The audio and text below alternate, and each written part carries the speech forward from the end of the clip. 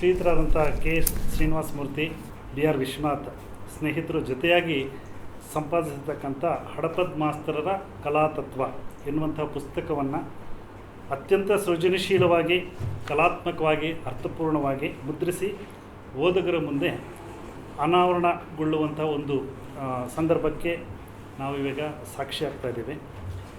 ಈ ಶುಭ ಒಂದು ಸಂದರ್ಭಕ್ಕೆ ನಾಂದಿ ಅನ್ನೋ ಹಾಗೆ ಒಂದು ಪ್ರಾರ್ಥನೆ ಮೂಲಕ ನಾವು ಇದನ್ನು ಪ್ರಾರಂಭಿಸೋಣ ಅಂತ ಅನಿಸುತ್ತೆ. ಹಾಗಾಗಿ ನಾನು ಆಶಿಕಾ ಸೊಲಾಪುರ್ ಅವರನ್ನು ವೇದಿಕೆ ಮೇಲೆ ಕರೀತಾ ಇದ್ದೀನಿ.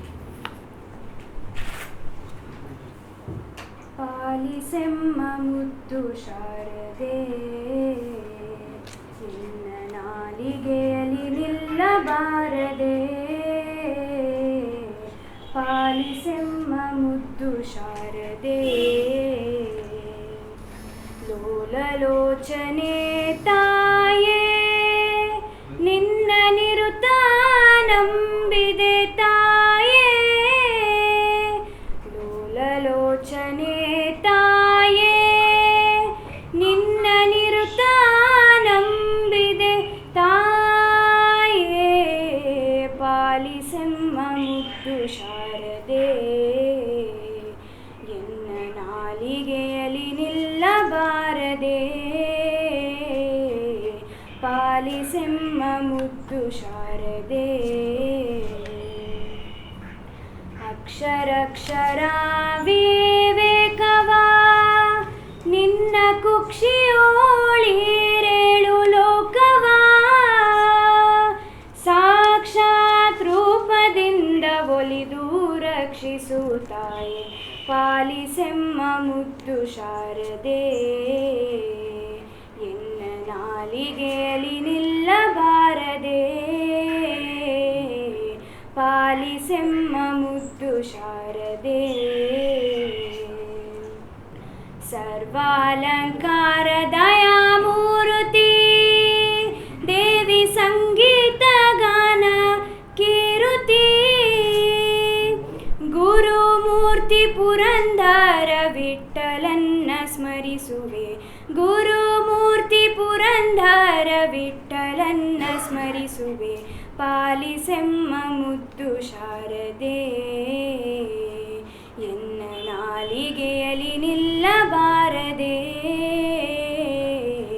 ಪಾಲಿಸೆಮ್ಮ ಮುದ್ದು ಶಾರದೆ, ದಯಾ ಪಾಲಿಸೆಮ್ಮ ಮುದ್ದು ಶಾರದೆ. ನೀ ಪಾಲಿಸೆಮ್ಮ ಮುದ್ದು ಶಾರದೆ.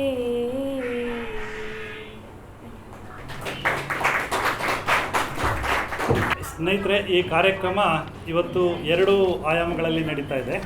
ಒಂದು, ಭೌತಿಕವಾಗಿ ನಾವೆಲ್ಲ ಈ ಕಾರ್ಯಕ್ರಮನ ಇಲ್ಲಿ ವೀಕ್ಷಣೆ ಮಾಡ್ತಾ ಇದ್ದೀವಿ. ನಮ್ಮ ಹಲವಾರು ಮಿತ್ರರು ಅಂತರ್ಜಾಲದ ಮೂಲಕ ಈ ಕಾರ್ಯಕ್ರಮದ ಪ್ರಸಾರಕ್ಕೆ ಸಾಕ್ಷಿಯಾಗಿದ್ದಾರೆ.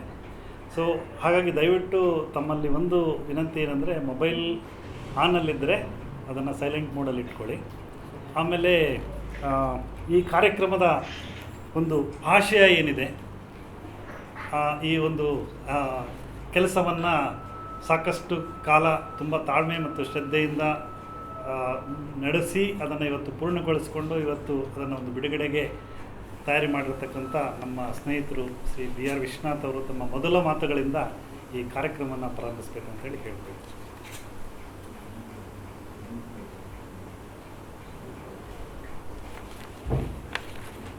ಎಲ್ರಿಗೂ ನಮಸ್ಕಾರ ಹಾಗೂ ಗುರುಪೂರ್ಣಿಮೆಯ ಹಾರ್ದಿಕ ಶುಭಾಶಯಗಳು.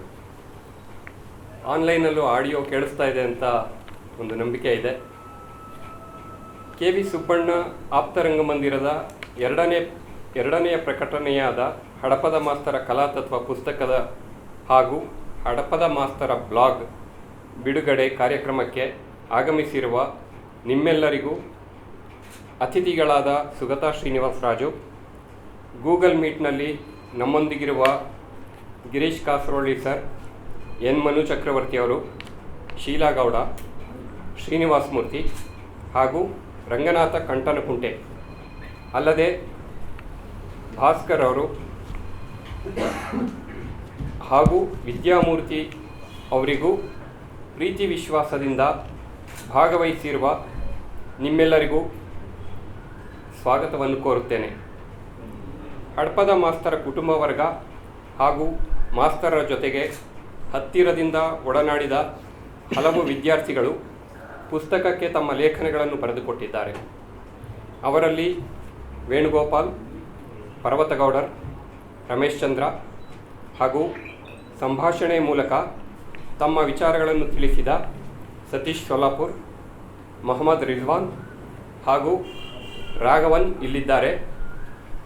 ಅಮರೇಶ್ ಬಿಜ್ಜಳ್ ನಮ್ಮ ಜೊತೆ ಇಲ್ಲ ಈಗ. ಅವರಿಗೂ ಹಾಗೂ ಛಾಯಾಚಿತ್ರಗಳನ್ನು ನೀಡಿದ ಹಲವು ಆತ್ಮೀಯ ಸ್ನೇಹಿತರಿಗೂ ಸ್ವಾಗತವನ್ನು ಕೋರುತ್ತೇನೆ. A picture is equal to 1000 words ಅನ್ನೋ ಒಂದು ಮಾತಿದೆ. ಅಪರೂಪದ ಹಲವಾರು ಫೋಟೋಗಳನ್ನು ಈ ಪುಸ್ತಕದಲ್ಲಿ ಬಳಸಿಕೊಳ್ಳಲಾಗಿದೆ. ಮಾಸ್ತರ ಕುಟುಂಬ ವರ್ಗದವರು, ಹಲವು ವಿದ್ಯಾರ್ಥಿಗಳು, ಹಿತೈಷಿಗಳು ಇವುಗಳನ್ನು ಕೊಟ್ಟಿದ್ದಾರೆ.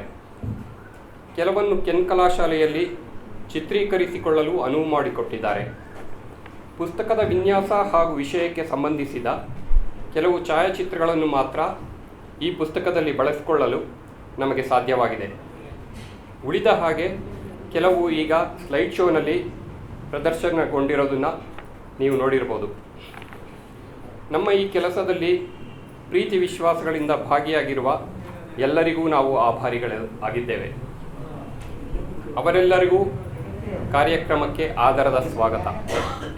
ಕೋವಿಡ್ ನಿಯಮಾನುಸಾರ ಸಭೆಗೆ ಬರುವವರನ್ನು ಅನಿವಾರ್ಯವಾಗಿ ಸೀಮಿತಗೊಳಿಸಬೇಕಾಗಿ ಬಂದಿದೆ ಎಂಬುದು ನಿಮಗೆಲ್ಲ ತಿಳಿದ ಸಂಗತಿಯೇ ಆಗಿದೆ. ಆದರೆ ಮುಖಾಮುಖಿಯಾಗುವ ಅನುಭವ ವಿಶೇಷವಾದ್ದು. ಬದುಕಿನ ಅನುಭವಗಳನ್ನು ಸಮಗ್ರವಾಗಿ ಗ್ರಹಿಸಲು ಇದು ಎಡೆ ಮಾಡುವಂಥದ್ದು. ಸದ್ವಿಚಾರಗಳು ಎಲ್ಲ ದಿಕ್ಕುಗಳಿಂದ ಹರಿದು ಬರಲಿ ಎನ್ನುವುದು ವೇದದ ಒಂದು ಮಾತು. ಇದು ಮುಕ್ತ ಮನಸ್ಸಿನ ಮೌಲ್ಯವನ್ನು ಎತ್ತಿ ಹಿಡಿಯುತ್ತದೆ. ಗುರುಪೂರ್ಣಿಮೆಯಂದು ನಮ್ಮ ಬುದ್ಧಿಭಾವಗಳಿಗೆ ಪ್ರೇರಕರಾದ ಎಲ್ಲ ಗುರುಗಳನ್ನು ನೆನೆದು ಅವರಿಗೆ ನಮ್ಮ ಕೃತಜ್ಞತೆಗಳನ್ನು ಸಲ್ಲಿಸುವುದು ಈ ದಿನದ ವಿಶೇಷ.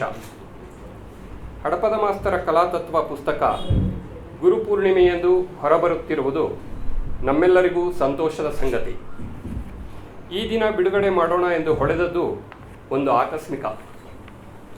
ಎಷ್ಟೋ ದಿನಗಳಿಂದ ಅನಿವಾರ್ಯ ಕಾರಣಗಳಿಂದ ತಡವಾಗಿದ್ದ ಪುಸ್ತಕ ತನ್ನ ಎಲ್ಲ ಪ್ರಕ್ರಿಯೆಗಳನ್ನು ಮುಗಿಸಿಕೊಂಡು ಸರಿಯಾಗಿ ಈ ಸಮಯಕ್ಕೆ ಸಿದ್ಧವಾಗಿತ್ತು. ಎಲ್ಲ ಅಡೆತಡೆಗಳು ಬ್ಲೆಸ್ಸಿಂಗ್ ಇನ್ ಡಿಸ್ಗೈಸ್ ಅನ್ನುವ ಹಾಗೆ ನಮ್ಮ ಕೆಲಸಕ್ಕೆ ಒದಗಿ ಬಂದು ಒಂದು ರೀತಿಯಲ್ಲಿ ಸಮಾಧಾನವನ್ನು ತಂದಿದೆ. ಮಾಸ್ತರು ಅವರಿಗೆ ಹೇಗೆ ಬೇಕೋ ಹಾಗೆ ಮಾಡಿಸ್ಕೋತಾರೆ ಎಂಬುದು ನಮ್ಮ ಹಿರಿಯ ಸ್ನೇಹಿತರಾದ ವೇಣುಗೋಪಾಲರ ಅಂಬೋಣ. ಅವರು ಯಾವಾಗಲೂ ಅದನ್ನು ಹೇಳ್ತಾ ಇರ್ತಾರೆ. ಹಡಪದ ಮಾಸ್ತರು ಚಾಲನಾ ಶಕ್ತಿಯಾಗಿ ನಮ್ಮ ಜೊತೆ ಸದಾ ನಿಂತಿದ್ದಾರೆ ಎಂಬುದು ನಮ್ಮ ನಂಬಿಕೆ. ಅವರ ಮಾತುಗಳು ಹಿಂದೆಯೂ ಈಗಲೂ ಬದುಕಿಗೆ ಚೈತನ್ಯವನ್ನು ತುಂಬುವಂಥದ್ದು. ಹಲವು ವರ್ಷಗಳಿಂದ ನನ್ನ ಸಹೋದರ ಗೋಪಿನಾಥ್ ಸಂಚಾಲಕರಾಗಿ ಸಾಂಸ್ಕೃತಿಕ ಚಟುವಟಿಕೆಗಳಲ್ಲಿ ತೊಡಗಿರುವ KV ಸುಬ್ಬಣ್ಣ ಆಪ್ತ ರಂಗಮಂದಿರಕ್ಕೆ ಪುಸ್ತಕ ಪ್ರಕಾಶನ ಮತ್ತೊಂದು ಕವಲು. ಇದಕ್ಕೆ ಮೂಲ ಪ್ರೇರಣೆ ಹಾಗೂ ರೂವಾರಿಗಳು ಶ್ರೀನಿವಾಸ ಮೂರ್ತಿಯವರು.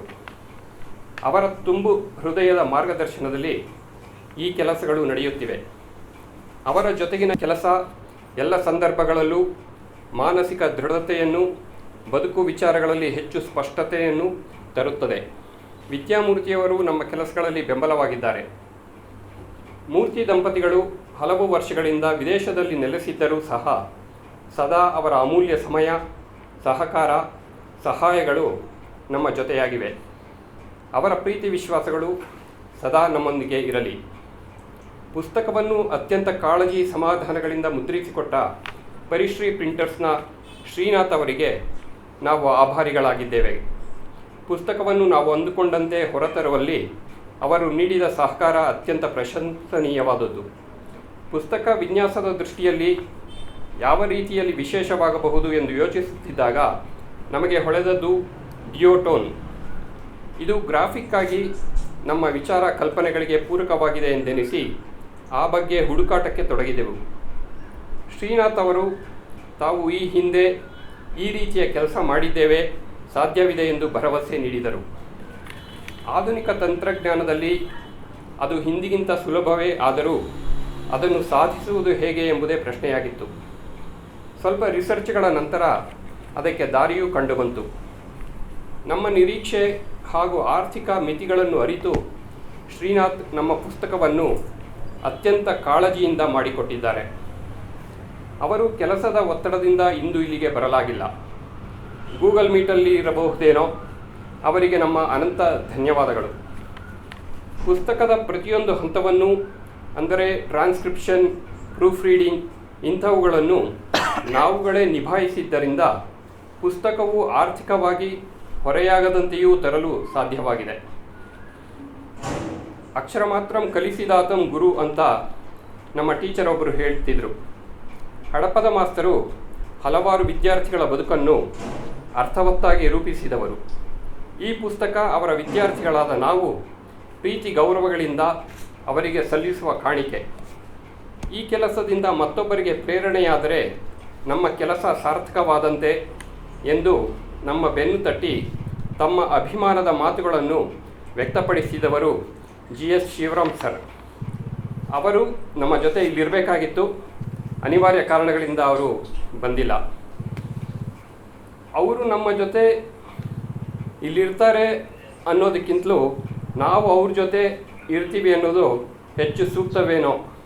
ಕಾರಣ, ಸಣ್ಣ ಮಟ್ಟದಲ್ಲಾದರೂ ಈ ಕಾರ್ಯಕ್ರಮ ಸಭೆಯಲ್ಲಿ ನಡೆಯಬೇಕು ಎಂದು ಮೊದಲು ತಮ್ಮ ಆಶಯ ವ್ಯಕ್ತಪಡಿಸಿದವರು GS ಭಾಸ್ಕರ್ ಅವರು ಹಾಗೂ GS ಶಿವರಾಮ್ ಅವರು.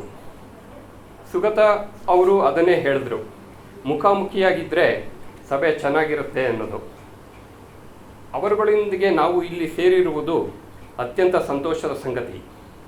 ತಂತ್ರಜ್ಞಾನದ ದೆಸೆಯಿಂದ ಪ್ರಪಂಚದೆಲ್ಲೆಡೆಯಿಂದ ಯಾರು ಬೇಕಾದರೂ ಕಾರ್ಯಕ್ರಮವೊಂದರಲ್ಲಿ ಭಾಗವಹಿಸಲು ಸಾಧ್ಯವಾಗಿರುವುದು ಸ್ವಾಗತಾರ್ಹ. ಕೆಲವೊಮ್ಮೆ ಕೈ ಕೊಡುತ್ತೆ, ಅದನ್ನು ನಾವೆಲ್ಲರೂ ಅದನ್ನು ಸ್ವಾಗತಿಸಬೇಕಾಗುತ್ತೆ. ಬಿಡುಗಡೆಯ ಧಾವಂತದಲ್ಲಿ ಏನಾದರೂ ಲೋಪಗಳಾಗಿದ್ದಲ್ಲಿ ಅನ್ಯಥಾ ಭಾವಿಸದಿರಿ ಎಂದು ನಿಮ್ಮಲ್ಲಿ ಕಳಕಳಿಯ ವಿನಂತಿ. ಮುಂದಿನ ಕಾರ್ಯಕ್ರಮ ಆತ್ಮೀಯ ಸ್ನೇಹಿತರಾದ ಹಾಗೂ ಈ ಪುಸ್ತಕಕ್ಕೆ ಲೇಖನವನ್ನು ಒದಗಿಸಿರುವ ರಮೇಶ್ ಚಂದ್ರ ಅವರು ನಡೆಸ್ಕೊಡ್ತಾರೆ. ನಮಸ್ಕಾರ, ಧನ್ಯವಾದ.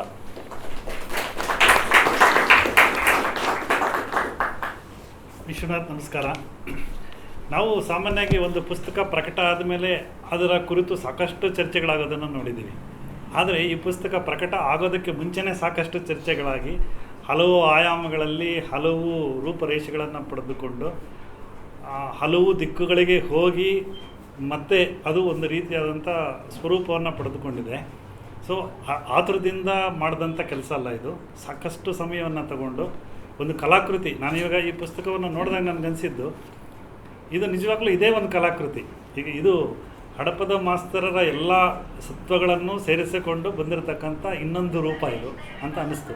ಬಹುಶಃ ನಾನು ನಮ್ಮ ಸ್ನೇಹಿತರ ಜೊತೆ ಮಾತಾಡ್ತಾ ಇದ್ದೆ, ಇದು ಒಂದು ಸಂಗ್ರಹ ಮಾಡಿ ಇಟ್ಟುಕೊಳ್ಳಬಾದಂಥ ಕಲಾಕೃತಿಯಾದಂಥ ಒಂದು ಪುಸ್ತಕ, ಬರೀ ಓದಿ ಬಿಡುವಂಥ ಪುಸ್ತಕ ಅಲ್ಲ ಅಂತ ಮತ್ತೆ ಮತ್ತೆ ನೋಡಬೇಕು ಅಂತ ಅನಿಸ್ತಾ ಇರುತ್ತೆ. ಆಮೇಲೆ ಇದು ಒಂದು ರೀತಿಯ ನಮ್ಮ ನೆನಪುಗಳು ಕೂಡ. ಸೊ ನಮ್ಮ ಹಳೆಯ ನೆನಪುಗಳನ್ನೆಲ್ಲ ಮತ್ತೆ ಮತ್ತೆ ಕೆದಕುವಂಥ ಒಂದು ಪುಸ್ತಕ. ಹಾಗಾಗಿ ಬಹುಶಃ ಕೆನ್ ಕಲಾಶಾಲೆ ಎಲ್ಲ ಸ್ನೇಹಿತರು ಕೂಡ ಇದನ್ನು ಬಹುಶಃ ತೆಗೆದುಕೊಂಡು ಅದನ್ನು ಪರ್ಸ್ನಲ್ ಕಲೆಕ್ಷನ್, ಒಂದು ಆಲ್ಬಮ್ ಥರ, ಫ್ಯಾಮಿಲಿ ಆಲ್ಬಮ್ ಥರ ಇಟ್ಕೊಳ್ತಾರೆ ಅಂತ ನಾನಂತೂ ತಿಳ್ಕೊಂಡಿದ್ದೀನಿ. ಸೊ ಹೀಗೆ ಈ ಪುಸ್ತಕ ಇವತ್ತು ಒಡಲಿಂದ ಹೊರಗೆ ಬರುವಂಥ ಒಂದು ಕೂಸಿನ ಹಾಗೆ ನಾನು ಕಾಯ್ತಾ ಇದೆ, ಒಂದು ಬಿಡುಗಡೆಯ ಕ್ಷಣವನ್ನು ಕಾಯ್ತಾ ಇದೆ. ಸುಗತ ಅವರು ಈ ಪುಸ್ತಕವನ್ನು ಬಿಡುಗಡೆ ಮಾಡಿ ಅದನ್ನು ಓದುಗರಿಗೆ ಪರಿಚಯಿಸಬೇಕಂತೇಳಿ ತಿಳಿಸ್ತಾರೆ.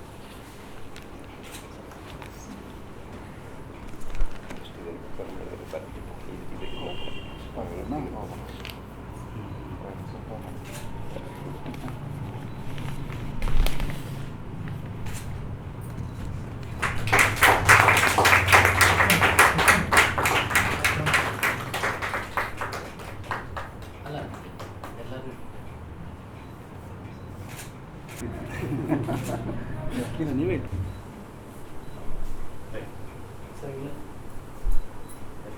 ಸ್ನೇಹಿತರೆ, ಈಗ ಇದೇ ಕಾರ್ಯಕ್ರಮದ ಅಡಿಯಲ್ಲಿ ಇನ್ನೊಂದು ವಿಶೇಷವಾದಂಥ ಒಂದು ಕಾರ್ಯಕ್ರಮ ಇದೆ. ಸೊ ಹಡಪದ ಮಾಸ್ತರರ ಕುರಿತಾದಂಥ ಒಂದು ಬ್ಲಾಗನ್ನು ಇವತ್ತು ಚಾಲನೆ ಮಾಡಿ ಅದಕ್ಕೆ ಒಂದು ಜೀವ ತುಂಬಬೇಕು ಅಂತೇಳಿ ನಾನು ಸುಗತವ್ರನ್ನ ಕೇಳ್ಕೊಳ್ತೀನಿ. ಸೊ ಇದು ಸಾಂಕೇತಿಕವಾಗಿ ಪ್ರಾರಂಭಿಸುವಂಥದ್ದು. ಈಗ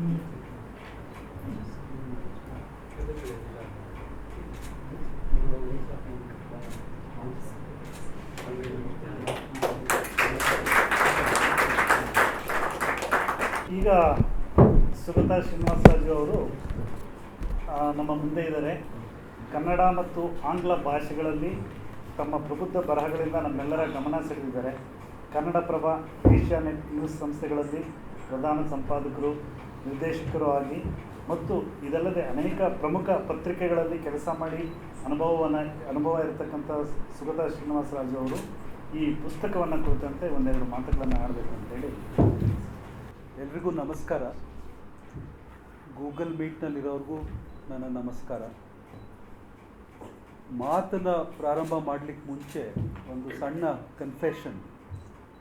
ನಾನಿವತ್ತು ಬೆಳಗ್ಗೆ ಬೆಂಗಳೂರಿಗೆ ಬಂದೆ, ಅದು ಸುಮಾರು 11 ಗಂಟೆ ಹೊತ್ತಿಗೆ. ಕಳೆದ ವಾರ ಪುಸ್ತಕ ತೊಗೊಂಡು ನನ್ನ ಜೊತೆ ಹೋಗಿದ್ದೆ, ವಿಶ್ವನಾಥ್ ಅವ್ರು ಕೊಟ್ಟಿದ್ರು. ಸೊ ಅಲ್ಲಿ ದೆಹಲಿಯಲ್ಲೇ ಕೂತು ಕೆಲಸದ ನಡುವೆ ಓದೋಣ ಅಂತ. ಬಟ್ ಎಷ್ಟು ಹೆವಿ ನ್ಯೂಸ್ ವೀಕ್ ಆಗೋಯ್ತು ಲಾಸ್ಟ್ ವೀಕ್ ಅಂತ ಹೇಳಿದ್ರೆ, ಪೆಗಾಸಸ್ಸು ಮತ್ತು ಈ ಕರ್ನಾಟಕದ ಡೆವಲಪ್ಮೆಂಟ್ಸು ಎಲ್ಲ. ಬಹುಶಃ ನಾನು ಈ ಪುಸ್ತಕವನ್ನು ಎಷ್ಟು ಆಸ್ಥೆಯಿಂದ ಓದಬೇಕಿತ್ತೋ, ಎಷ್ಟು ಸೂಕ್ಷ್ಮವಾಗಿ ಓದಬೇಕಿತ್ತೋ, ಬಹುಶಃ ಅದನ್ನು ನಾನು ಮಾಡಿಲ್ಲ ಅನ್ನೋ ಒಂದು ಎಚ್ಚರ ನನಗಿದೆ. ಆದರೆ ಗ್ಲಾನ್ಸ್ ಮಾಡಿದ್ದೀನಿ, ಸಾಕಷ್ಟು ಲೇಖನಗಳನ್ನು ಓದಿದ್ದೀನಿ. ಹಾಗಾಗಿ ನಿಮ್ಮ ಮುಂದೆ ನಿಂತು ಎರಡು ಮಾತನಾಡುವ ಅರ್ಹತೆಯನ್ನು ಪಡ್ಕೊಂಡಿದ್ದೀನಿ ಅಂತ ಅಂದ್ಕೊಂಡಿದ್ದೀನಿ ನಾನು. ಬಟ್ ಆದರೆ ಅದಕ್ಕೆ ಮಾಡಬೇಕಾದ ಒಂದು ಜಸ್ಟಿಸ್ ಇರ್ತದಲ್ಲ, ಅದು ಮಾಡಲಿಕ್ಕೆ ಸಾಧ್ಯ ಆಗಿಲ್ಲ ಅನ್ನೋ ಒಂದು ಅರಿವು ನನಗಿದೆ. ಸೊ ಕೆಲಸದ ಒತ್ತಡದ ನಡುವೆ ಅದಾಗಲಿಲ್ಲ. ನಾನು ಅಂದ್ಕೊಂಡಿದ್ದೆ ಆಗೋಗುತ್ತೆ ಸಣ್ಣ ಪುಸ್ತಕ ಅಂತ, ಬಟ್ ಆದರೂ ಇದು ನನ್ನ ಮೊದಲ ಪುಸ್ತಕದ ಬಂಧ. ಪುಸ್ತಕ ಹೇಗೆ ಅದನ್ನು ಸಿದ್ಧಪಡಿಸಲಾಗಿದೆ ಅದನ್ನೆಲ್ಲ ಹೇಳಿದ್ವಿ. ಪ್ರೂಫ್ ನೋಡಿದ್ವಿ, ಇನ್ನೊಂದು ನೋಡಿದ್ವಿ, ಮತ್ತೊಂದು. ಬಟ್ ಒಬ್ಬ ಓದುಗನ ಕೈಗೆ ಬಂದಾಗ ಒಂದು ಇಂಡಿಪೆಂಡೆಂಟ್ ಆದ ಒಂದು ಜಡ್ಜ್ಮೆಂಟ್ ನಡೀತದೆ ಪುಸ್ತಕದ ಬಗೆಗೆ. ಅಂದರೆ ಅಲ್ಲಿ ಯಾರೂ ಎಕ್ಸ್ಪ್ಲನೇಷನ್ ಕೊಡಲಿಕ್ಕಿರೋಲ್ಲ. ಆ ಆಬ್ಸೆನ್ಸ್ನಲ್ಲಿ ಆ ಪುಸ್ತಕವನ್ನು, ಅಂದರೆ ನಾವು ಒಬ್ಬನೇ ಕೂತು ಯಾವುದೋ ಮೂಲೆಯಲ್ಲಿ ಆ ಪುಸ್ತಕವನ್ನು ನೋಡಿದಾಗ ಬಹಳ ಸಂತೋಷ ಆಯಿತು ನನಗೆ. ಸಂತೋಷ ಏನಕ್ಕೆ ಅಂತ ಹೇಳಿದ್ರೆ, ಅಲ್ಲಿ ಪ್ರೀತಿ ಎದ್ದು ಕಾಣುತ್ತೆ ಆ ಪುಸ್ತಕದಲ್ಲಿ. ಅಂದರೆ ಅದನ್ನು ಜೋಡಣೆಯ ಕ್ರಮದಲ್ಲಿ ಪ್ರೀತಿ ಎದ್ದು ಕಾಣುತ್ತೆ. ಮತ್ತು ಇನ್ನೊಂದು ಮುಖ್ಯ ಕಾರಣ ಸಂತೋಷ ಆಗೋದಕ್ಕೆ ಅಂತ ಹೇಳಿದ್ರೆ, ಈ ಪುಸ್ತಕಕ್ಕೆ ಹಲವು ಕೇಂದ್ರಗಳಿವೆ. ಇದು ಎಲ್ಲೋ ಒಂದು ಕಡೆ ಅವರ ವಿದ್ಯಾರ್ಥಿಗಳೆಲ್ಲ ಬರೆದಿರುವ ಅವರ ನೆನಪುಗಳೇ, ಮೆಮ್ವಾರ್ ಆಗಿರಬಹುದೇ ಅಂತ ಕೆಲವು ಲೇಖನಗಳನ್ನು ಓದಿದೆ ನಾನು. ಇನ್ನು ಕೆಲವು ಆಟೋಬಯೋಗ್ರಫಿಕಲ್ ಅನ್ನಿಸ್ತು. ಆ ಮನೆಯಂಗಳದಲ್ಲಿ ಮಾತುಕತೆಯ ಇದನ್ನು ಟ್ರಾನ್ಸ್ಕ್ರಿಪ್ಟನ್ನು ಹಾಕಿದ್ದಾರೆ. ಅಲ್ಲಿ ಹಡಪದ ಮಾಸ್ತ್ರೆ ಕೊಟ್ಟ ಉತ್ತರಗಳನ್ನು ಕೂಡ ಪ್ರಕಟಿಸಿದ್ದೀವಿ. ಸೊ ಹಾಗಾಗಿ ಇದೊಂದು ಆಟೋಬಯೋಗ್ರಫಿಕಲ್ ಇದಾದ ನೆನಪುಗಳಿದೆ, ಆಟೋಬಯೋಗ್ರಫಿ ಇದೆ. ಮತ್ತು ಪುಸ್ತಕದ ಟೈಟಲನ್ನು ತತ್ವ ಅಂತ ಇಟ್ಟಿದ್ದೀವಿ.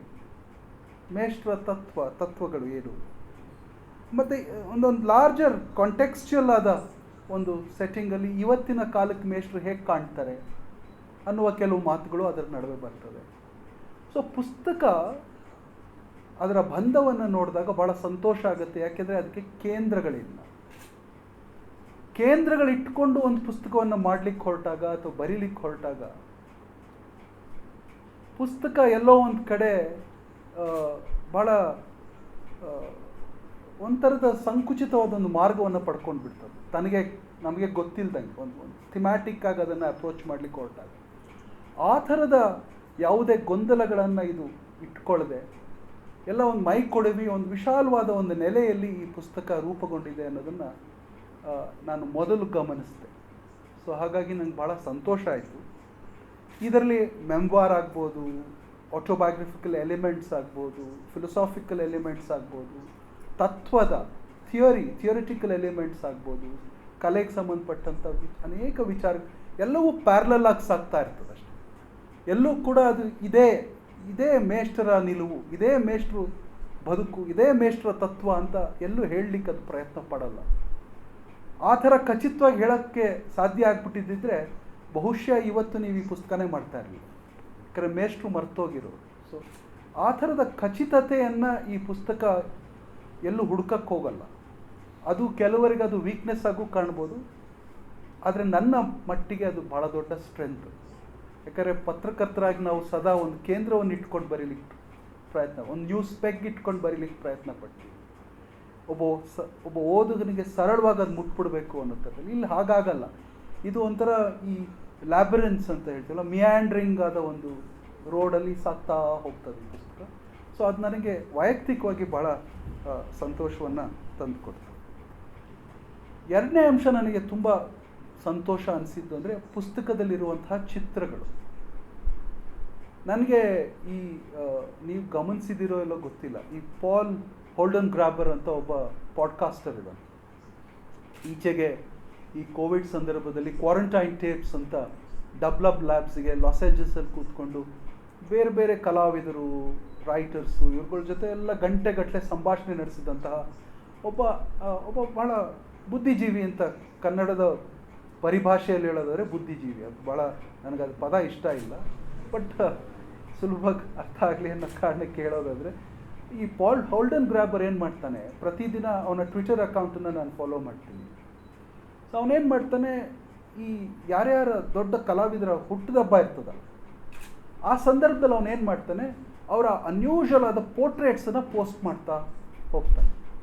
ಆ ಪೋರ್ಟ್ರೇಟ್ಗಳು ಈಚೆಗೆ ರೇಮನ್ ಚಾಂಡ್ಲರ್ದು ಇರ್ಬೋದು, ವಿಟ್ಕನ್ಸ್ಟೈನ್ದು ಇರ್ಬೋದು, ಹೆಮಿಂಗ್ವೇದು ಇರ್ಬೋದು. ಹೆಮಿಂಗ್ವೇ ಹುಟ್ಟಿದಬ್ಬ ಕಳೆದ ವಾರ ಇತ್ತು. ಅಥವಾ ಸೂಸನ್ ಸಾಂಟ್ಯಾಗ್ ಇರ್ಬೋದು, ಫ್ರೇಡಾ ಕಾಲೋ ಇರ್ಬೋದು. ಸೊ ಈ ಚಿತ್ರಗಳನ್ನು ನಾನು ಸುಮ್ಮನೆ ಹಾಗೇನೆ ನನ್ನ ಸ್ಮೃತಿಯಲ್ಲಿ ಅದು ಹೇಗೆ ಕೂತ್ಕೋತಾ ಹೋಯ್ತು ಆ ಚಿತ್ರಗಳು ಅಂತ ಹೇಳಿದ್ರೆ, ಈ ಆರ್ಟ್ ಬೇರೆ,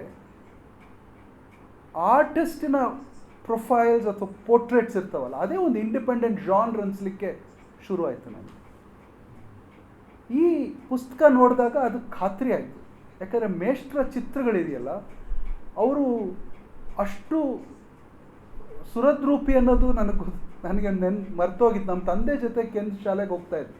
ಕೆನ್ ಶಾಲೆಗೆ ಹೇಗೆ ಹೋಗ್ತಾ ಇದ್ದೆ ಅಂತ ಹೇಳಿದ್ರೆ, ನಾನು ಶಾಲೆಗೆ ಹೋಗಬೇಕಾದಾಗ ನಮ್ಮ ತಂದೆ 5 ನಿಮಿಷ ಇರು, ಮೇಷ್ಟ್ರನ್ನ ಮಾತಾಡ್ಸ್ಕೊಂಡು ಬರ್ತೀನಿ ಅಂತ ಹೊರಗೆ ನಿಲ್ಲಿಸಿ ಹೋಗೋರು. ಕೆಲವು ಸತಿ ಒಳಗಡೆ ಕರ್ಕೊಂಡು ಹೋಗೋರು. ಮೇಷ್ಟ್ರೇನೋ ತಿಂಡಿ ಕೊಟ್ಟಿದ್ದು ನೆನಪು ಅಷ್ಟೇ, ನನಗೆ ತುಂಬ ಸ್ಪಷ್ಟವಾದ ನೆನಪಿಲ್ಲ ಮೇಷ್ಟ್ರದ್ದು. ಸೊ ಆದರೆ ಕೆನ್ ಕಲಾಶಾಲೆ, ನಮ್ಮ ತಂದೆಯವರ ಸಂಪರ್ಕ ಅದೆಲ್ಲ ನೆನಪಿತ್ತು. ಬಟ್ ಮೇಷ್ಟ್ರ ಮುಖ ಒಂಥರ ಮಾಸಿದ ಒಂದು ಇದಿತ್ತು. ಆದರೆ ಈ ಪೋರ್ಟ್ರೇಟ್ಸ್ ಇದೆಯಲ್ಲ, ಈ ಪೋರ್ಟ್ರೇಟ್ಸ್ ಅದನ್ನು ಮೇಷ್ಟ್ರನ್ನ ಬೇರೆ ರೀತಿ ಕಟ್ಕೊಡುತ್ತೆ. ನೀವು ಆರ್ಟು, ನಾವು ಮಾತಾಡಿದ್ವಲ್ಲ, ಮೆಮೊವಾರ್ಸು, ಆಟೋಬಯೋಗ್ರಫಿ, ಫಿಲಾಸಫಿ, ತತ್ವ, ಇವೆಲ್ಲ ಬೇರೆ ಎಲಿಮೆಂಟ್ಸ್. ಆದರೆ ಆ ಪೋರ್ಟ್ರೇಟ್ಸ್ ಇಂಡಿಪೆಂಡೆಂಟ್ಲಿ, ಆ ಪೋರ್ಟ್ರೇಟ್ಸ್ ತಾವಾಗಿಯೇ ಬೇರೆ ಏನನ್ನೋ ಹೇಳ್ತಾ ಇದೆ ಆ ಪುಸ್ತಕದಲ್ಲಿ. ನನಗೆ ಎಸ್ಪೆಷಲಿ ಆ ಬೆಕ್ಕಿನ ಜೊತೆ ಮೇಷ್ಟ್ರು ಸಂವಹನ ನಡೆಸ್ತಾ ಇರುವಂಥ ಒಂದು ಚಿತ್ರ ಇದೆ, ಸ್ಪ್ರೆಡ್ ಮಾಡಿದ್ದೀರಿ ನೀವು ಅದನ್ನು. ಇನ್ನೊಂದು ಅದೇ ರೀತಿಯಾದ ಸ್ಪ್ರೆಡ್ ಆದ ಪಿಕ್ಚರ್ ಏನು ಅಂತ ಹೇಳಿ ಒಂದು ಬುಕ್ ರ್ಯಾಕ್ ಥರ ಇದೆ. ಬಟ್ ಆದರೆ ಅವೆಲ್ಲವೂ ಕೂಡ ಬ್ರಿಕ್ಕಿನ ಇದದು ಬ್ರಿಕ್ಸ್ ಅವು. ಮತ್ತು ತುಂಬ ತುಂಬ ಅದ್ಭುತವಾದ ಒಂದು ಅಬ್ಸ್ಟ್ರಾಕ್ಟ್ ಚಿತ್ರ ಇದೆ, ಅಬ್ಸ್ಟ್ರಾಕ್ಟ್ ಪೇಂಟಿಂಗ್ ಇದ್ದಂಗೆ ಇದೆ ಅದು. ಸೊ ನನಗೆ ಮೇಷ್ಟ್ರಿನ ಪೋರ್ಟ್ರೇಟ್ಸು, ಮೇಷ್ಟ್ರಿನ ಚಿತ್ರಗಳು ಇಂಡಿಪೆಂಡೆಂಟಾಗಿ ಆ ಪೋರ್ಟ್ರೇಟ್ಸು, ನಾನು ಬೇರೆ ಆರ್ಟಿಸ್ಟ್ಗಳ ಚಿತ್ರಗಳನ್ನು ನೋಡ್ತಾ ಇದ್ನಲ್ಲ, ಅದ್ರ ಜೊತೆ ಅದು ಹೌದು ಇದೊಂದು ಇಂಡಿಪೆಂಡೆಂಟ್ ಜಾನ್ರು. ಒಬ್ಬ ಆರ್ಟಿಸ್ಟಿನ ಪೋರ್ಟ್ರೇಟ್ ಅದನ್ನು ಅವನ ಬದುಕನ್ನು ಕಟ್ಟಿಕೊಡುವಂಥ ಒಂದು ಬೇರೆ ರೀತಿಯಾದ ಒಂದು ಇದನ್ನು ಅದು ಮಾಡ್ತದೆ ಅಂತ ಈ ಪುಸ್ತಕ ನೋಡಿದಾಗ ಎಷ್ಟೋ ಸತಿ ನಾವು ಏನೇನೋ ಐಡಿಯಾಸನ್ನು ತಲೆಯಲ್ಲಿ ವರ್ಕ್ ಮಾಡ್ತಾ ಇರ್ತೀವಿ ನಾವು. ಅದು ಇನ್ನೇನೋ ನೋಡಿದಾಗ ಖಾತ್ರಿ ಆಗ್ತಾ ಇರ್ತದೆ, ಕನ್ಫರ್ಮ್ ಆಗ್ತಾ ಇರ್ತದೆ, ಅಥವಾ ಡಿಸ್ಪ್ಯೂಟ್ ಮಾಡ್ತಾ ಇರ್ತದೆ. ಮನಸ್ಸು ಕೆಲಸ ಮಾಡೋ ರೀತಿ ಅದು. ಈ ಪುಸ್ತಕ ನೋಡ್ತಾ ಇದ್ದಾಗ ನನಗೆ ಕೆಲವು ಐಡಿಯಾಸ್ ಹಾಗೆ ಖಾತ್ರಿ ಆಯಿತು ನನಗೆ. ಸೊ ಅದು as a portrait, as a ಆರ್ಟಿಸ್ಟಿನ ಪೋರ್ಟ್ರೇಟ್, ಆರ್ಟ್ ಅಲ್ಲದೇ ಆರ್ಟಿಸ್ಟಿನ ಪೋರ್ಟ್ರೇಟ್ ಒಂದು ಬೇರೆ ಥರದೊಂದು ಪ್ರೂಸ್ತದ ಒಂದು ಪಿಕ್ಚರ್ ಹಾಕಿದ್ದ ಈಚೆಗೆ. ಆ ಫ್ರೈಡಾ ಕಾರ್ಲೋದ ಪಿಕ್ಚರ್ಸ್ ಅಂತೂ ಬರ್ತಾನೆ ಇರ್ತದೆ. ಬೆಕೆಟ್, ಸ್ಯಾಮ್ಯುಯಲ್ ಬೆಕೆಟಿನ ಮುಖ ಭಾಳ ಕ್ಲೋಸ್ ಪೋರ್ಟ್ರೇಟ್ಸು. ಯಾಕಂದರೆ ಮುಖದಲ್ಲಿ ತುಂಬ ಗೆರೆಗಳಿರ್ತವೆ, ಇದೆ ಅವನು. ಅದ್ಭುತವಾದ ಪ್ರೊಫೈಲ್ ಪಿಕ್ಚರ್ಸು, ಪೋರ್ಟ್ರೇಟ್ಸು. ಅವನ್ನ ನೋಡಿದಾಗೆಲ್ಲನೂ ಕೂಡ ಅವರ ಬರದ ಕೃತಿಗಳಿದೆಯಲ್ಲ, ಅವೆಲ್ಲ ಬೇರೆ ರೀತಿ ಅರ್ಥ ಆಗೋಕ್ಕೆ ಶುರು ಆಗ್ತವೆ ಅಂತ ಅನ್ನಿಸ್ತು ನನಗೆ. ಬೇರೆ ಎಲ್ರಿಗೂ ಆಗುತ್ತೋ ಎಲ್ಲೋ ಗೊತ್ತಿಲ್ಲ, ಅಥವಾ ಅದು ನನ್ನ ಮನಸ್ಸಿಗೆ ಮಾತ್ರ ಅದು ಹಾಗೆ ನಾಟ್ತೋ ಗೊತ್ತಿಲ್ಲ. ಬಟ್ ಮೇಷ್ಟ್ರ ಈ ಚಿತ್ರಗಳನ್ನು ನೋಡಿದಾಗ ಮೇಷ್ಟ್ರು ನನಗೆ ಬಹಳ ಬೇರೆ ರೀತಿ ಕಾಣಲಿಕ್ಕೆ ಶುರುವಾಯಿತು. ಅದ್ರ ಜೊತೆಗೆ ಅವರ ಬಗೆಗಿನ ನೆನಪುಗಳನ್ನು ಓದಿದಾಗ ಒಂದು ವಿಷುವಲ್ ಆದ ಇದನ್ನು ಕಟ್ಕೊಳ್ಳಿಕ್ಕೆ ಸಾಧ್ಯ ಮಾಡಿಕೊಡ್ತಾರೆ. ಸೊ ಇದು ಎರಡನೇ ವಿಚಾರ, ನಾನು ಹೇಳಬೇಕು ಅಂತ ಅಂದ್ಕೊಂಡಂತಹ ಎರಡನೇ ವಿಚಾರ. ಅದನ್ನು ನಾವು ಇನ್ನೂ ಭಾಳ ಡೆವಲಪ್ ಮಾಡ್ಬೋದು, ಬಟ್ ನನಗೆ ಇನ್ನೂ ಎರಡು ವಿಚಾರ ಹೇಳೋಕ್ಕಿದೆ, ಅದರಿಂದ ಆ ವಿಚಾರನ ಅಲ್ಲಿ ನಿಲ್ಲಿಸಿದೆ ನಾನು. ಇನ್ನು physical aspect of the book ಬಗ್ಗೆ ಹೇಳೋದಾದ್ರೆ ಇನ್ನೊಂದು ಅಂಶ, ಆ ಪುಸ್ತಕದ ಟೈಪ್ ಫೇಸ್. ಈಗ ನಾನು I am a newspaper man, ನನಗೆ ಟೈಪ್ ಫೇಸಸ್ಗಳಲ್ಲಿ ಸ್ವಲ್ಪ ಮಟ್ಟಿಗಿನ ಪರಿಶ್ರಮ ಇದೆ. ಆ ಹಿನ್ನೆಲೆಯಲ್ಲಿ ಹೇಳೋದಾದರೆ that part is disappointing in the book. ಯಾಕೆ ಅಂತ ಹೇಳಿದ್ರೆ, ನಿಮ್ಮ ಟೈಟಲನ್ನು ನೀವು ಬಳಸಿರೋ ಟೈಪ್ ಫೇಸು, ಬಾಡಿ ಟೈಪಲ್ಲಿ ಇರೋ ಟೈಪ್ ಫೇಸು ಎಲ್ಲವೂ ಕೂಡ ಒಂದೇ ಆಗಿದೆ. ಮತ್ತು ಕನ್ನಡದ ಜಾಯಮಾನಕ್ಕೆ ಒಗ್ಗದ ಫಾಂಟ್ ಸಿಸ್ಟಮ್ ಅದು. ಅಂದರೆ ತುಂಬ ತುಂಬ ಚೆನ್ನಾಗಿರುವಂತಹ ಕನ್ನಡದ ಲಿಪಿ ಇದೆ, ಸಾಫ್ಟ್ವೇರ್ ಇದೆ, ಅದನ್ನು ಬಳಸ್ಬೋದಿತ್ತೇನೋ, ಅಥವಾ ಅದಕ್ಕೊಂದು ವಿಶಿಷ್ಟವಾದ ಪರ್ಪಸ್ ಇದೆ ಅಂದರೆ ನನಗೆ ಗೊತ್ತಿಲ್ಲ. ಬಟ್ ಆದರೆ ಎಲ್ಲೋ ಒಂದು ಕಡೆ ನನಗದು ಬಹುಶಃ ಸ್ವಲ್ಪ ಅಟ್ಲೀಸ್ಟ್ 2 ಟೈಪ್ ಫೇಸಸನ್ನು ಬಳಸ್ಬೋದಿತ್ತೇನೋ, ಅಥವಾ 3 ಬಳಸ್ಬೋದಿತ್ತೇನೋ, ಕವರ್ಗೊಂದು, ಸಬ್ ಟೈಟಲ್ಸ್ಗೊಂದು, ಇದಕ್ಕೊಂದು. ಅವಾಗೇನಾಗಿ ಆ ಫ್ಲ್ಯಾಟ್ ಆಗ್ತಾಯಿದೆ, ಟೆಕ್ಸ್ಟ್ ಮಾತ್ರ ಫ್ಲ್ಯಾಟ್ ಆಗ್ತಾಯಿದೆ. ಅದನ್ನು ನೀವು ಅನ್ಯಥಾ ಭಾವಿಸಲ್ಲ ಅಂತ ಅಂದ್ಕೋತೀನಿ. ನನಗೆ ಅದು ಅನ್ನಿಸ್ತು. As a newspaper man, ನಾವು ನ್ಯೂಸ್ ಪೇಪರ್ಲಿ ಪ್ರತಿನಿತ್ಯ ಹಣೆ ಚಚ್ಕೊಳ್ಳೋದು, ನಾವು ಸರಿಯಾದ ಟೈಪನ್ನು ಬಳಸಿದ್ದೀವಿ, ಅದು ಸ್ಟ್ಯಾಂಡರ್ಡೈಸ್ ಆಗೋಗಿರ್ತದೆ. ಟೆಂಪ್ಲೇಟ್ಸ್ ಇರ್ತವೆ, ಹೆಡ್ಲೈನ್ಗಿದು, ಸ್ಟ್ರ್ಯಾಪ್ಗಿದು, ಕ್ಯಾಪ್ಷನ್ಗಿದು, ಬಾಡಿ ಟೆಕ್ಸ್ಟ್ಗಿದು ಅಂತ. ಈಗ ನಾನು ಡೆಲ್ಲಿಗೆ ಇದ್ನಲ್ಲ, ಅಲ್ಲಿ ನನ್ನ ಪುಸ್ತಕದ ಪ್ರೊಡಕ್ಷನ್ ವರ್ಕ್ ಕೂಡ ನಡೀತಾ ಇದೆ. So biggest discussion was body type ಯಾವುದಾಗಬೇಕು, ಬ್ಲರ್ಬ್ಸ್ ಯಾವುದಲ್ಲಿ ಬರಬೇಕು. ಸೊ ಆ ಚರ್ಚೆ 3 ದಿವಸ ಆದರೂ ಕೊನೆಗೊಳ್ಳಲಿಲ್ಲ. ಬೆಂಗಳೂರಿಗೆ ಬಂದಿದ್ದೀನಿ, ತಿರ್ಗಾ ಶುರು ಆಗುತ್ತೆ. ಸೊ ಹಾಗಾಗಿ ಪುಸ್ತಕದ ಟೈಪಿನ ಬಗೆಗೆ ಬಹುಶಃ ನೆಕ್ಸ್ಟ್ ಎಡಿಷನ್ ನೀವು ಮಾಡಬೇಕಾದಾಗ ಒಂಚೂರು ಯೋಚನೆ ಮಾಡಬಹುದು ಏನೋ ಅಂತ ಅನ್ನಿಸ್ತದೆ. ಯಾಕಂದರೆ ಈ ಟೈಪ್ ಕನ್ನಡದಲ್ಲಿ ಏನಾಗಿದೆ, ಸರ್ಕಾರಗಳು ಮಾಡಬೇಕಾದಂಥ ಕೆಲಸ, ಸಂಸ್ಥೆಗಳು ಮಾಡಬೇಕಾದಂಥ ಕೆಲಸ, ಕನ್ನಡದಲ್ಲಿ ನಾವು ಕಂಪ್ಯೂಟ್ರಲ್ಲಿ ಬಳಸ್ಬೋದಾದಂಥ ಯೂನಿಕೋಡ್ ಇದಿರುವಂತಹ ಟೈಪ್ ಫೇಸಸ್ ತುಂಬ ಕಡಿಮೆ ಇದೆ. ಈ ಶ್ರೀಲಿಪಿ ಮತ್ತು ನುಡಿ ಇತ್ಯಾದಿಗಳೆಲ್ಲನೂ ಕೂಡ ಯಾವುದೋ ಒಂದು ಕಮರ್ಷಿಯಲ್ ರಿಕ್ವೈರ್ಮೆಂಟಿಗೆ ತುಂಬ ತುರುಕ್ಬಿಟ್ಟಿದೆ ಅಂತ ಅನಿಸ್ತಾ. ಅಂದರೆ ಅದರ ಲೆಡಿಂಗ್ ಸ್ಪೇಸ್ ಆಗಲಿ, ಅದರ ಕೊಂಬುಗಳಾಗಲಿ, ಒತ್ತುಗಳಾಗಲಿ ಯಾವೂ ಕೂಡ ಸರಿಯಾಗಿ ಕೂರಲ್ಲ. ನಮ್ಮ ತಂದೆಯವರ 75ನೇ ಹುಟ್ಟುಹಬ್ಬಕ್ಕೆ ನಾವೊಂದು ಟೈಪ್ ಫೇಸ್ ಡೆವಲಪ್ ಮಾಡ್ತೀವಿ, ಶ್ರೀರಾಜು ಅಂತ. ಅದು ಯಾವಾಗಲೂ ಒಂದು ಟೈಪ್ ಫೇಸು, ಒಂದು ಟೈಪ್ ಫ್ಯಾಮ್ಲಿಯನ್ನು ನಾವು ಇಂಡಿವಿಜುವಲ್ಸ್ ಆಗಿ ಮಾಡೋದು ತುಂಬ ಎಕ್ಸ್ಪೆನ್ಸಿವ್ ಪ್ರೋಸೆಸ್ಸು. ನಮ್ಮ ಸರ್ಕಾರಗಳದನ್ನು ಮಾಡಬೇಕು. ಯಾಕಂದರೆ ಅದು ಹಡಪದ ಮೇಷ್ಟ್ರು ಥರದವರ ಕಲೆಯ ಎಕ್ಸ್ಟೆನ್ಷನ್. ಭಾಷೆಯನ್ನು ಬರೆಯೋದು ಅದು ಗ್ರಾಫಿಕ್ ಎಲಿಮೆಂಟ್, ಭಾಷೆಯ ಗ್ರಾಫಿಕ್ ಎಲಿಮೆಂಟ್. ಸೊ ಅದು ಕೂಡ ಒಂದು ಚಿತ್ರಕಲೆಯೇ. ಅದು ಕೂಡ ನಮಗೆ ಎದ್ದು ಕಾಣಬೇಕು, ಅದು ಚೆನ್ನಾಗಿ ಕಾಣಬೇಕು ಅನ್ನೋ ಒಂದು ಅಂಶ. ಸೊ ಅದು ನನಗೆ ಆ ಫ್ಲ್ಯಾಟ್ನೆಸ್ಸಿನ ಬಗೆಗೆ ಒಂಚೂರು ತಕರಾರಿತ್ತು, ಅದನ್ನು ಹೇಳಬೇಕು ಅಂತ ಅನ್ನಿಸ್ತು, ಹೇಳಿದ್ದೀನಿ. ವಿಶ್ವನಾಥ್ ಅವ್ರು ಮಾತನಾಡ್ತಾ ಇನ್ನೊಂದನ್ನು ನೆನಪು ಮಾಡಿದ್ರು ನನಗೆ. ಅದೇನೆಂದರೆ, ಅದು ನನಗೂ ಹೊಳೆದಿರಲಿಲ್ಲ. ಬೆಳಗ್ಗೆ ಯಾರೋ ಟ್ವೀಟ್ ಮಾಡಿದ್ರು, ಆಗ ಹೌದಲ್ಲ ಅಂತ ಅನ್ನಿಸ್ತು. ಗುರುಪೂರ್ಣಿಮೆ ಇವತ್ತು ಅಂತ. ಸೊ ಗುರುಪೂರ್ಣಿಮೆಯ ದಿವಸ ಈ ಪುಸ್ತಕ ಬಿಡುಗಡೆ ಆಗ್ತಾ ಇದೆ. ಸೊ ಇದು ನಾನು ಈ ಗುರು ಅನ್ನುವ ಕಲ್ಪನೆ ಈ ಬಗ್ಗೆ ಸ್ವಲ್ಪ ಯೋಚನೆ ಮಾಡ್ತಾ ಬಂದೆ ನಾನು. ಯಾಕೆಂದರೆ ಈ ಪುಸ್ತಕದ ಕೇಂದ್ರದಲ್ಲಿರುವುದೇ ಆ ಕಲ್ಪನೆ. ಬಟ್ ಆದರೆ ಈ ಗುರುವಿನ ಕಲ್ಪನೆಯಲ್ಲಿ ಹೈರಾರ್ಕಿಗಳು ಬೇರೆ ಬೇರೆ ಥರ ಇವೆ. ಇವಾಗ ಎಲ್ಲೂ ಕೂಡ ಈ ಪುಸ್ತಕದಲ್ಲಿ, ನಾನು ಇಫ್ ಐ ಆಮ್ ರಾಂಗ್ ದಯವಿಟ್ಟು ಕ್ಷಮಿಸಿ, ಎಲ್ಲೂ ಗುರು ಅನ್ನೋ ಪದದ ಬಳಕೆ ಇಲ್ಲ. ಮೇಷ್ಟ್ರು ಅಂತ ಇದೆ, ಮಾಸ್ತರು ಅಂತ ಇದೆ. ಅಂದರೆ is there an essential difference between the two ಅಂತ ಒಂದು ಪ್ರಶ್ನೆ ಉದ್ಭವ ಆಗ್ತದೆ. ನಾವು ಕೇಳ್ಕೋಬೇಕಾಗ್ತದೆ ಆ ಪ್ರಶ್ನೆ.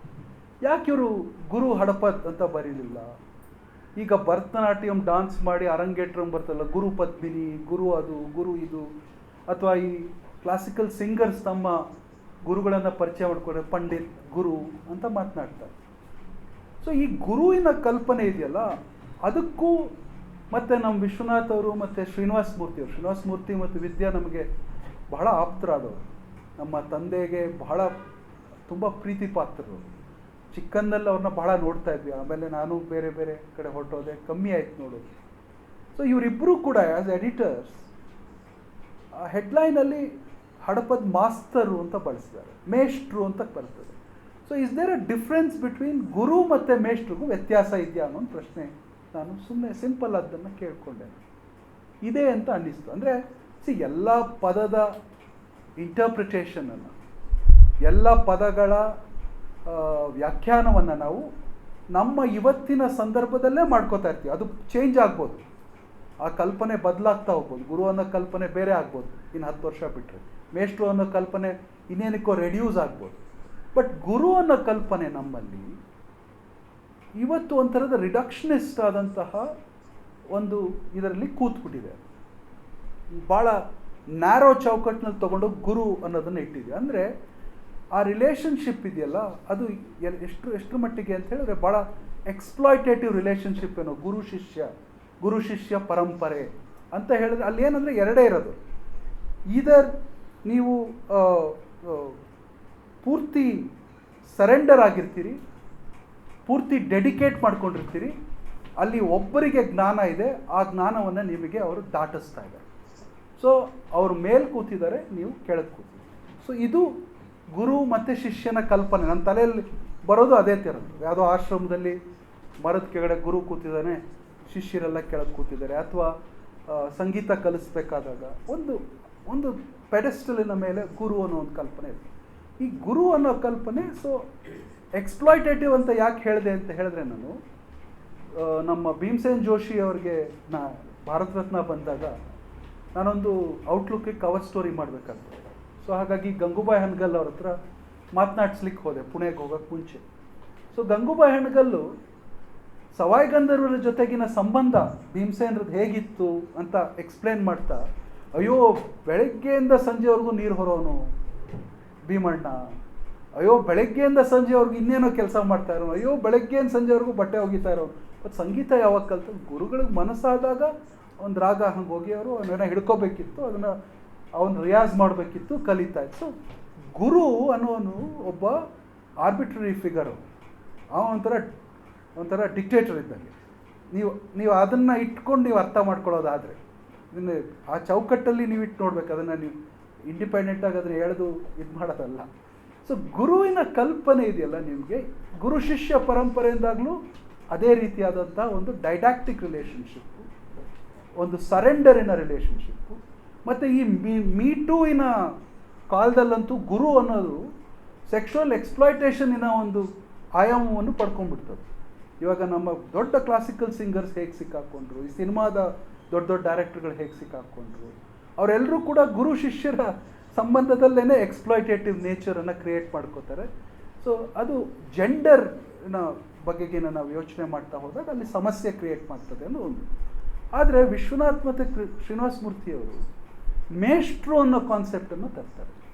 ಇವಾಗ ನಮ್ಮ ಭಾಸ್ಕರ್ ಅವರು ಅನೇಕರಿಗೆ ಮೇಷ್ಟ್ರು. ಈ ಮೇಷ್ಟ್ರು ಅನ್ನೋ ರಿಲೇಷನ್ಶಿಪ್ ಇದೆಯಲ್ಲ, ಅದು ಎಂಥದ್ದು? ಅದು ಭಾಳ ಡೆಮೋಕ್ರಾಟಿಕ್ ಆದಂಥ ರಿಲೇಷನ್ಶಿಪ್. ಒಂದು ಲೇಖನ ನನಗೆ ರಮೇಶ್ ಬಾಬು ಅವ್ರಿಗೆ ಅನಿಸುತ್ತೆ, ರಮೇಶ್ ಅವ್ರಿಗೆ ಅನಿಸುತ್ತೆ, ನಿಮ್ಮದೇ ಲೇಖನ ಇರಬೇಕಲ್ಲ, ಮೇಷ್ಟ್ರು ನಿಮಗೆ ಟೀ ತಂದು ಕೊಡೋದು. ಆ ಲೇಖನ ಭಾಳ ಮನಮುಟ್ಟುವಂಥ ಲೇಖನ.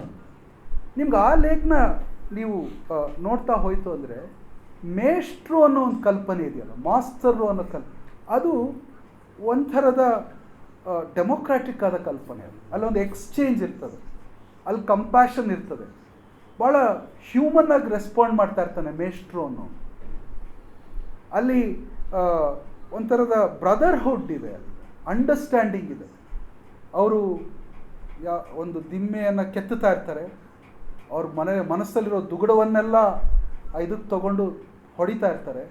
ಮೇಷ್ಟ್ರು ಸುಮ್ಮನೆ ಗಮನಿಸ್ತಾರೆ, ಅರ್ಧ ಗಂಟೆ ಬಿಟ್ಟು 2 ಟೀ ತಂದು ಕೊಟ್ಟು ಅದನ್ನು ಬಿಟ್ಬಿಡು, ಸುಮ್ಮನೆ ಟೀ ಕುಡಿ ಅಂತ ಹೇಳ್ತಾರೆ. ಅಂದರೆ ಒಂದು ಇಂಟ್ಯೂಟಿವ್ ಆದ ಒಂದು ಅಂಡರ್ಸ್ಟ್ಯಾಂಡಿಂಗ್ ಇರ್ತದಲ್ಲ. ಅಂದರೆ ಒಬ್ಬ ಶಿಷ್ಯನ ಬಗೆಗೆ ಒಂದು ಕಿನ್ಶಿಪ್ ರಿಲೇಷನ್ಶಿಪ್ ಬೆಳೆಸ್ಕೊಳ್ತದೆ. ಗುರು ಮತ್ತು ಶಿಷ್ಯ ನಡುವೆ ಅದಾಗಲ್ಲ.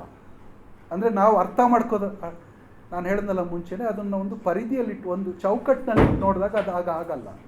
ಆದರೆ ಮೇಷ್ಟ್ರಿನ ಸಂಬಂಧದಲ್ಲಿ ಮೇಷ್ಟ್ರು ಭುಜದ ಮೇಲೆ ಕೈಯೂ ಹಾಕ್ಬೋದು, ಮೇಷ್ಟ್ರು ನಿಮ್ಮನ್ನು ಗಲ್ಲ ಹಿಡಿದು ಮಾತಾಡಿಸ್ಬೋದು, ಮಾಸ್ತರ್ ಅದನ್ನು ಮಾಡ್ತಾರೆ. ಸೊ ಮಾಸ್ತರ್ ಅನ್ನೋ ಐಡೆಂಟಿಟಿ ಇದೆಯಲ್ಲ, ಅದು ಭಾಳ ವಿಶಾಲವಾದ ಐಡೆಂಟಿಟಿ. ಗುರು ಅನ್ನೋ ಐಡೆಂಟಿಟಿ ಭಾಳ ಹೈರಾರ್ಕಿಕಲ್ ಆದಂಥ ಒಂದು ಐಡೆಂಟಿಟಿ ಅಂತ ನನಗೆ ಈ ಪುಸ್ತಕ ಓದ್ತಾ ಇರಬೇಕಾದ್ರೆ ಅನ್ನಿಸ್ತು. ಅದಕ್ಕೆ ನಾವು ಹಡಪದ್ ಮಾಸ್ತರಿಗೆ ಮತ್ತು ಅವರ ಶಿಷ್ಯರಿಗೂ ಕೂಡ ಅದಕ್ಕಾಗಿ ನಾವು ವಿ ಶುಡ್ ಬಿ ಗ್ರೇಟ್ಫುಲ್. ಯಾಕೆ ಅಂತ ಹೇಳಿದ್ರೆ ಆ ಕಲ್ಪನೆಯನ್ನು ಅವರು ಬಹುಶಃ ಥಿಯರೈಸ್ ಮಾಡ್ದೇ ಹಿಡಿದ್ರು ಅದನ್ನು. ಅದು ನನಗೆ ಖುಷಿ. ಅಂದರೆ ಅಲ್ಲಿ ಪುಸ್ತಕದ ಪ್ರಾಮಾಣಿಕತೆ ಅರ್ಥ ಆಗೋದಲ್ಲಿ, ಪುಸ್ತಕ ಪ್ರಾಮಾಣಿಕವಾಗಿದೆ. ಎಲ್ಲೋ ಒಂದು ಕಡೆ ಉಗೆ ಉಗೆ ಉಗೆ ಅಂತ ಹೋಗಲ್ಲ. ಅಲ್ಲಿ ಶ್ರೀನಿವಾಸ ಮೂರ್ತಿ ಅವರ ಲೇಖನ ಅಂತೂ ನನಗೆ ಕಣ್ಣಲ್ಲಿ ನೀರು ತರಿಸ್ತು. ಅವರು ಎಷ್ಟು ಭಾಳ ಹಾರ್ಷಾದ ಪ್ರಶ್ನೆಗಳನ್ನು ಮೇಷ್ಟ್ರ ಬಗ್ಗೆ ಕೇಳ್ಕೊತಾರೋ. ಇವ್ರು ನಿಜವಾಗ್ಲೂ ಕಲಾವಿದರ, ಇವ್ರಿಗೆ ಕಲೆ ಗೊತ್ತಿದೆಯಾ, ಇವ್ರಿಗೊಂದು ತತ್ವ ಇದೆಯಾ. ಮತ್ತು ಮೇಷ್ಟ್ರು ಅವ್ರಿಗೇನು ಹೇಳ್ಕೊಡೋದೇ ಇಲ್ಲ ಎಷ್ಟೋ ವರ್ಷ, ಹಾಗೆ ಹೊರಟೋಗುತ್ತೆ. ಬಟ್ ಆದರೂ ಒಂದು ಸಂಬಂಧ ಬೆಳೀತಲ್ಲ, ಅದೆಲ್ಲಿಂದ ಬಂತು? ಆ ಪ್ಯಾರಾಡಾಕ್ಸ್ ಅಲ್ವಾ ಅದು? ಗುರು ಶಿಷ್ಯನ ನಡುವಿನ ಸಂಬಂಧದಲ್ಲಿ ಅದು ಇನ್ನೇನೋ ಆಗುತ್ತೆ, ಮೇಷ್ಟ್ರನ ಸಂಬಂಧದಲ್ಲಿ ಜೀವನ ಪರ್ಯಂತ ಅದು ಉಳಿತದೆ.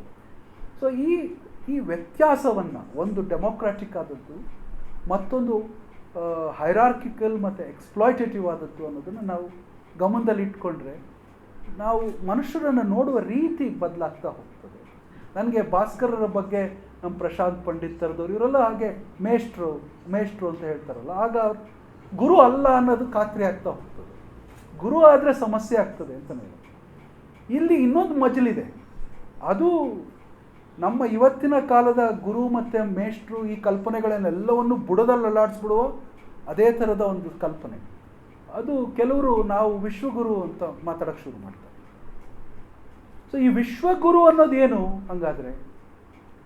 ವಿಶ್ವಕ್ಕೆಲ್ಲ ಬುದ್ಧಿ ಹೇಳೋನು ನಾನು ಅನ್ನೋ ಥರದ ಒಂದು ಕಲ್ಪನೆ ಇದೆ. ಅದು ಒಂದು ಇಂಪೀರಿಯಲ್ ಆಂಬಿಷನ್ ಇದೆ, ಅಲ್ಲಿ ಪವರ್ ಇದೆ, ಪವರಿನ ಒಂದು ನೇಕೆಡ್ ಪ್ರದರ್ಶನ ಇದೆ.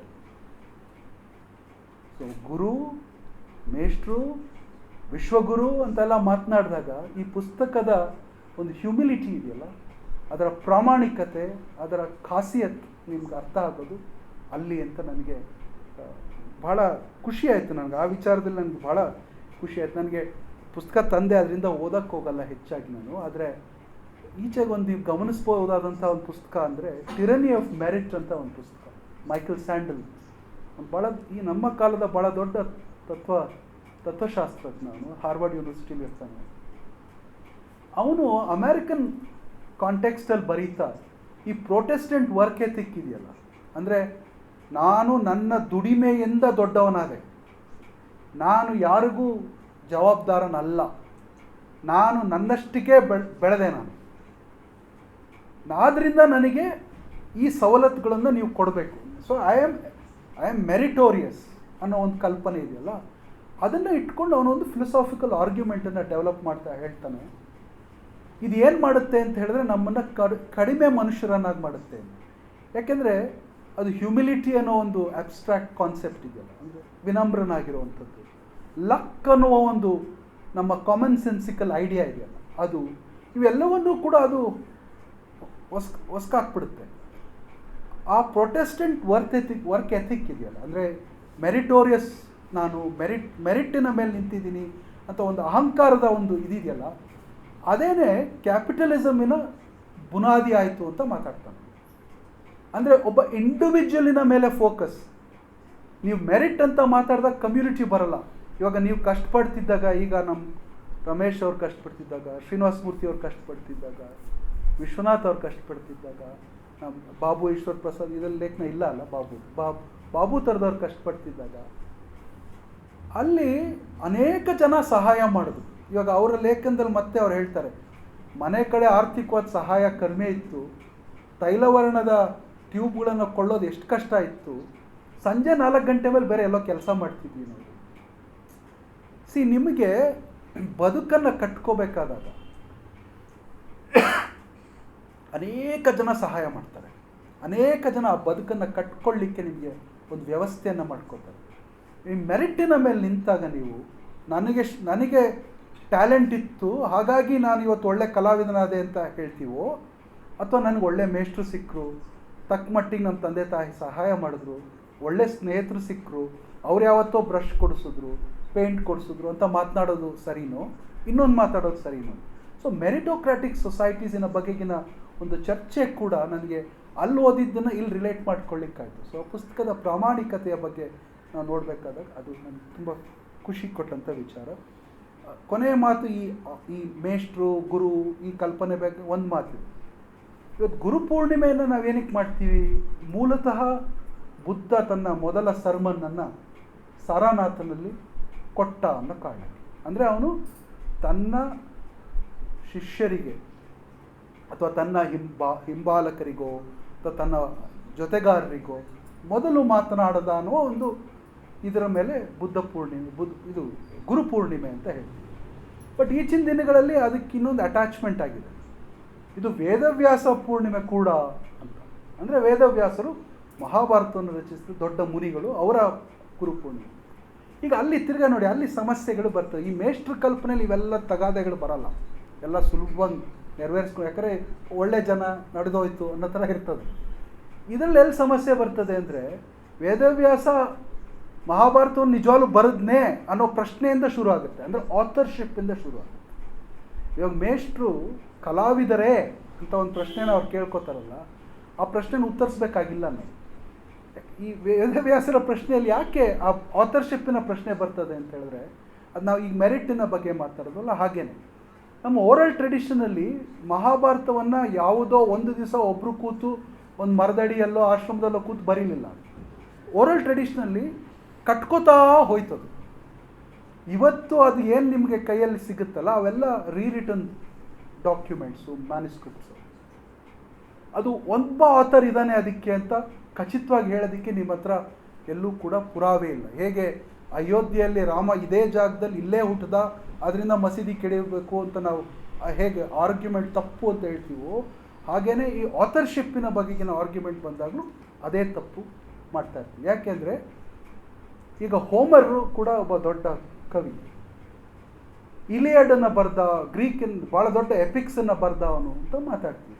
ಬಟ್ ಅದೆಲ್ಲವನ್ನೂ ಕೂಡ ಭಾಳ ಅದ್ಭುತವಾಗಿ ಪ್ರಶ್ನೆ ಮಾಡಿದ ಭಾಳ ದೊಡ್ಡ ಒಬ್ಬ ಕಲ್ಚರಲ್ ಥಿಂಕರ್ ಅಂತ ಹೇಳಿ ಮಿಲ್ಮನ್ ಪಾರಿ, ಮತ್ತು Alfred B Lord, singer of tales. ಇಡೀ ಹೋಮರಿಕ್ ಟ್ರೆಡಿಷನನ್ನು ಅವರು, ಇದೆಲ್ಲವೂ ಕೂಡ ಒಬ್ಬ ಆಥರ್ ಬರೆದಿರೋದಲ್ಲ, ಬೇರೆ ಬೇರೆ ಕಾಲಘಟ್ಟಗಳಲ್ಲಿ ಜನ ಬರ್ಕೋತಾ ಹೋದದ್ದು. ಇವತ್ತು ಈ ಕತೆ ಸೇರ್ಕೋತು, ಆ ಕತೆ ಯಾಕೆ ಸೇರ್ಕೋತು ಅನ್ನೋದಕ್ಕೆ ಅದಕ್ಕೊಂದು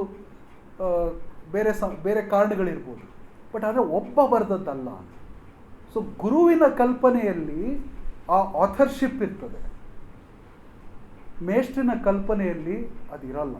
ಮೇಷ್ಟ್ರು ಮನುಷ್ಯನಾಗಿರ್ತಾನೆ, ಗುರು ದೇವರಾಗ್ತಾನೆ. ಸೊ ಪೂರ್ಣಿಮೆ ಮಾಡ್ತೀವಿ. ಬುದ್ಧ ತಾನು ಬರೆದಿದ್ದಕ್ಕೆ ಪೂರ್ಣಿಮೆ ಮಾಡಿಸ್ಕೊತಾ ಇಲ್ಲ, ಅವನು ಮಾತನಾಡಿದ್ದಕ್ಕೆ ಪೂರ್ಣಿಮೆ ಮಾಡಿಸ್ಕೊತಾನೆ. ಸೊ ಅದು ವ್ಯತ್ಯಾಸ ಅಂತ ನನ್ನ ಕಲ್ಪನೆ. ಇನ್ನೆರಡು ಪ್ರಶ್ನೆ ನಾನು ನನ್ನ ತಲೆಗೆ ಬಂದದ್ದನ್ನು ನಾನು ಇಲ್ಲಿ ಹೇಳಿ ನನ್ನ ಮಾತು ಮುಗಿಸ್ತೀನಿ. ಇನ್ನೂ ಮಾತಾಡೋರು ಇದ್ದಾರೆ ಅನಿಸುತ್ತೆ. ಇನ್ನೊಂದು ನನಗೆ ಇಲ್ಲಿ ಬಹಳ ಮುಖ್ಯವಾದ ಪ್ರಶ್ನೆ, ಮೇಷ್ಟ್ರ ಕಾಂಟೆಕ್ಸ್ಟಲ್ಲಿ ಯೂನಿವರ್ಸಲ್ ಮತ್ತು ಲೋಕಲ್. ಮೇಷ್ಟ್ರು ಲೋಕಲ್ಲ, ಮೇಷ್ಟ್ರು ಯೂನಿವರ್ಸಲ್ಲ. ಮೇಷ್ಟ್ರು ಸ್ಥಳೀಯರ ಅಥವಾ ಅವ್ರಿಗೆ ವಿಶಾಲವಾದಂತಹ ಒಂದು ಗ್ಲೋಬಲ್ ಪರ್ಸ್ಪೆಕ್ಟಿವ್ ಇತ್ತ ಅಂತ ನೋಡಿದಾಗ ಕಾಂಟ್ರಡಿಕ್ಷನ್ಸ್ ಕಾಣಿಸ್ತವೆ. ಮೇಷ್ಟ್ರು ಕೆಲವು ಸತಿ ಮಾತನಾಡಬೇಕಾದಾಗ ನೇಚರ್ ಇದೆಯಲ್ಲ ಅದೇ ನಿನ್ನ ಮುಖ್ಯ ಶಿಕ್ಷಕ ಅಂತ ಮಾತಾಡ್ಬಿಡ್ತಾರೆ.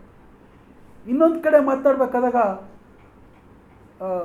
ಈ ವೆಸ್ಟ್ನಲ್ಲಿರೋದೆಲ್ಲವೂ ಸತ್ಯ ಅಂತ ನಂಬಿಡ್ತೀವಿ ನಾವು, ವೆಸ್ಟಿನ ಪುಸ್ತಕಗಳಲ್ಲಿರೋದೆಲ್ಲ ಸತ್ಯ ಅಂತ. ಸೊ ಎಲ್ಲೋ ಒಂದು ಕಡೆ ಆ ಥರನೂ ಮಾತಾಡ್ತಾರೆ. ದೇಸಿ ಅನ್ನೋದರ ಐಡಿಯಾನ ಸ್ಪಷ್ಟವಾಗಿ ಒಂಥರ ಅದರಿಂದ ದೂರ ನಿಲ್ಲಕ್ಕೆ ಟ್ರೈ ಮಾಡ್ತಾರೆ. ಎಲ್ಲವೂ ಆ ಮನೆ ಅಂಗಳದಲ್ಲಿ ಮಾತುಕತೆ ಡಿಬೇಟಲ್ಲಿ ಇದೆ.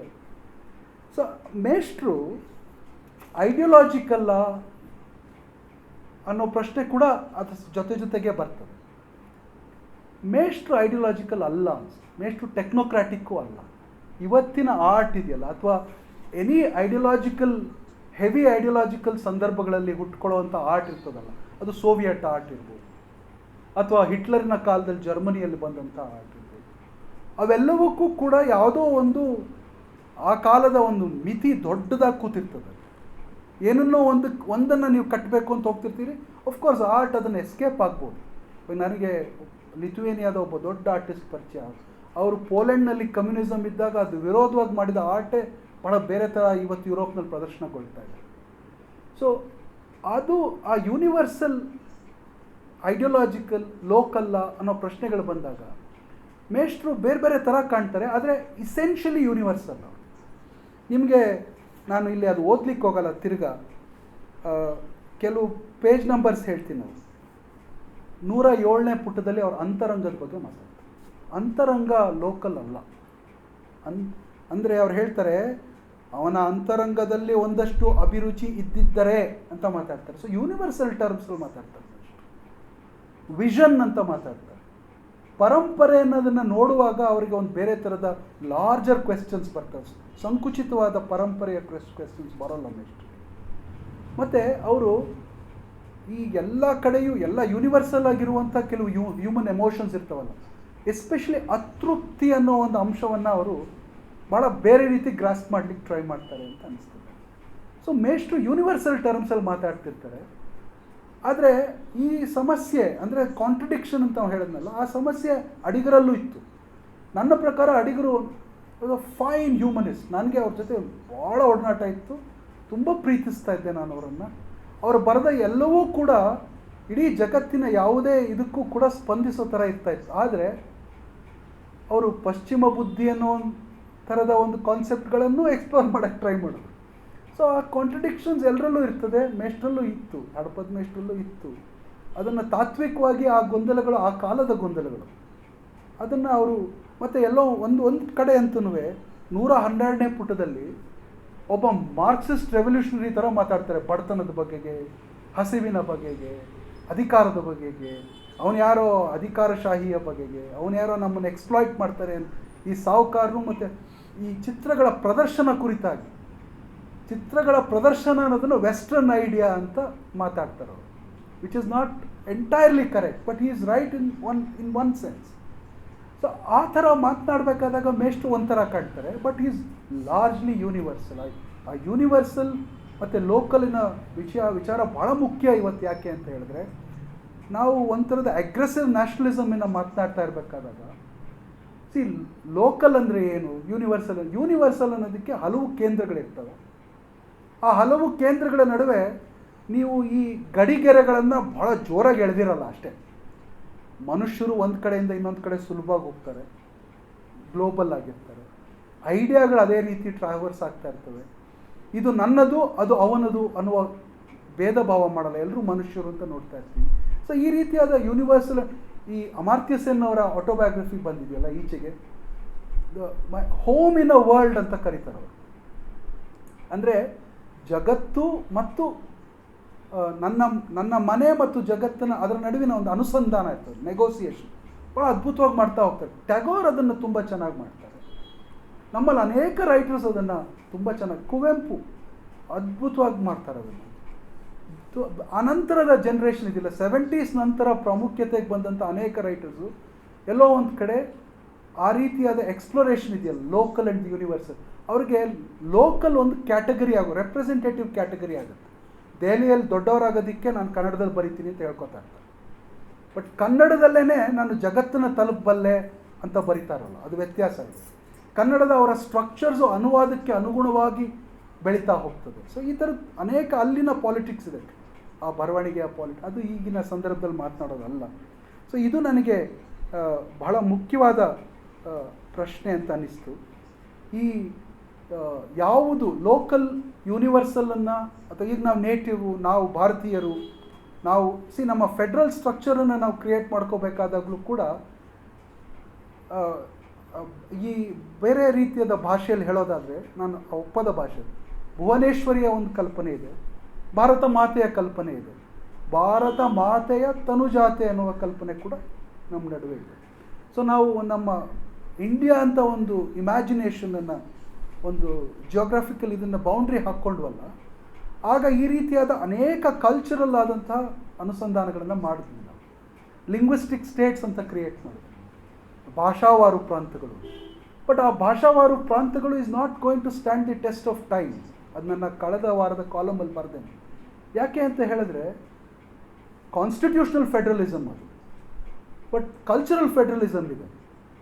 ಅದೇನು ಅಂತ ಹೇಳಿದ್ರೆ, ಇಲ್ಲಿ ಹಳೆ ಮೈಸೂರು ಮತ್ತು ಹೈದರಾಬಾದ್ ಕರ್ನಾಟಕ ಎರಡು ಕಲ್ಚರ್ಲಿ ಒಂದೇನಾ? ತೆಲಂಗಾಣ ಆಂಧ್ರ ಹೊಡೆದೇ ಹೋಯಿತು, ಕಲ್ಚರಲಿ ಒಂದೇನಾ? ಸೊ ಈ ಪ್ರಶ್ನೆಗಳನ್ನು ಮತ್ತೆ ಮತ್ತೆ ನೆಕ್ಸ್ಟ್ 20 ವರ್ಷ 25 ವರ್ಷ ನಮ್ಮನ್ನು ಕಾಡೋದಿದೆ. ಆ ಸಂದರ್ಭದಲ್ಲಿ ನೋಡಿದಾಗ ಒಂದು ಕೆನ್ ಕಲಾಶಾಲೆ, ಆ ಸಣ್ಣ ಗುಡಿಸಲು ಥರನೇ ಇದ್ದಂಥ ಒಂದು ಕೆನ್ ಕಲಾಶಾಲೆಯಲ್ಲಿ ಜಗತ್ತನ್ನು ಎಟೆದುಕೊಳ್ಳುವ ಒಂದು ಮಾಡರ್ನ್ ಆರ್ಟು, ಅಬ್ಸ್ಟ್ರಾಕ್ಷನ್ನು, ಇವೆಲ್ಲವನ್ನು ಎಕ್ಸ್ಪ್ಲೋರ್ ಮಾಡೋದಿಲ್ಲ. ನನಗದು ಭಾಳ ದೊಡ್ಡ ಅದ್ಭುತ ಅಂತ ಅನ್ನಿಸ್ತದೆ. ನನಗೆ ಈಗ ಈ ಗಡಿಗಳು, ಈ ಬಾರ್ಡರ್ಸ್ ಇವೆಲ್ಲ ನನಗೆ ನೆನಪು ಮಾಡೋದು ಒಬ್ಬ ಪೇಂಟರ್ ತುಂಬ ಒಬ್ಸೆಸ್ ಆಗಿ ಈಚೆಗೆ ಆತನ್ನು ನಾನು ಅಧ್ಯಯನ ಮಾಡಲಿಕ್ಕೆ ರಾತ್ಕೋ. ಏನೂ ಇಲ್ಲ, ಈ ಬಣ್ಣ ಆ ಬಣ್ಣನ ತಿನ್ನುತ್ತಾ, ಆ ಬಣ್ಣ ಈ ಬಣ್ಣನ ತಿನ್ನುತ್ತಾ ಅಷ್ಟೇ. ಲೋಕಲ್ ಗ್ಲೋಬಲ್ ಅನ್ನು ಕನ್ಸ್ಯೂಮ್ ಮಾಡುತ್ತಾ, ಗ್ಲೋಬಲ್ ಲೋಕಲ್ ಕನ್ಸ್ಯೂಮ್ ಮಾಡುತ್ತೆ. ಇದು ಹೇಗೆ ಬೇಕಾದ್ರೂ ತರ್ಬೋದು.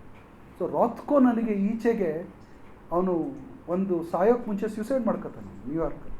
ಅವನು ಸಾಯೋಕ್ಕೆ ಮುಂಚೆ ಹೇಳೋ ಮಾತು, ಕಪ್ಪು ಕೆಂಪನ್ನು ತಿಂತಾ ಇದೆ ಅಂತ, ನುಂಗ್ತಾ ಇದೆ ಅಂತ ಹೇಳ್ತಾನೆ ಎಲ್ಲೋ. ನನಗೆ ಆತ ಭಾಳ ಈ ಎಲ್ಲ ಡಿಬೇಟ್ಸಿನ ನಡುವೆ ಆತ ಭಾಳ ಇಂಟ್ರೆಸ್ಟಿಂಗ್ ಆಗಿ ಕಾಣ್ತಾನೆ. ಕೊನೆಯ ವಿಚಾರ ಏನು ಅಂತ ಹೇಳಿದ್ರೆ, ನಾವು ಮೇಷ್ಟ್ರು ಲಲಿತ್ ಕಲಾ ಅಕಾಡೆಮಿ ಅಧ್ಯಕ್ಷರು ಕೂಡ ಆಗಿದ್ದರು. ಅವ್ರಿಗೆ ಅಧಿಕಾರದ ಜೊತೆಗೆ ಒಂದು ಸಂಬಂಧ ಇತ್ತು, ಗ್ರ್ಯಾಂಟ್ಸು, ಫಂಡ್ಸು, ಇದ್ರ ಬಗ್ಗೆ ಎಲ್ಲ ಬೇರೆ ಬೇರೆ ಥರ ಮಾತಾಡೋರು. ಸೊ ಕಲೆ ಮತ್ತು ಪವರಿನ ಸಂಬಂಧದ ಬಗ್ಗೆಗೂ ಕೂಡ ನಾವು ಯೋಚನೆ ಮಾಡಬೇಕು. ಸಾಕಷ್ಟು ಬೇರೆಯವ್ರು ಮಾತನಾಡ್ತಾರೆ. ನನಗೆ ಆ ವಿಚಾರಕ್ಕೆ ಬಂದಾಗ ನಾನು ಈಚೆಗೆ ಓದಿದ್ದೊಂದು ಕಾದಂಬರಿ ತಂದೆ, ಓದೋಕ್ಕಾಗಿದ್ದರೆ ಅದರ 4 ಲೈನ್ ಓದೋಣ ಅಂತ. ಅವನು ದಿಮಿತ್ರಿ ಶಾಸ್ಟ್ರೋಕೋವಿಕ್ ಅಂತ ಒಬ್ಬ ಸೋವಿಯತ್ ಕಾಲದ ಕಂಪೋಸರು. ಅವನ ಮೇಲಿನ ಫಿಕ್ಷನಲ್ ಬಯೋಗ್ರಫಿಯನ್ನು ಜೂಲಿಯನ್ ಬಾರ್ನ್ಸ್ ಬರೆದ, ದ ನಾಯ್ಸ್ ಆಫ್ ಟೈಮ್ ಅಂತ. ಅವನು ಸ್ಟಾಲಿನ್ನು ಮತ್ತು ಕ್ರುಶ್ಚೇವ್ ಜೊತೆಗೆ ತನ್ನ ಆರ್ಟನ್ನು ಹೇಗೆ ಅವರು ಬ್ಯಾನ್ ಮಾಡಿಬಿಡ್ತಾರೆ. ಅವನ ಒಂದು ಕಾಂಪೋಸಿಷನ್ನೇ ಹೆಸ್ಬಿಡ್ತಾರೆ. 20-30 ವರ್ಷ ಅದನ್ನು ಅವನೇನೂ ಮಾಡ್ದಂಗೆ ಕೂಡಿಸ್ತಾರೆ.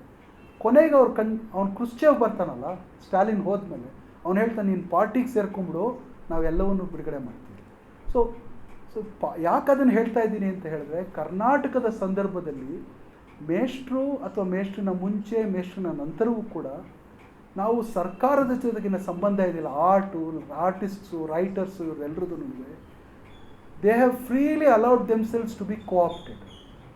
ಇಂಡಿಪೆಂಡೆಂಟಾಗಿ ಯಾರೂ ಉಳಿದಿಲ್ಲ. ಎಲ್ಲೋ ಮನೆ ತಗೊಳ್ಳೋದು, ಎಲ್ಲೋ ಯಾವುದೋ ಚೇರ್ಮನ್ ಆಗಬೇಕು ಅಂತ ಅರ್ಜಿ ಹಾಕೋದು, ಇನ್ನೊಂದು ಆ ಪ್ರಶಸ್ತಿ ಬೇಕು ಅಂತ ಹೋಗಿ ಅಂಗಲಾಚೋದು, ಯಡಿಯೂರಪ್ಪ ಮುಖ್ಯಮಂತ್ರಿ ಆದರೆ ನೀನೇ ದೊಡ್ಡವನು ಅಂತ ಹೇಳೋದು, ಇನ್ನೊಬ್ಬರು ಮುಖ್ಯಮಂತ್ರಿ ಆದರೆ ಅವ್ರು ಕೆಟ್ಟವ್ರು, ನೀವು ದೊಡ್ಡವರು. ಸೊ ಎಲ್ಲವನ್ನೂ ಈ ಥರದ ಒಂದು ಡಬಲ್ ಟಾಕ್ ಇದೆಯಲ್ಲ, ಫೋರ್ಕ್ಡ್ ಟಂಗ್, ಅದು ಆರ್ಟಿಸ್ಟಿನ ಇಂಟೆಗ್ರಿಟಿಗೆ ಮುಖಕ್ಕೆ ರಾಚುತ್ತೆ. ಮೇಷ್ಟ್ರು ಆ ಥರದ ವ್ಯಕ್ತಿ ಆಗಿರಲಿಲ್ಲ, ಅದಕ್ಕೆ ಮೇಷ್ಟ್ರಾಗಲಿ. ಇಷ್ಟು ಮಾತನ್ನು ಹೇಳಿ ನನ್ನ ಮಾತನ್ನು ಮುಗಿಸ್ತೀನಿ ಸರ್. ಒಬ್ಬ ಕಲಾವಿದ ಅನೇಕರ ಭಾವಚಿತ್ರಗಳನ್ನ ಬರೀತಾನೆ, ಒಂದು ಮನುಷ್ಯ ಸಂಬಂಧಗಳನ್ನು ಹುಡುಕ್ತಾನೆ ಅದರಲ್ಲಿ. ಆದರೆ ಅದೇ ಕಲಾವಿದನ ಭಾವಚಿತ್ರಗಳು ಒಂದು ವಸ್ತುವಾದಾಗ ಅನೇಕರು ಆ ಭಾವಚಿತ್ರಗಳಿಂದ ಹಲವು ಬಗೆಯಾದಂತಹ ಸಂವೇದನೆಗಳನ್ನ ಪಡ್ಕೊಳ್ಳೋದಕ್ಕೆ ಸಾಧ್ಯವಾದಾಗ ಅದು ಹೇಗಿರುತ್ತೆ? ಸೊ ಈ ಒಂದು ರೀತಿಯ ಅರ್ಥಪೂರ್ಣವಾದ ವಿಶ್ಲೇಷಣೆಗಳ ಮೂಲಕ ಮೇಷ್ಟ್ರು ಲೋಕಲ್ಲ, ಯೂನಿವರ್ಸಲ್ಲ, ಸೊ ಇವೆಲ್ಲ ವೆರಿ ಫಂಡಮೆಂಟಲ್ ಕ್ವೆಶ್ಚನ್ಸ್ ಅನೇಕ ಸಾರಿ ಡಿಸ್ಕಸ್ ಮಾಡಿ ಈ ಒಂದು ಪುಸ್ತಕದ ಒಂದು ಹೊರಹೊಮ್ಮುವ ಮುಂಚೆ ಬಹುಶಃ ಇಂಥ ಅನೇಕ ಚರ್ಚೆಗಳು ನಡೆದಿರಬಹುದು ಅಂತ ಅನ್ಸುತ್ತೆ ನನಗೆ. ಹಾಗಾಗಿ ಇವತ್ತು ಅವ್ರು ಹೇಳಿದಂಥ ಕನ್ಫೆಷನ್ನು ನಾನು ಒಪ್ಪಲ್ಲ. ಯಾಕೆಂದರೆ ಅವ್ರು ಅಷ್ಟು ಚೆನ್ನಾಗಿ ಮಾತಾಡಿದ್ದಾರೆ. ಪುಸ್ತಕವನ್ನು ಅಕ್ಷರಾಕ್ಷರನೂ ಓದೋ ಅವಶ್ಯಕತೆ ಇಲ್ಲ, ಅದರ ಅಂತಸತ್ವವನ್ನು ಅವರು ಜಸ್ಟ್ ಆ ಪುಸ್ತಕದ ಒಂದು ಹೊರನೋಟದಿಂದಲೂ ಕೂಡ ಇಟ್ಕೊಳ್ಳೋದಕ್ಕೆ ಸಾಧ್ಯ ಆಗಿದೆ ಅನ್ನೋದನ್ನು ಅವರು ತೋರಿಸಿದ್ದಾರೆ. ಹಾಗಾಗಿ ಬಹುಶಃ ಇದೊಂದು ಸಾರ್ಥಕವಾದಂಥ ಒಂದು ಕೆಲಸ. ಸೊ ಈಗ ಒಂದು ತಮ್ಮ ವಿಚಾರಗಳನ್ನು ನಮ್ಮೊಂದಿಗೆ ಹಂಚಿಕೊಂಡಂಥ ಸುಗತ ಅವರಿಗೆ ವಂದನೆಗಳನ್ನ ಹೇಳ್ತೀನಿ. ಸೊ ಶ್ರೀನಿವಾಸ ಮೂರ್ತಿಯವರು ನಮ್ಮೆಲ್ಲರಿಗೂ ಪ್ರೀತಿ ಪಾತ್ರರಾದಂಥ ಸ್ನೇಹಿತರು. ಸೊ ಬರಹಗಾರರು, ಆಮೇಲೆ ಕಲಾವಿದರು ಕೂಡ. ಅದರ ಅಹಮ್ಮು ಕೂಡ ಅವರಲ್ಲಿ ಯಾವುದೇ ರೀತಿಯಲ್ಲಿ ಕಾಣಿಸಲ್ಲ. ಈ ಒಂದು ಪುಸ್ತಕದ ಮೂಲಭೂತವಾದಂತಹ ಒಂದು ಸ್ಫೂರ್ತಿ ಮತ್ತು ಈಗ ಅವರು ಒಂದೆರಡು ಮಾತುಗಳನ್ನು ಆಡ್ತಾರೆ ಅಂತರ್ಜಾಲದ ಮೂಲಕ. ಸೊ ಸಾಧ್ಯವಾದ ನಾವು ಇಲ್ಲಿ ನೋಡೋದಕ್ಕೆ ಸಾಧ್ಯ ಆಗುತ್ತೆ ಅಂದ್ಕೊಳ್ತೀನಿ. ಎಲ್ಲರಿಗೂ ನಮಸ್ಕಾರ. ಭಟ್ವಾರ್ ಮಾಸ್ಟರ್ ಕಲಾತತ್ವ ಪುಸ್ತಕ 2 ವರ್ಷಗಳಾದಮೇಲೆ ಪುಸ್ತಕದ ವಿಚಾರವಾಗಿ ಅದರ ವ್ಯಾಪ್ತಿ ಹರವು ಅದರ ಆಚೆಗೂ ಸಲ್ಲುವಂಥ ಹಲವು ಒಳನೋಟಗಳನ್ನು ಪ್ರಿಯ ಸ್ನೇಹಿತರಾದ ಸುಗತ ನಮ್ಮ ಜೊತೆ ಹಂಚ್ಕೊಂಡಿದ್ದಾರೆ. ಪುಸ್ತಕದಲ್ಲಿ ಹಲವಾರು ಕೇಂದ್ರಗಳಿವೆ ಅಂತ ಸೂಚಿಸಿದ್ದಾರೆ. ಅದೆಲ್ಲ ಹೇಗೆ ಸಮಾನಾಂತರವಾಗಿ ಸಾಗಿದೆ ಅನ್ನೋದು, ಅದರಲ್ಲೂ ವಿಶೇಷವಾಗಿ ಮಾಸ್ಟರ್ ಒಂದು ಭಾವಚಿತ್ರದ ಸ್ವರೂಪ ಇದರ ಮೂಲಕ ಹೇಗೆ ಸಿಗತ್ತೆ ಅನ್ನೋದನ್ನ ಅವರು ತುಂಬಾ ಚೆನ್ನಾಗಿ ಅದನ್ನ ವಿವರಿಸಿ ಹೇಳಿದ್ದಾರೆ. ಇದಕ್ಕೆ ಸುಗತನಿಗೆ ಥ್ಯಾಂಕ್ಸ್ ಅಂತ ಹೇಳ್ತೀನಿ. ಪುಸ್ತಕನ ಗಮನ ಇಟ್ಟು ಕಡಿಮೆ ಅವಧಿನಲ್ಲಿ ಅವರಿದ್ದ ಸೀಮಿತ ಅವಧಿನಲ್ಲಿ ಚೆನ್ನಾಗಿ ಗಮನ. ಸೊ ಇದನ್ನೆಲ್ಲ ನಾವು ಸುಗತ ಅವರಿಂದ ಎಷ್ಟೋ ವಿಷಯಗಳನ್ನ ತಿಳ್ಕೊಂಡ್ವಿ. ಇದೇ ವೇದಿಕೆಯಲ್ಲಿ ಇವತ್ತು ಪುಸ್ತಕದ ಬಗ್ಗೆ ಇನ್ನೂ ಹಲವು ಪ್ರತಿಕ್ರಿಯೆಗಳನ್ನು ಮುಂದೆ ನಾವೆಲ್ಲ ಕೇಳ್ತೀವಿ. ನಾನು ಅದಕ್ಕಾಗಿ ಎದುರು ನೋಡ್ತಿದ್ದೀನಿ. ಹೀಗಾಗಿ ಹೆಚ್ಚು ಸಮಯ ತಗೊಳ್ಳದೆ ಪುಸ್ತಕ ಕುರಿತ ಹಾಗೆ ನನ್ನ ಒಂದೆರಡು ವಿಚಾರಗಳನ್ನ ಈಗ ನಿಮ್ಮ ಜೊತೆ ಹಂಚಿಕೊಳ್ತೇನೆ. ಪುಸ್ತಕ ಕುರಿತು ಅನ್ನೋದಕ್ಕಿಂತ ಪುಸ್ತಕದ ಒಟ್ಟಾರೆ ಸ್ವರೂಪವನ್ನು ಕುರಿತು ಒಂದೆರಡು ಮಾತುಗಳನ್ನ ಹೇಳ್ತೀನಿ. ಈ ಪುಸ್ತಕ ನೇರವಾಗಿ ಮಾಸ್ತರ ದೃಷ್ಟಿ ಧೋರಣೆಗಳಿಗೆ ಸೇರಿದ ಒಂದು ಪ್ರಕಟಣೆಯೇ ಆಗಿದೆ. ಸುಗತ ಮೇಷ್ಟ್ರು, ಮಾಸ್ತರು, ಗುರುಗಳು ಎಲ್ಲದರ ಕೆಲವು ಸೂಕ್ಷ್ಮ ಅರ್ಥ ವ್ಯತ್ಯಾಸಗಳನ್ನ ಇವತ್ತು ಸ್ಪಷ್ಟ ಮಾಡಿದ್ದಾರೆ. ಪುಸ್ತಕದಲ್ಲಿ ಬಳಕೆಯಾಗಿರುವಂತ ಒಂದು ಪದ ಮಾಸ್ತರು ಅನ್ನೋದನ್ನ ನಾನು ಸದ್ಯಕ್ಕೆ ಹಾಗೆ ಸುಸಂಗತವಾಗಿ ಇರಲಿ ಅಂತ ಹೇಳಿ ಹಾಗೆ ಬಳಸ್ತಾ ಇದನ್ನು ಮುಂದುವರಿಸ್ತೀನಿ. ಇದು ನೇರವಾಗಿ ಅವರ ದೃಷ್ಟಿ ಧೋರಣೆಗಳಿಗೆ ಸೇರಿದ ಒಂದು ಪ್ರಕಟಣೆ. ಅಂದರೆ ಇದು ಅವರ ಕಲಾಕೃತಿಗಳ ವಿಮರ್ಶೆಗೆ ಸೇರಿದ ಹೊತ್ತಿಗೆ ಅಲ್ಲ, ಹಾಗೆ ಅವರ ಜೀವನ ಚರಿತ್ರೆನೂ ಅಲ್ಲ. ಬದಲಿಗೆ ಅವರು ಕಂಡುಕೊಂಡ ಜೀವನ ದೃಷ್ಟಿ ಏನು, ಅದನ್ನು ಹೇಗೆ ಹಡ್ಪದ್ ಮಾಸ್ಟ್ರು ತಮ್ಮ ವೃತ್ತಿ ಪ್ರವೃತ್ತಿಗಳ ಮೂಲಕ ಸೂಚಿಸಿದರು, ನಾವು ಅದನ್ನು ಕಂಡುಕೊಳ್ಳಬಹುದು ಎಂಬುದೇ ಇದರ ಕೇಂದ್ರದ ನೆಲೆಯಲ್ಲಿದೆ. ಇದನ್ನು ಕುರಿತ ಹಾಗೆ 2 ಸಂಗತಿಗಳ ಮುಂದೆ ನಿಮ್ಮ ಗಮನ ಸೆಳೆಯಲಿಕ್ಕೆ ಪ್ರಯತ್ನ ಮಾಡ್ತೀನಿ. ಒಂದು, ಕೃತಿ ರಚನೆ ಅನ್ನುವುದು. ಕೃತಿ ರಚನೆ ಅಂದರೆ ಕೈ ಕೆಲಸಗಳಿಗೆ ಸೇರಿದ ಸಂಗತಿ ಅಂತ ಹೆಚ್ಚು ವ್ಯಾಪ್ತವಾಗಿ ತಿಳ್ಕೊಳ್ಳೋದು ಒಳ್ಳೆಯದು ಅನ್ಸುತ್ತೆ ಈ ಸಂದರ್ಭದಲ್ಲಿ. ಇವು ಈ ಪುಸ್ತಕದ ಮಾತು ಬರಹಗಳಲ್ಲಿ ಮತ್ತೆ ಮತ್ತೆ ಬಂದಿವೆ. ಎರಡನೇದು, ಮಾಸ್ತರ ಕಲಾತತ್ವ ಅವರ ವೃತ್ತಿ ಪ್ರವೃತ್ತಿಗಳ ಮೂಲಕ ಹೇಗೆ ರೂಪ ತಾಳಿದೆ ಅನ್ನುವಂಥ ಸಂಗತಿ. ಇದೆರಡನ್ನು ನಾನು ಮುಂದಕ್ಕೆ ಸ್ವಲ್ಪ ಬೆಳೆಸಿ ಹೇಳ್ತೀನಿ, ಹೆಚ್ಚು ಟೈಮ್ ತಗೊಳ್ಳಲ್ಲ. ಹೀಗೆ ಮಾಸ್ತರ ಕಲಾತತ್ವ ಅನ್ನುವುದು ಈ ಪುಸ್ತಕದಲ್ಲಿ ಸ್ವಲ್ಪ ಬೇರೆ ಬಗೆಯಲ್ಲಿದೆ. ಅಂದರೆ ಅದು ಅಷ್ಟು ಪರಿಚಿತವಲ್ಲದ ಬೇರೆ ರೀತಿಯಲ್ಲಿದೆ ಅಂತ ಹೇಳಬೇಕು. ಬೇರೆ ರೀತಿ ಅಂದ್ರೆ ಕಲಾವಿದರು ಕಲಾವಿದೆಯರ ಲೋಕ ಗ್ರಹಿಕೆ ಅನ್ನುವುದು ನಮಗೆ ಕಥೆ ಕಾದಂಬರಿಗಳ ಮೂಲಕವೋ ಇಲ್ಲವೇ ಇತರ ಕೆಲವು ಗದ್ಯ ಪ್ರಕಾರಗಳ ಮೂಲಕವೋ ಸುಲಭವಾಗಿ ಅರ್ಥವಾಗುತ್ತದೆ. ಅದೇ ಸಾಮಾನ್ಯವಾಗಿ ನಮಗೆ ಪರಿಚಿತವಾಗಿರುವ ಕ್ರಮ. ಸಾಹಿತಿ ಕಲಾವಿದರ ಜೀವನ ದೃಷ್ಟಿಯನ್ನು ಕಂಡುಕೊಳ್ಳಲು ನಮಗೆ ರೂಢಿಯಾಗಿರುವ ಒಂದು ದಾರಿ ಅದು ಮಾತು ಬರಹಗಳ ಮೂಲಕ ಗಮನಕ್ಕೆ ಬರುವ ಸಾಹಿತ್ಯಿಕ ದಾರಿ ಎನ್ನುವುದು ಈ ಮಾತಿನ ತಿರುಳು. ಈ ಪುಸ್ತಕವು ಅದನ್ನೇ ಅನುಸರಿಸುವಂತೆ ಮೇಲುನೋಟಕ್ಕೆ ಕಾಣುತ್ತದೆ. ಆದರೆ ಮಾಸ್ತರ ಕಲಾತತ್ವವನ್ನು ತೀರಾ ಖಚಿತವಾಗಿ ಅದರ ಸ್ವರೂಪವು ಹೀಗೆ ಇದೆ ಎಂದು ಕಡಾಖಂಡಿತವಾಗಿ ಕೇವಲ ಮಾತಿನ ಮೂಲಕ ನೇರವಾಗಿ ತೋರಿಸಿಕೊಡುವ ಕ್ರಮ ಈ ಪುಸ್ತಕದ ಗುರಿಯಾಗಿಲ್ಲ.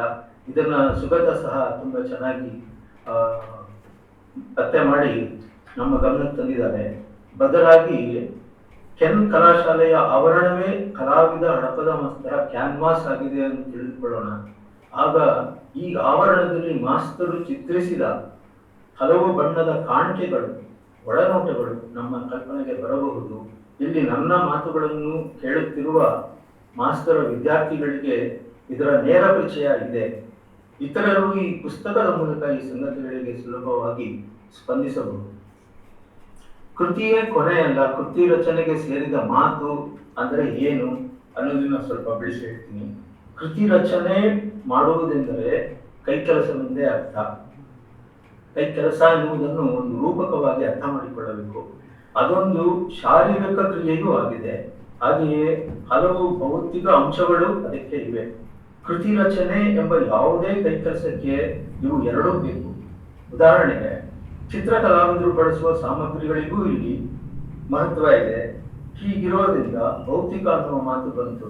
ಆ ಮೂಲಕ ಆ ರಚನೆಯಲ್ಲಿ ಕಲಾವಿದರು ಶಾರೀರಿಕವಾಗಿಯೂ ಭಾಗಿಗಳು ಎಂಬ ಸಂಗತಿಯನ್ನು ನಾವು ಸುಲಭವಾಗಿ ಕಲ್ಪಿಸಿಕೊಳ್ಳಬಹುದು. ಕುಂಚ, ಕಾಗದ, ಅರಿವೆ, ಕಲ್ಲು, ಬಣ್ಣ ಇವೆಲ್ಲ ಈ ರೀತಿಯ ಸಾಮಗ್ರಿಗಳು. ಯಾವುದೇ ಸಾಮಗ್ರಿಯು ಬೇಕೋ ಬೇಡವೋ, ಸಾಕೋ ಸಾಲದೋ, ಸರಿಯೋ ಇಲ್ಲವೋ, ಈ ತಿಳುವಳಿಕೆಯ ಔಚಿತ್ಯ ಇದ್ದೇ ಇರುತ್ತದೆ. ಈ ತಿಳುವಳಿಕೆ, ಔಚಿತ್ಯ ಜ್ಞಾನ, ವಿವೇಕ ಹೇಗೆ ಎಲ್ಲಿಂದ ಬರುತ್ತದೆ? ಕಲಾಕೃತಿಯೊಂದರ ರಚನೆಯಲ್ಲಿ ನೇರವಾಗಿ ತೊಡಗಿದವರು ಇಲ್ಲಿ ನಮ್ಮ ಜೊತೆ ಇದ್ದಾರೆ. ಅವರಿಗೆ ಇದು ಸುಲಭವಾಗಿ ಅನುಭವಕ್ಕೆ ಬರುವ ಸಂಗತಿ. ಹಾಗೆ ಕೃತಿ ರಚನೆಯಲ್ಲಿ ತೊಡಗದೇ ಇರುವವರನ್ನು ಗಮನದಲ್ಲಿಟ್ಟುಕೊಂಡು ಇದನ್ನು ಸ್ವಲ್ಪ ಬಿಡಿಸಿ ಹೇಳುವುದಾದರೆ, ಯಾವ ಬಣ್ಣ ಯಾವುದರ ಜೊತೆ ಹೊಂದುತ್ತದೆ ಅಥವಾ ಇಲ್ಲ ಇತ್ಯಾದಿಗಳು ಬಣ್ಣಗಳಿಗೆ ಸೇರಿದ ತಾತ್ವಿಕ ವಿಚಾರಗಳನ್ನು ಹುಟ್ಟುಹಾಕುತ್ತವೆ. ಕಲರ್ ಥಿಯರಿ ಅನ್ನುವ ಮಾತು ಇದನ್ನೇ ಸೂಚಿಸಿದೆ. ಹಾಗೆಯೇ ನಮ್ಮ ಎದುರಿಗೆ ಕಾಣುವ ಒಂದು ಪದಾರ್ಥವು ದೂರದಲ್ಲಿರುವ ಹಾಗೆಯೋ ಹತ್ತಿರವಾಗಿರುವಂತೆಯೋ ಸೂಚಿಸುವ ಪರ್ಸ್ಪೆಕ್ಟಿವ್ ಎಂಬ ವಿಚಾರಕ್ಕೆ ವೈಜ್ಞಾನಿಕ ಸಿದ್ಧಾಂತಗಳ ಹಿನ್ನೆಲೆ ಇದೆ. ಇವು ಸರಳವಾದ ನೆಲೆಯಲ್ಲಿ ತಕ್ಷಣ ಕೊಡಬಹುದಾದ ಕೆಲವು ಉದಾಹರಣೆಗಳು. ಚಿತ್ರಶಿಲ್ಪಗಳೇ ಮೊದಲಾದವುಗಳ ಕಲಿಕೆಯಲ್ಲಿ ತೊಡಗಿದವರಿಗೆ ಮೊದಲು ಕಣ್ಣು, ಕೈಗಳಿಗೆ ಒಂದು ಗೊತ್ತಾದ ರೀತಿಯಲ್ಲಿ ತರಬೇತಿ ಕೊಡುತ್ತಾ ಈ ಕಲ್ಪನೆ ಸಾಧ್ಯವಾಗುತ್ತದೆ. ಆದರೆ ಹಲವು ಕಾಲ, ಎಷ್ಟೋ ವೇಳೆ ದಶಕಗಳೇ ಕಳೆದ ಹಾಗೆ ಅಲ್ಲಿ ನಿತ್ಯ ಬದುಕಿನ ಅನುಭವಗಳು ಸೇರುತ್ತವೆ. ಆಯಾ ಕಲಾವಿದನ ಲೋಕಗ್ರಹಿಕೆಯೇ ನಿಧಾನವಾಗಿ ಕೆಲವು ಸಂಗತಿಗಳನ್ನು ಸೂಚಿಸಲು ಸಾಧ್ಯವಾಗುತ್ತದೆ. ಇದು ಸಾಧ್ಯವಾದಾಗ ಆಯಾ ಕಲಾವಿದರ ಮಾತು, ಕೃತಿ, ವೃತ್ತಿ, ಪ್ರವೃತ್ತಿಗಳು ಒಂದಕ್ಕೊಂದು ಪೂರಕವೂ ಆಗುತ್ತವೆ. ಒಂದರಲ್ಲಿ ಇನ್ನೊಂದು ಕಾಣುವುದು ಸಾಧ್ಯ. ಹಾಗೆ ಆದಾಗ ಅವು ಒಂದಕ್ಕೊಂದು ಹೊಂದಿಕೊಳ್ಳುತ್ತಾ ರೂಪ ತಾಳುತ್ತವೆ. ಸಹಜವಾಗಿ ಇದು ಪ್ರಬುದ್ಧ ಕಲಾವಿದರ ನಿರಂತರ ಶೋಧವೇ ಆಗಿದೆ ಎಂಬುದು ನನ್ನ ತಿಳುವಳಿಕೆ.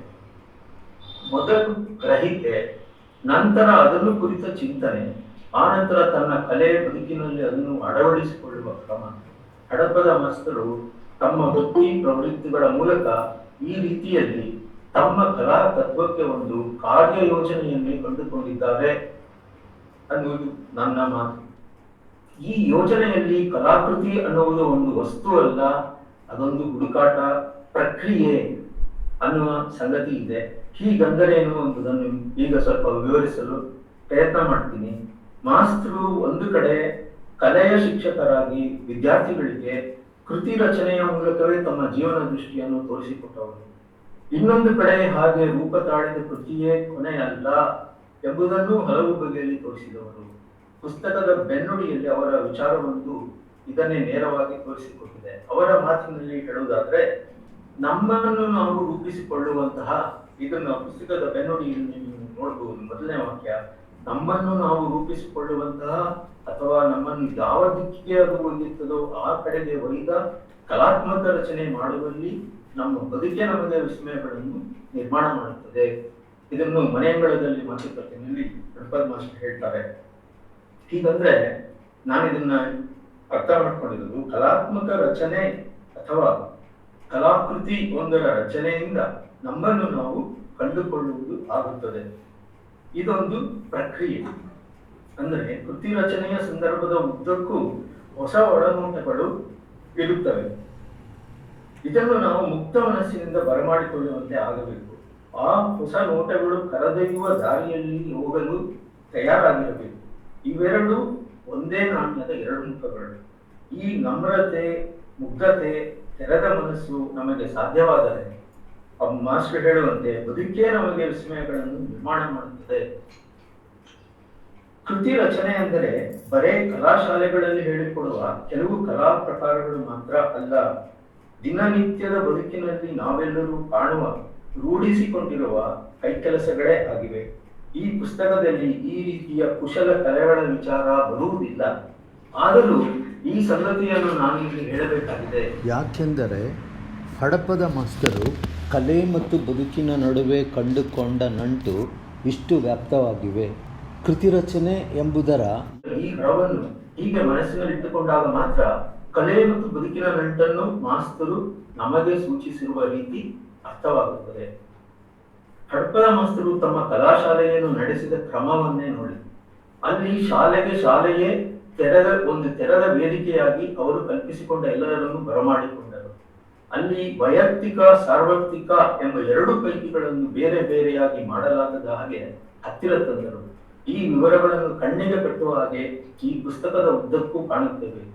ಸುಗತ ಸಹ ಇದ್ರ ಬಗ್ಗೆ ತುಂಬಾ ವಿಶಾಲವಾದ ನೆಲೆಯಲ್ಲಿ ಹಲವಾರು ಸಂಗತಿಗಳನ್ನ ಪ್ರಸ್ತಾಪ ಮಾಡಿದ್ರು. ಇದು ನಾನು ಮುಂಚೆ ಹೇಳ್ಬೇಕಾಯ್ತು ಒಂದು ಮಾತು, ಗುರುಪೂರ್ಣಿಮೆ ಅನ್ನೋ ಮಾತು ಬಂತು. ಸುಗತ ಅವರ ತಂದೆಯವರು ಸುಗತನ ಕೆನ್ ಶಾಲೆ ಕರ್ಕೊಂಡು ಹೋಗ್ತಿದ್ರು ಅಂತೆಲ್ಲ ಹೇಳ್ತಿದ್ರು. ಅವರ ತಂದೆ ಶ್ರೀನಿವಾಸರಾಜ್ ಅವರು ನೇರವಾದ ನನ್ನ ಗುರುಗಳು ಕ್ರೈಸ್ಟ್ ಕಾಲೇಜಿನಲ್ಲಿ. ಅವರನ್ನು ನೆನೆಸ್ಕೊಳ್ತಾ ಇದ್ದೀನಿ ಟೈಮ್ನಲ್ಲಿ. ಮಾಸ್ತರ ಇನ್ನು ಮುಂದಕ್ಕೆ ಮಾಸ್ತರ ಲೋಕಗ್ರಹಿಕೆಯು ನಮ್ಮ ಕಣ್ಣಿನ ಅನುಭವವೂ ಆಗುವ ಹಾಗೆ ಪುಸ್ತಕದ ವಿನ್ಯಾಸ ಇದೆ. ಮಾಸ್ತರೇ ನಮ್ಮ ಜೊತೆ ಕುಳಿತು ನಮ್ಮನ್ನು ಕೆಣಕಿ ಕಾಡುತ್ತಿದ್ದ ರೀತಿ, ಅವರ ಪೂರ್ವಸಿದ್ಧ ತಯಾರಿ ಇಲ್ಲದ ಒಂದಕ್ಕೊಂದು ವಿರೋಧ ಸೂಚಿಸುವ ಮಾತುಕತೆ, ಭಾವಭಂಗಿ, ವಾದ ವಿವಾದಗಳನ್ನು ಹಿಡಿದಿಡುವ ಹಲವು ಇತರ ಪ್ರಯತ್ನಗಳು ಈ ಪುಸ್ತಕದಲ್ಲಿ ಕಾಣಬಹುದು. ಹಲವು ಬಗೆಯಲ್ಲಿ ಊಹೆ, ಕೇಳ್ವಿ, ಅನುಮಾನಗಳನ್ನು ಕೆದಕುವ ನಿರೂಪಣಾ ಕ್ರಮಗಳು ಇಲ್ಲಿವೆ. ಅವರ ಸಾರ್ವಜನಿಕ ವಲಯವನ್ನು ಕಣ್ಣಿನ ಮುಂದೆ ತರುವ ಹಲವು ಅಪರೂಪದ ಛಾಯಾಚಿತ್ರಗಳಿವೆ.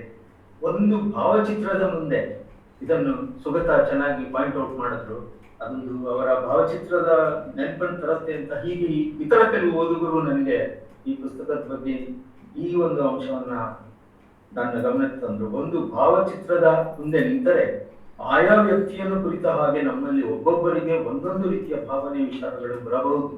ಈ ಪುಸ್ತಕವು ಆ ರೀತಿಯಲ್ಲಿರುವ ಹಡಪದ ಮಾಸ್ತರ ಭಾವಚಿತ್ರದ ರೀತಿಯಲ್ಲಿದೆ ಅನ್ನುವುದು ಸರಿಯಾದ ಮಾತು. ಒಟ್ಟಿನಲ್ಲಿ ಹೇಳುವುದಾದರೆ ಕಲಾತತ್ವ ಅನ್ನುವುದು ಬುದ್ಧಿ ವೈಚಾರಿಕತೆಗಳಿಗೆ ಮಾತ್ರ ಸೀಮಿತವಾಗಿಲ್ಲ. ಬದಲಾಗಿ ಕೃತಿ ರಚನೆಯ ಮೂಲಕವೂ, ಅಂದರೆ ಕೈಕೆಲಸದ ಮೂಲಕವೂ ಕಾಣಬಹುದಾದ ಒಂದು ಆಯಾಮ ಕಲೆಯ ತತ್ವಕ್ಕೆ ಇದೆ.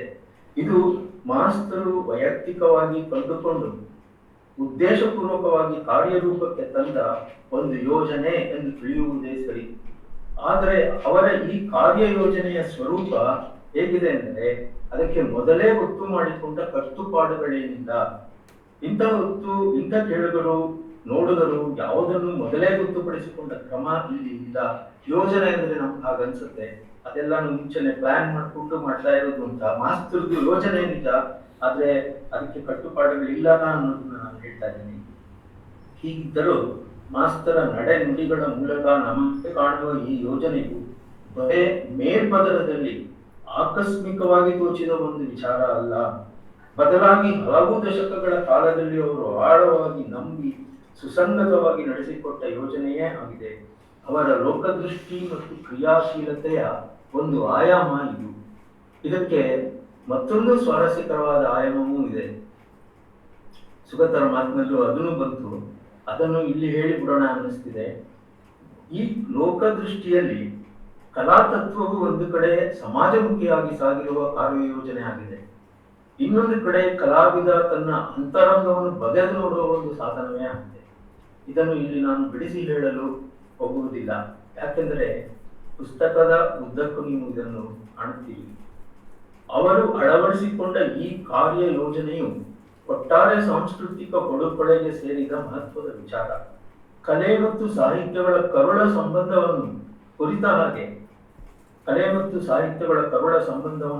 ಹಾಗೆ ಮಾಸ್ತರು ಕನಸು ಕಂಡ ಯೋಜನೆ ಇದಕ್ಕಿಂತ ಆಳವಾದದ್ದು. ಅವು ಒಂದೇ ಕಾಲದಲ್ಲಿ ಅನನ್ಯವೂ ಆಗಿವೆ, ಒಂದಕ್ಕೊಂದು ಪೂರಕವೂ ಆಗಿವೆ. ನಮ್ಮ ಇಂದಿನ ಬದುಕಿನಲ್ಲಿ ಅದು ಆ ರೀತಿಯಲ್ಲಿ ನನಸಾಗಲು ಇನ್ನೂ ಕಾಲ ಬೇಕೆಂದು ಅನಿಸುತ್ತಿದೆ. ಈ ಪುಸ್ತಕ ಓದಿದ ಮೇಲೂ, ಅದನ್ನು ಜೋಪಾನವಾಗಿ ತೆಗೆದಿಟ್ಟ ಮೇಲೂ ಒಂದು ಕೇಳ್ವಿಯನ್ನು ನಾವು ಎದುರು ಹಾಕಿಕೊಳ್ಳುತ್ತೇವೆ ಅಂತ ನನಗನ್ನಿಸುತ್ತೆ. ಮಾಸ್ತರು ಮುಂದಿಟ್ಟ ಈ ಕಾರ್ಯ ಯೋಜನೆ ಎಷ್ಟು ಮಟ್ಟಿಗೆ ಯಶಸ್ವಿಯಾಯಿತು ಇದೇ ಆ ಕೇಳ್ವಿ. ಅವರ ಮಟ್ಟಿಗೆ ವೈಯಕ್ತಿಕ ನೆಲೆಯಲ್ಲಿ ಇದು ನಿಜವಾಗಿರಬಹುದು. ಅವರ ಕೆಲವು ವಿದ್ಯಾರ್ಥಿಗಳ ಬೆಳವಣಿಗೆಯ ದೃಷ್ಟಿಯಿಂದಲೂ ಇದು ಸಾರ್ಥಕವಾಗಿರಬಹುದು.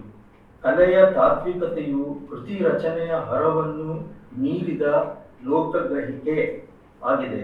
ಅಲ್ಲಿ ಸಾಹಿತ್ಯ ಬೇರೆಯಲ್ಲ, ಇತರ ಯಾವುದೇ ಕಲೆಗಳು ಬೇರೆಯಲ್ಲ ಎಂಬ ತೆರೆದ ಮನಸ್ಸು, ಅರಿವು ದೊಡ್ಡದು. ಇದು ಕೆಲವರ ಅನುಭವಕ್ಕೆ ಈಗಾಗಲೇ ಬಂದಿರಬಹುದು, ಕೆಲವರ ಬದುಕಿನಲ್ಲಿ ಕಾರ್ಯರೂಪವನ್ನು ತಾಳಿರಬಹುದು. ಇವು ಇನ್ನೂ ವ್ಯಾಪ್ತ ನೆಲೆಯಲ್ಲಿ ನಮ್ಮ ಬದುಕಿನಲ್ಲಿ ನಿಜವಾಗಲಿ. ಆ ರೀತಿಯ ಚಿಂತನೆಗಳಿಗೆ ನಾವು ತೆರೆದ ಮನಸ್ಸಿನಿಂದ ಸಿದ್ಧರಾಗೋಣ ಎಂಬ ಆಶಯ ಈ ಹೊತ್ತಿಗೆಗೆ ಪ್ರೇರಣೆಯಾಗಿದೆ. ಇವಿಷ್ಟು ಪುಸ್ತಕ ಸಿದ್ಧವಾದ ಮೇಲೆ ನನ್ನ ಮನಸ್ಸಿಗೆ ಬಂದ ಕೆಲವು ವಿಚಾರಗಳು. ತುಂಬಾ ತಾಳ್ಮೆ, ವಿಶ್ವಾಸ ಇಟ್ಟು ನನ್ನ ಮಾತುಗಳಿಗೆ ನೀವು ಕಿವಿಗೊಟ್ಟಿದ್ದೀರಾ. ಇದಕ್ಕೆ ನಿಮಗೆಲ್ಲರಿಗೂ ಕೃತಜ್ಞತೆಗಳು. ನಮಸ್ಕಾರ.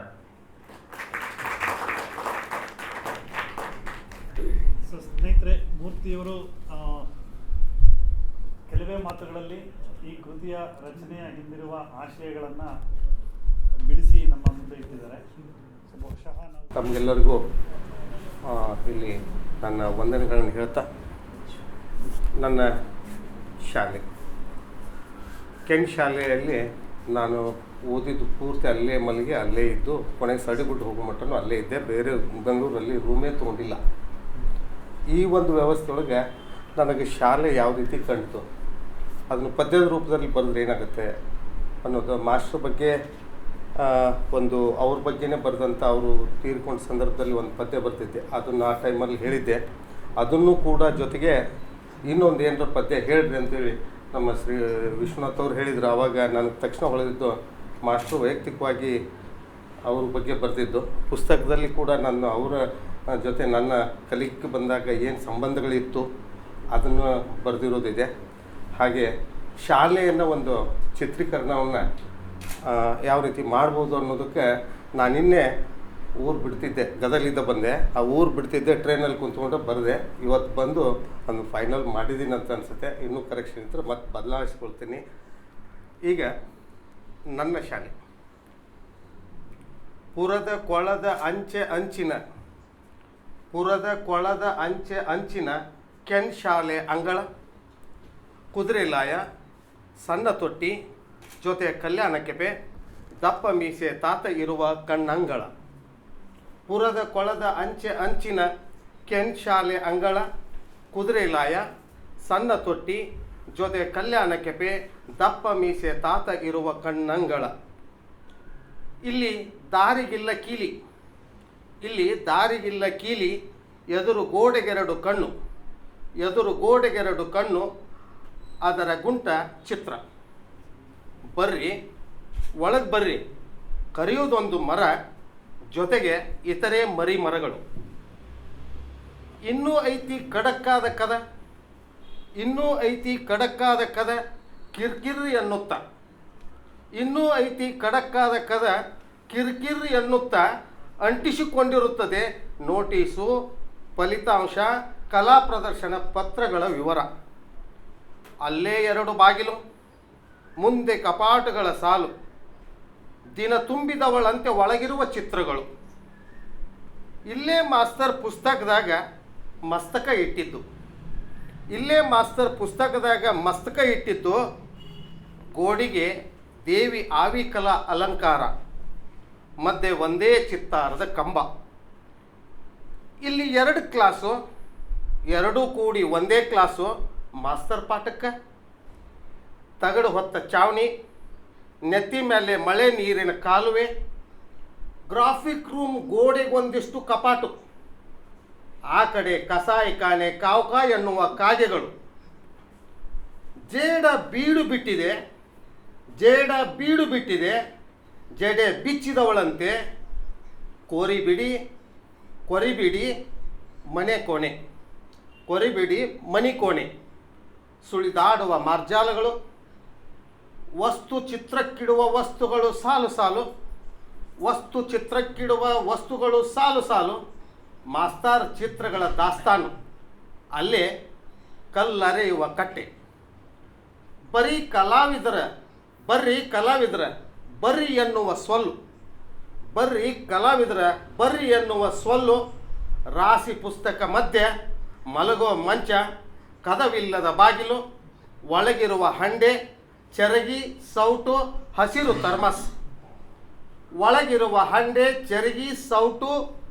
ಥರ್ಮಸ್, ಚಹಾ ಕುಡಿ ಬರ್ರಿ ಎನ್ನುವ ಮಾತು. ಕಿಟಕಿ ಒಳಗಿಂದ ಟಿವಿ ಪಾಠ ಪಾಠ ಕೇಳ್ತಿತ್ತು. ಮಾಸ್ತರ್ ಮಂಚದಿಂದ ಇವರಿಗೆ ಒಂದಲ್ಲ ಎರಡಲ್ಲ ನೂರಾರು ಕಣ್ಣುಗಳು. ಇದು ಸ್ಕೂಲ್ ಬಗ್ಗೆ ಇರುವಂಥ ಪದ್ಯ. ಇನ್ನು ಮಾಸ್ಟರ್ ಬಗ್ಗೆ ಆಲ್ಮೋಸ್ಟ್ ಕೇಳಿರ್ತೀರಿ, ಇದನ್ನೊಮ್ಮೆ ಹೇಳ್ತೀನಿ. ಯಾಕೆ ಹೋದ್ರಿ ಸರ, ಯಾಕೆ ಹೋದ್ರಿ ಸರ, ಇನ್ನೂ ಸ್ವಲ್ಪ ಕೆಲಸ ಇತ್ತು. ಯಾಕೆ ಹೋದ್ರಿ ಸರ, ಇನ್ನೂ ಸ್ವಲ್ಪ ಕೆಲಸ ಇತ್ತು. ಯಾರು ಬಂದರು ಬರ್ರಿ ಅಂತಿದ್ರಲ್ಲ, ನೀವು ಇಲ್ಲೇ ಇರ್ತಿದ್ರಲ್ಲ. ಒಲ್ಲೆ ಅಂದವ್ರಿಗೆ ಬೆಲ್ಲ ಕೊಡ್ತಿದ್ರಲ್ಲ, ಅಲ್ಲಿ ಎಲ್ಲ ಕೇಳ್ತಿದ್ರಲ್ಲ. ಯಾಕೆ ಹೋದ್ರಿ ಸರ, ಇನ್ನೂ ಸ್ವಲ್ಪ ಕೆಲಸ ಇತ್ತು. ಚಿತ್ರದಾಗ ಮತ್ತೆ ನಾವು ಹತ್ತಿರದಾಗ, ಚಿತ್ರದಾಗ ಮತ್ತೆ ನಾವು ಹತ್ತಿರದಾಗ, ಲಲ್ಲೆ ಮಾತಿನಾಗ ಎಲ್ಲ ಕೇಳ್ತಿದ್ರಲ್ಲ. ಯಾಕೆ ಹೋದ್ರಿ ಸರ, ಇನ್ನೂ ಸ್ವಲ್ಪ ಕೆಲಸ ಇತ್ತು. ಮಾತಿನ ಮೋಡ್ಯಾಗ ನೋಟಿನ ಮಾತ ಇಲ್ಲ, ಮಾತಿನ ಮೋಡ್ಯಾಗ ನೋಟಿನ ಮಾತ ಇಲ್ಲ. ಕ್ವಾಟಿ ಕಟ್ಟು ಧೈರ್ಯ ತುಂಬಿದ್ರಿ. ಚಪ್ಪರದ ಸಾಲ್ಯಾಗ ರಪ ಮಳೆ ಬಂದ್ರೆ ಅದ್ರಾಗ ಬಣ್ಣ ತೋರಿಸಿದ್ರಿ. ಯಾಕೆ ಹೋದ್ರಿ ಸರ, ಇನ್ನೂ ಸ್ವಲ್ಪ ಕೆಲಸ ಇತ್ತು, ಇನ್ನೂ ಸ್ವಲ್ಪ ಕೆಲಸ ಇತ್ತು. ಮಿರ್ಚಿ ಬಜ್ಜಿ ಬಿಸಿ ಅದಾವ್ರಿ, ಮಿರ್ಚಿ ಬಜ್ಜಿ ಬಿಸಿ ಅದಾವ್ರಿ. ಚೋಡ ಚುಮ್ಮರಿ ಹಂಗೆ ಅದಾವ್ರಿ. ಹೆಂಗ್ರಿ ನಾವು ಕಾಫಿ ಚಾ ಕುಡಿಯೋದು ಕೇನ್ ಸ್ಕೂಲ್ನಾಗ. ಯಾಕೆ ಹೋದ್ರಿ ಸರ, ಇನ್ನೂ ಸ್ವಲ್ಪ ಕೆಲಸ ಇತ್ತು. ವರ್ತಿ ನೀರಿಗೆ ಸರಿತಿ ಇದ್ದಿದ್ದಿಲ್ಲ, ಬತ್ತಿ ಹೋಯ್ತು ಸ್ಕೂಲು ಬರಗಾಲದಾಗ. ನೀವು ಬರ್ತೀನಂದ್ರೆ ಕಾಯ್ತೀವ್ರಿ ಕೇನ್ ಸ್ಕೂಲ್ ಗೇಟ್ನ್ಯಾಗ ಅಂತ ಹೇಳ್ತಾ ನಾನು ಹೇಳ್ಕೊಂಡು ನಾನು ಮುಗಿಸ್ತಾ ಇದ್ದೆ. ನಿಮ್ಮದೇ ಆದಂಥ ಒಂದು ಜಾನಪದ ಸೊಗಡಿನಲ್ಲಿ ನೀವು ನಿಮ್ಮ ಈ 2 ಪದ್ಯಗಳನ್ನು ಕವಿತೆಗಳನ್ನು ನಮಗೆ ಉಣಬಡಿಸಿದ್ದೀರಾ. ಈಗ ಈ ಕಾರ್ಯಕ್ರಮನ ಮತ್ತೆ ಮುಂದುವರಿಸ್ತಾ ನಮ್ಮ ಜೊತೆಗಿದ್ದಾರೆ ರಂಗನಾಥ್ ಗಂಟನಕುಂಟೆ ಅವರು, ಸಾಹಿತಿಗಳು, ಬರಹಗಾರರು ಮತ್ತು ಶ್ರೀನಿವಾಸ ಮೂರ್ತಿ ಬಳಗ, ಅಂದರೆ ನಮ್ಮೆಲ್ಲರ ಬಳಗದ ಆತ್ಮೀಯವಾಗಿ ಇದ್ದಂಥ ಗೆಳೆಯರು. ಅವರು ಈ ಒಂದು ಸಂದರ್ಭದಲ್ಲಿ ಒಂದೆರಡು ಮಾತುಗಳನ್ನು ಹೇಳ್ಬೇಕಂತೇಳಿ ಅವ್ರನ್ನ ಕೇಳ್ಕೊಳ್ತಾ ಇದ್ದೀವಿ. ಎಲ್ರಿಗೂ ನಮಸ್ಕಾರ. ಈಗಾಗಲೇ ಕಾರ್ಯಕ್ರಮ ಆರಂಭವಾಗಿ ತುಂಬಾ ಹೊತ್ತಾಗಿದೆ, ಹಾಗಾಗಿ ನಾನು ಹೆಚ್ಚೊತ್ತು ಏನು ಮಾತಾಡೋದಿಲ್ಲ. ಒಂದು 2-3 ವಿಚಾರ ಮಾತ್ರ ಹೇಳಿ ನನ್ನ ಮಾತನ್ನು ಬಹಳ ಚುರುಕಾಗಿ ಮುಗಿಸೋದಕ್ಕೆ ಪ್ರಯತ್ನ ಮಾಡ್ತೀನಿ. ಮೊದಲನೇದಾಗಿ ಶ್ರೀನಿವಾಸ ಮೂರ್ತಿ ಅವರು ಮತ್ತು ವಿಶ್ವನಾಥ್ ಅವರ ಒಡನಾಟದಿಂದ ನಾನು ಈ ಕಾರ್ಯಕ್ರಮದ ಒಳಗಡೆ ಧ್ವನಿ ಹೇಳೋದಕ್ಕೆ ಅವಕಾಶ ಸಿಕ್ಕಿದೆ ಮತ್ತು 2 ಮಾತಾಡೋದಕ್ಕೆ ನನಗೆ ಅವಕಾಶ ಸಿಕ್ಕಿದೆ. ಸೊ ಇದಕ್ಕೆ ಇನ್ನೊಂದು ಬಹಳ ಮುಖ್ಯವಾದಂತ ಅಂಶ ಇದೆ. ನಾನು ನೇರವಾಗಿ ಅರ್ಪದ್ ಮಾಸ್ತರ ವಿದ್ಯಾರ್ಥಿ ಅಲ್ಲ, ಆದ್ರೆ ಕೆಲವು ವರ್ಷಗಳ ಕಾಲ ಅವ್ರ ಜೊತೆಗೆ ಅವರನ್ನು ಭೇಟಿಯಾಗುವ, ಮಾತನಾಡುವ ಅವಕಾಶ ಇತ್ತು. ನಾನು ಬೆಂಗಳೂರಲ್ಲಿದ್ದಾಗ 2000, 2001, 2003, 2004 ಮಧ್ಯೆ ಬೇರೆ ಸೋಷಿಯಲ್ ಆರ್ಗನೈಸೇಷನ್ ಒಳಗಡೆ ಕೆಲಸ ಮಾಡ್ತಿದ್ದೆ. ಆ ಕೆಲಸ ಮಾಡೋ ಸಂದರ್ಭದಲ್ಲಿ ನಾವು ನಮ್ಮ ಸಭೆಗಳನ್ನ, ಚಿಕ್ಕ ಪುಟ್ಟ ಕಾರ್ಯಕ್ರಮಗಳನ್ನ ಮಾಡೋದಕ್ಕೆ ಬೇರೆ ಬೇರೆ ತರದ ಕೆಲಸಗಳನ್ನ ಮಾಡ್ತಾ ಇದ್ವಿ. ಅಂತ ಸಂದರ್ಭದಲ್ಲಿ ನಮ್ಗೆ ಸಭೆ ಕಾರ್ಯಕ್ರಮ ಮಾಡ್ಕೊಳ್ಳೋದಕ್ಕೆ ಜಾಗ ಬೇಕಾಗಿತ್ತು. ಅಂತ ಹೊತ್ತಿನಲ್ಲಿ ನಾವು ಕೆನ್ ಸ್ಕೂಲ್ಗೆ ಭೇಟಿ ಕೊಡ್ತಾ ಇದ್ವಿ. ಕೆನ್ ಸ್ಕೂಲಿಗೆ ಭೇಟಿ ಮಾಡಿ ಅರ್ಪದ್ ಮಾಸ್ತರ ಹತ್ರ ಮಾತಾಡಿ ಅಲ್ಲಿ ನಾವು ಜಾಗ ಪಡೆದು ಕಾರ್ಯಕ್ರಮವನ್ನ ಮಾಡ್ತಾ ಇದ್ವಿ, ಸಭೆಗಳನ್ನ ಮಾಡ್ತಾ ಇದ್ವಿ. ಆ ಸಂದರ್ಭದಲ್ಲಿ ಆ ಸಭೆಯ ಕಾರ್ಯಕ್ರಮವನ್ನು ಆಯೋಜನೆ ಮಾಡುವ ಹೊತ್ತಿನಲ್ಲಿ ಅರ್ಪದ್ ಮಾಸ್ತರ ಜೊತೆಗೆ ಒಂದ್ 2-3 ವರ್ಷ ಮತ್ತೆ ಭೇಟಿಯಾಗುವ, ಮಾತನಾಡುವ ಸಂದರ್ಭ ಒದಗಿ ಬಂತು. ಆ 2-3 ವರ್ಷಗಳ ಸಂದರ್ಭದಲ್ಲಿ ನಾನು ಅವರನ್ನ ವ್ಯಕ್ತಿಯಾಗಿ ನೋಡಿದೆ, ಅವ್ರ ಜೊತೆ ಮಾತಾಡಿದೆ. ಅನೇಕ ಸಂದರ್ಭದಲ್ಲಿ ತುಂಬಾ ದೀರ್ಘವಾದ ಕೆಲವು ಮಾತುಗಳನ್ನು ಕೂಡ ಅವ್ರ ಮಾತುಗಳನ್ನ ನಾವು ಕೇಳಿದ್ವಿ. ಅವ್ರು ಏನೋ ಕೆಲಸ ಮಾಡ್ತಾ ಮಾತಾಡ್ತಿರೋದು ಕೇಳಿಸ್ಕೊಳ್ತಾ ಇದ್ದೆ. ಅವ್ರು ನಾವು ಮಾಡೋ ಕೆಲಸದ ಬಗ್ಗೆ, ಕಾರ್ಯಕ್ರಮಗಳ ಬಗ್ಗೆ ಪ್ರಶ್ನೆ ಕೇಳೋದಕ್ಕೆ ಉತ್ತರ ಕೊಡ್ತಾ ಇದ್ದೆ. ಆ ತರದ್ದು ಒಡನಾಟ ಮಾತುಕತೆ ಇತ್ತು. ಸೊ ಈ ಕಾರಣಕ್ಕೋಸ್ಕರನೇ ನಾವು ಅನೇಕ ಸಂದರ್ಭದಲ್ಲಿ ಅವರಿಗೆ ತೊಂದರೆ ಕೂಡ ಕೊಟ್ಟಿದ್ದೀವಿ. ಯಾಕೆಂದ್ರೆ ನಾವು ಕಾರ್ಯಕ್ರಮ ಮಾಡ್ತಾ ಇದ್ವಿ. ನಾವು ಕಾರ್ಯಕ್ರಮ ಮಾಡ್ತಾ ಇದ್ರೆ ನಮ್ಮ ಹಿಂದೆ ಪೊಲೀಸ್ನವ್ರು ಬಿದ್ದಿರ್ತಿದ್ರು. ಪೊಲೀಸ್ನವರು ಬೆನ್ನು ಹತ್ತಿ ನಮಗೂ ಅವ್ರಿಗೆ ಕಾಟ ಕೊಡೋರು. ನಮಗ್ ಸಾಲದು ಅಂತೇಳಿ ನಮ್ಮ ಕಾರಣದಿಂದ ಅರ್ಪದ್ ಮಾಸ್ತ್ರಿಗೆ ಕೂಡ ಕೆನ್ ಸ್ಕೂಲ್ಗೆ ಪೊಲೀಸ್ನವರು ಹೋಗಿ ಇವ್ರಿಗೆಲ್ಲ ಕಾರ್ಯಕ್ರಮ ಮಾಡಕ್ಕೆ ಇಲ್ಲಿ ಜಾಗ ಕೊಡ್ಬೇಡಿ ಅಂತ ಹೇಳೋರು. ಆದ್ರೂ ಕೂಡ ಅರ್ಪದ್ ಮಾಸ್ತರ ವಿಚಾರದ ಬಗ್ಗೆ ತಲೆ ಕೆಡಿಸ್ಕೊಳ್ಳಿಲ್ಲ. ಬಂದು ನೋಡಿ ಬರ್ತಾರೆ, ಕೇಳ್ತಾರೆ, ನೀವು ಅವ್ರಿಗೆ ಯಾರು ಗೊತ್ತಾಗದಂಗೆ ಕಾರ್ಯಕ್ರಮ ಮಾಡ್ಕೊಳ್ಳಿ ಅಂತ ಹೇಳಿ ನಮ್ಗೆ ಅನುಮತಿಯನ್ನು ಕೊಟ್ಟು ನಮ್ಗೆ ಸಹಕರಿಸಿದ್ರು. ಯಾಕೆ ಈ ಮಾತನ್ನ ನಾನು ಹೇಳಿದೆ ಅಂದ್ರೆ, ಅರ್ಪದ್ ಮಾಸ್ತರು ನಮ್ಮಿಂದ ತೊಂದರೆ ಆಗುತ್ತೆ ಅಂತ ಆದ್ರೂ ಕೂಡ ಆ ತೊಂದರೆಯನ್ನ ಮೈಮೇಲೆ ಹೊತ್ಕೊಂಡು ಅದಕ್ಕೆ ಕಿಮ್ಮತ್ತು ಕೊಡದೇನೆ ಅದನ್ನ ನಿರ್ಲಕ್ಷ್ಯ ಮಾಡಿ ನಮ್ಗೆ ಕಾರ್ಯಕ್ರಮ ಮಾಡೋದಕ್ಕೆ ಜಾಗ ಕೊಡ್ತಾ ಇದ್ವಿ. ಅಂದ್ರೆ ನಾವು ಈ ಸಮಾಜವನ್ನ ಬಳಸ್ತಿರುವ ಅನೇಕ ಸಮಸ್ಯೆಗಳ ಬಗ್ಗೆ, ಓದೋದ್ರ ಬಗ್ಗೆ, ಅಭಿವೃದ್ಧಿ ಯೋಜನೆಗಳು ಜನರನ್ನ ಯಾವ ರೀತಿಯಾಗಿ ಸಂಕಟಕ್ಕೆ ಗುರಿ ಮಾಡ್ತಿದ್ದೇವೆ ಅನ್ನೋದ್ರ ಬಗ್ಗೆ, ಮತ್ತು ವರ್ತಮಾನದ ಬಿಕ್ಕಟ್ಟುಗಳ ಕುರಿತಾಗ ವರ್ತಮಾನದ ಸಮಸ್ಯೆಗಳನ್ನು ಕುರಿತು ಅನೇಕ ಸಭೆಗಳನ್ನ ವಾರಕ್ಕೋ 15 ದಿವಸಕ್ಕೋ ಕಂಟಿನ್ಯೂಸ್ ಮಾಡ್ತಾ ಇದ್ವಿ. ಸ್ವಂತ ಸಂದರ್ಭದ ಎಲ್ಲ ಮಾತುಗಳನ್ನು ಕೂಡ ಮಾಸ್ಟರ್ ಸಭೆಗಳಲ್ಲಿ ಕೂರೋದಕ್ಕೆ ಸ್ವಲ್ಪ ದೂರದಲ್ಲಿ ಒಂದು ಡಿಸ್ಟೆನ್ಸ್ ಅಲ್ಲಿ ಕೂರ್ತಿದ್ರು. ಎಲ್ಲ ಮಾತುಗಳನ್ನು ಕೂಡ ಅವ್ರು ಕೇಳಿಸ್ಕೊಳ್ತಾ ಇದ್ರು. ಹಾಗೆ ಕೇಳಿಸಿಕೊಳ್ಳುವ ಮೂಲಕ ಅವರ ಕಿವಿಗಳು ಸದಾ ತೆರೆದಿರ್ತಿದ್ವು, ಮುಕ್ತ ಮನಸ್ಸಿತ್ತು. ಎಲ್ಲ ವಿಚಾರಗಳನ್ನು ಕೂಡ ಅವರು ಆಲಿಸ್ತಾ ಇದ್ರು. ತಮಗೆ ಒಪ್ಪಿಗೆಯಾಗದಿರುವ ಎಲ್ಲ ಬಗೆಯ ವಿಚಾರಗಳನ್ನು ಕೂಡ ಆಲಿಸುವ ಅದ್ಭುತವಾದಂತಹ ಒಂದು ಗುಣ ಇತ್ತು. ಸೊ ಅಂದ್ರೆ ಮಾಸ್ಟರ್ಗೆ ಈ ಸಮಾಜದ ಬಗೆಗೆ ಒಂದು ನಿಜವಾದಂತ ಕಾಳಜಿ ಇತ್ತು, ಮುಕ್ತವಾದ ಮನಸ್ಸಿತ್ತು, ಎಲ್ಲವನ್ನು ತಿಳಿದು ಎಲ್ಲವನ್ನು ಬೆಂಬಲಿಸುವ ಪೋಷಿಸುವ ಒಂದು ಗುಣ ಇತ್ತು. ಆ ಕಾರಣಕ್ಕೋಸ್ಕರನೇ ಕೆನ್ಸ್ಕೂಲು ಒಂದು ಓಪನ್ ಯೂನಿವರ್ಸಿಟಿ ತರ ಇತ್ತು. ನಮಗೆ ಮಾತ್ರ ಅಲ್ಲ, ನಮ್ಮಂತೆ ಕೆಲಸ ಮಾಡ್ತಿದ್ದಂತ ಅನೇಕ ಜನ ಸಾಮಾಜಿಕ ಸಂಘಟನೆಗಳ, ಕನ್ನಡ ಚಳವಳಿನವ್ರಿಗೆ, ಎಡಪಂಥಿ ಚಳವಳಿನವ್ರಿಗೆ, ನಮ್ಮ ಸಾಹಿತ್ಯ ಕಾರ್ಯಕ್ರಮ ಮಾಡೋರಿಗೆ ಎಲ್ಲರೂ ಕೂಡ ಕೆನ್ಸ್ಕೂಲ್ ಅನ್ನ ಬಿಟ್ಕೊಡ್ತಾ ಇದ್ರು. ಕೆನ್ಸ್ಕೂಲ್ ಕೇವಲ ಚಿತ್ರಕಲೆಯ ವಿದ್ಯಾರ್ಥಿಗಳಿಗೆ ಮಾತ್ರ ಮುಖ್ಯವಾದಂತ ಒಂದು ಕ್ಷೇತ್ರ ಆಗಿರ್ಲಿಲ್ಲ. ಸಾಹಿತ್ಯ, ಸಮಾಜ ಇತ್ಯಾದಿಗಳನ್ನು ಒಳಗೊಂಡ ಬೇರೆ ಬೇರೆ ಕ್ಷೇತ್ರಗಳಲ್ಲಿ ಕೆಲಸ ಮಾಡೋದು ಕೂಡ ಅದೊಂದು ಓಪನ್ ಸ್ಪೇಸ್ ಆಗಿತ್ತು. ಯಾರು ಬೇಕಾದ್ರೂ ಹೋಗಿ ಕಾರ್ಯಕ್ರಮ ಮಾಡ್ಬೋದಿತ್ತು. ಅದೆಲ್ಲದಕ್ಕೂ ಕೂಡ ಅರ್ಪದ್ ಮಾಸ್ತರು ಜಾಗವನ್ನು ಒದಗಿಸ್ಕೊಡ್ತಿದ್ರು, ಅವಕಾಶವನ್ನು ಕೊಡ್ತಿದ್ರು. ಯಾವುದೇ ರಿಸ್ಕ್ ಅನ್ನು ಕೂಡ ತಗೊಂಡು ಮಾಡ್ತಿದ್ರು ಅನ್ನೋದು ಬಹಳ ಮುಖ್ಯವಾದದ್ದು. ಅಂದ್ರೆ ಬಹಳ ಒಂದು ಬಹಳದಂತ ಒಂದು ಕಲ್ಪನೆ ಸಮಾಜದ ಬಗೆಗೆ, ಲೋಕದ ಬಗ್ಗೆ ಇತ್ತು. ಹಾಗಾಗಿ ಎಲ್ಲವನ್ನು ಒಳಗೊಳ್ಳುವ, ಎಲ್ಲವನ್ನು ಆಲಿಸುವ, ಎಲ್ಲವನ್ನು ಪೋಷಿಸುವ, ಆ ಮೂಲಕ ಈ ಸಮಾಜದ ಆರೋಗ್ಯವನ್ನ ಕಾಪಾಡಿಕೊಳ್ಳಬೇಕು ಮತ್ತು ಆ ಕಾಪಾಡಿಕೊಳ್ಳುವ ಪ್ರಯತ್ನ ಮಾಡ್ತಿರುವ ಮನಸ್ಸುಗಳನ್ನ ಪೋಷಿಸಬೇಕು ಅನ್ನುವ ಒಂದು ತಾಯ್ತನದ ಗುಣ ಅರ್ಪದ್ ಮಾಸ್ತರಿಗೆ ಇತ್ತು. ಅದು ಬಹಳ ವಿಶೇಷವಾದ್ದು. ಅದು ವಿದ್ಯಾರ್ಥಿಗಳ ಬಗೆಗೆ ಅದೇ ತರದ ಒಂದು ಭಾವನೆ ಇತ್ತು. ಸಾಹಿತ್ಯ, ಸಮಾಜದ ಬಗ್ಗೆ ಕೆಲಸ ಮಾಡುತ್ತಿರುವ ಚಳುವಳಿಗಳ ಜೊತೆಗೆ ಅದೇ ರೀತಿಯಾಗಿತ್ತು. ಸಾಹಿತ್ಯ ಕ್ಷೇತ್ರದಲ್ಲಿ ಹೊರನಾಡುವ ಮೂಲಕ ಅಲ್ಲೂ ಕೂಡ ಅದೇ ತರದ ಒಂದು ನಂಟನ್ನ ಹೊಂದಿದ್ರು. ಆ ಮೂಲಕ ತಾನೊಬ್ಬ ಮುಕ್ತ ಚಿಂತಕ, ಈ ಲೋಕವನ್ನ ತೆರೆದ ಮನಸ್ಸಿನಿಂದ ನೋಡುವ ಒಬ್ಬ ಚಿಂತಕ, ಒಬ್ಬ ಕಲಾವಿದ, ಎಲ್ಲಕ್ಕೂ ಮೇಲಾಗಿ ಒಬ್ಬ ಅಪ್ಪಟ ಮನುಷ್ಯರಾಗಿ ಅವರು ಇದ್ರು ಅನ್ನೋದು ಇಲ್ಲಿ ಬಹಳ ಮುಖ್ಯವಾದಂತ ಅಂಶ. ಆ ಕಾರಣಕ್ಕೋಸ್ಕರ ನನಗೇನೆ ಅರ್ಪದ್ ಮಾಸ್ತರ ಜೊತೆಗೆ ಒಂದು ಒಡನಾಟ ಬೆಳೆದಿತ್ತು.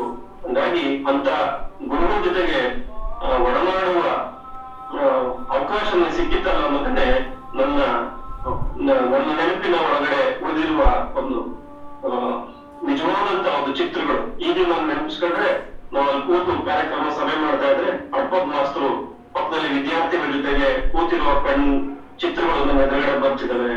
ಅವರಲ್ಲಿದ್ದು ಯಾವುದೋ ಒಂದು ಮಗು ಜೊತೆಗೆ ಅಥವಾ ಕಲಿಯಕ್ ಬಂದಿರುವ ಅವ್ರ ಜೊತೆಗೆ ಕೂತು ಅವ್ರನ್ನ ನೋಡ್ತಾ ಅವ್ರಿಗೆ ಮತ್ತೆ ಮತ್ತೆ ಹೇಳುವ ಅಥವಾ ಅವ್ರಿಗೆ ಮಾಡಿರೋದನ್ನ ಹಿಂಗೆಲ್ಲ ಹಿಂಗೆ ತಿಳಿಸಿ ಹೇಳುವ ಚಿತ್ರಗಳೇ ಬರ್ತವೆ.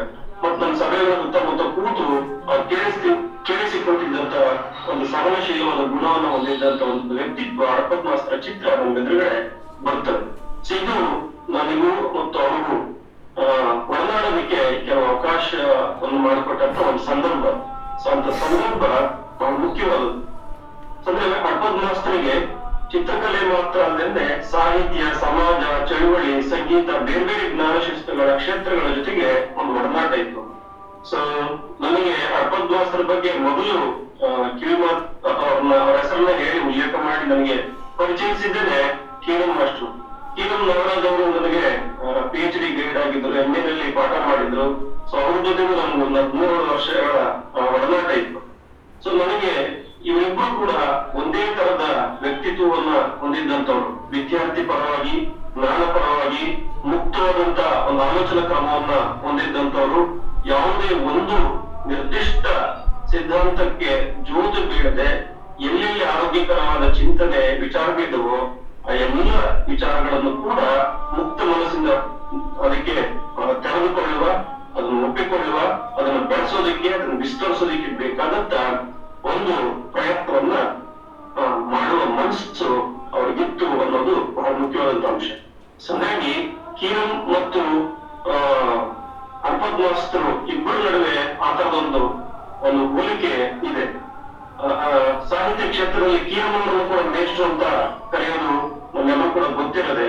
ಸೊ ಅಲ್ಲಿಗೆ ಕಲಾವಿದರ ನಡುವೆ ಕೂಡ ಕೀರಂ ಮಾಸ್ಟ್ರು ಯಾವ ರೀತಿಯಾಗಿ ಮೇಷ್ಟ್ರು ಅನ್ನುವ ಒಂದು ಉಲ್ಲೇಖದಿಂದ ಅಥವಾ ಅದನ್ನು ಗೌರವವಾಗಿ ಕರೆಯೋದ್ರಿಂದ ಗುರುತಿಸ್ಲತ್ತಿತ್ತು, ಅರ್ಪದ್ಮಾಸ್ತರನ್ನು ಕೂಡ ಅದೇ ರೀತಿಯಾಗಿ ಮಾಸ್ತರು, ಮೇಷ್ಟ್ರು ಅಂತ ಗುರುತಿಸೋದ್ರ ಮಧ್ಯೆ ಹಾಗೆ ಸುಧಾಕರ್ ಶ್ರೀನಿವಾಸರಾಜ್ ಹೇಳಿದಂಗೆ ಅದೊಂದು ಡೆಮೋಕ್ರೆಟಿಕ್ ಆದಂತ ಒಂದು ತಾಯ್ತನದ ಗುಣವುಳ್ಳಂತಹ ಒಂದು ಸಮಾನತೆಯ ನೆಲೆಯಲ್ಲಿ ತನ್ನ ಜೊತೆಗೆ ಕೋರಿ ತನ್ನ ಮರಿಗಳಿಗೆ ಗುರುತು ನೀಡಿ ಅದನ್ನ ಲಾಲಿಸಿ ಪಾಲಿಸಿ ಬೆಳೆಸುವ ಹಾಗೆ, ಒಂದು ತಾಯಿ ಕೋರಿ ಮರಿಗಳನ್ನ ಪಾಲಿಸುವ ಹಾಗೆ ಅರ್ಪದ್ಮಾಸ್ತರನ್ನು ಬೆಳೆಸ್ತಾ ಇದ್ರು, ಕೀರಂ ಅವರು ಕೂಡ ಬೆಳೆಸ್ತಾ ಇದ್ರು. ಹಾಗಾಗಿ ಇವರಿಬ್ಬರು ಕೂಡ ಒಂದೇ ತರದ ವ್ಯಕ್ತಿತ್ವವನ್ನ ಹೊಂದಿದ್ದಂತವರು. ಸಾಹಿತ್ಯ ಕ್ಷೇತ್ರದಲ್ಲಿ ಕೀರಂ ಅವರು, ಹಾಗೇನೆ ಚಿತ್ರಕಲಾ ವಲಯದಲ್ಲಿ ಅರ್ಪದ್ಮಾಸ್ತರು, ಇವರಿಬ್ರು ಒಂದೇ ತರದ ಗುಣವುಳ್ಳಂತವರು. ಯಾವುದೇ ಒಂದು ಸಿದ್ಧಾಂತಕ್ಕೆ ಕಟಿಬದ್ಧರಾಗದೆ ಎಲ್ಲವನ್ನೂ ಮುಕ್ತ ಮನಸ್ಸಿನಿಂದ ನೋಡುವ, ತೆರೆದುಕೊಳ್ಳುವ, ಅದನ್ನು ಒಳಗೊಳ್ಳುವ ಮತ್ತು ಅದನ್ನು ವಿಸ್ತರಿಸುವ ಆ ಮೂಲಕ ಬಹಳ ಒಂದು ಬ್ರಾಡಾದಂತ ಒಂದು ಸ್ಪೆಕ್ಟ್ರಮ್ ನಲ್ಲಿ ಕೆಲಸ ಮಾಡುವ, ನಿಜಾರ್ಥದಲ್ಲಿ ಪ್ರಜಾತಾಂತ್ರಿಕವಾಗಿ ಪ್ರಜಾಪ್ರಭುತ್ವದ ಮೌಲ್ಯಗಳನ್ನು ಪೋಷಿಸುವ ಒಂದು ಗುಣವನ್ನ ಹೊಂದಿದ್ದವರು. ಸೊ ಈ ಕಾರಣಕ್ಕೆ ಅಥವಾ ಈ ವಿಚಾರದಲ್ಲಿ ಅರ್ಪದ್ಮಾಸ್ತರು ಒಂದೇ ತರದ ಗುಣವುಳ್ಳವರು. ಸೊ ಈ ಕಾರಣಕ್ಕೋಸ್ಕರನೇ ನನಗೆ ಮತ್ತೆ ಮತ್ತೆ ಅರ್ಪದ್ಮಾಸ್ತರು ನೆನಪಾಗ್ತಾರೆ. ಸೊ ಇಬ್ಬರು ಮಾಸ್ತರುಗಳು ಅವ್ರ ಜೊತೆ ಹೊರನಾಡುವ ಅವಕಾಶ ಸಿಕ್ಕಿತ್ತಲ್ಲ ಅನ್ನೋದೇ ನನಗೆ ಬಹಳ ಹೆಮ್ಮೆಯ ಸಂಗತಿ ಅಂತ ನಾನು ಭಾವಿಸ್ತೀನಿ. ಸೊ ಉಳಿದಂತೆ ಅರ್ಪದ್ಮಾಸ್ತರ ವರ್ಕ್ಸ್ ಬಗ್ಗೆ ನನಗೆ ಮಾತನಾಡುವ ಅರ್ಹತೆ ಇಲ್ಲ, ಯಾಕಂದ್ರೆ ನಾನು ಚಿತ್ರಕಲೆಯ ವಿದ್ಯಾರ್ಥಿನೂ ಅಲ್ಲ ಮತ್ತು ಅವ್ರ ಜೊತೆಗೆ ಕಲಿಯದ ವ್ಯಕ್ತಿಯಾಗಿರೋದ್ರಿಂದ ಅದ್ರ ಬಗ್ಗೆ ನನಗೆ ಮಾತನಾಡುವ ಯಾವ ಅರ್ಹತೆಯೂ ಇಲ್ಲ. ಸೊ ಹಾಗಾಗಿ ಆ ಕ್ಷೇತ್ರದಲ್ಲಿ ಪರಿಣತರು ಯಾರು ಇದಾರೋ ಅವರು ಇನ್ನಷ್ಟು ಚಿತ್ರಕಲೆ, ಅರ್ಪದ್ಮಾಸ್ತರು ಚಿತ್ರಕಲೆಗೆ ಮತ್ತು ಕನ್ನಡ ಕಲಾ ಜಗತ್ತಿಗೆ ನೀಡುವ ಕಾಣಿಕೆ ಬಗ್ಗೆ ಹೆಚ್ಚು ಚರ್ಚೆ ಆಗ್ಬೇಕು ಅನ್ನೋದು ಇವತ್ತಿನ ತುರ್ತಾಗಿದೆ. ಸೊ ಈ ಪುಸ್ತಕದ ಬಗ್ಗೆ ಅನೇಕ ಮಾತುಗಳನ್ನ ಈಗಾಗಲೇ ಕೇಳಿದ್ದೀವಿ. ಮತ್ತೆ ಇದ್ರ ಬಗ್ಗೆ ಚರ್ಚೆ ನಡೀತಾ ಬೇರೆ ಬೇರೆ ಸ್ನೇಹಿತರ ವಲಯದಲ್ಲಿ ಚರ್ಚೆ ಆಗ್ತಾ ನಾವು ಕೇಳಿರೋ ಮಾತೇನಪ್ಪ ಅಂದ್ರೆ, ಕನ್ನಡ ಕಲಾ ವಲಯದಲ್ಲಿ ಅರ್ಪದ್ಮಾಸ್ತರು ಎಷ್ಟು ನ್ಯಾಯ ದೊರೆಯಬೇಕಿತ್ತೋ ಅಷ್ಟು ನ್ಯಾಯ ದೊರೆತಿಲ್ಲ. ಅವ್ರ ವರ್ಕ್ಸ್ ಬಗ್ಗೆ ಹೆಚ್ಚು ಚರ್ಚೆ ಆಗಿಲ್ಲ. ಅವರ ಜೀವನ ದರ್ಶನ, ಜೀವನ ಮೀಮಾಂಸೆ, ಕಲಾ ಮೀಮಾಂಸೆಗಳ ಅವ್ರಿಗೆ ಹೆಚ್ಚು ತಾತ್ವಿಕವಾಗಿ ಚರ್ಚೆ ಆಗಿಲ್ಲ.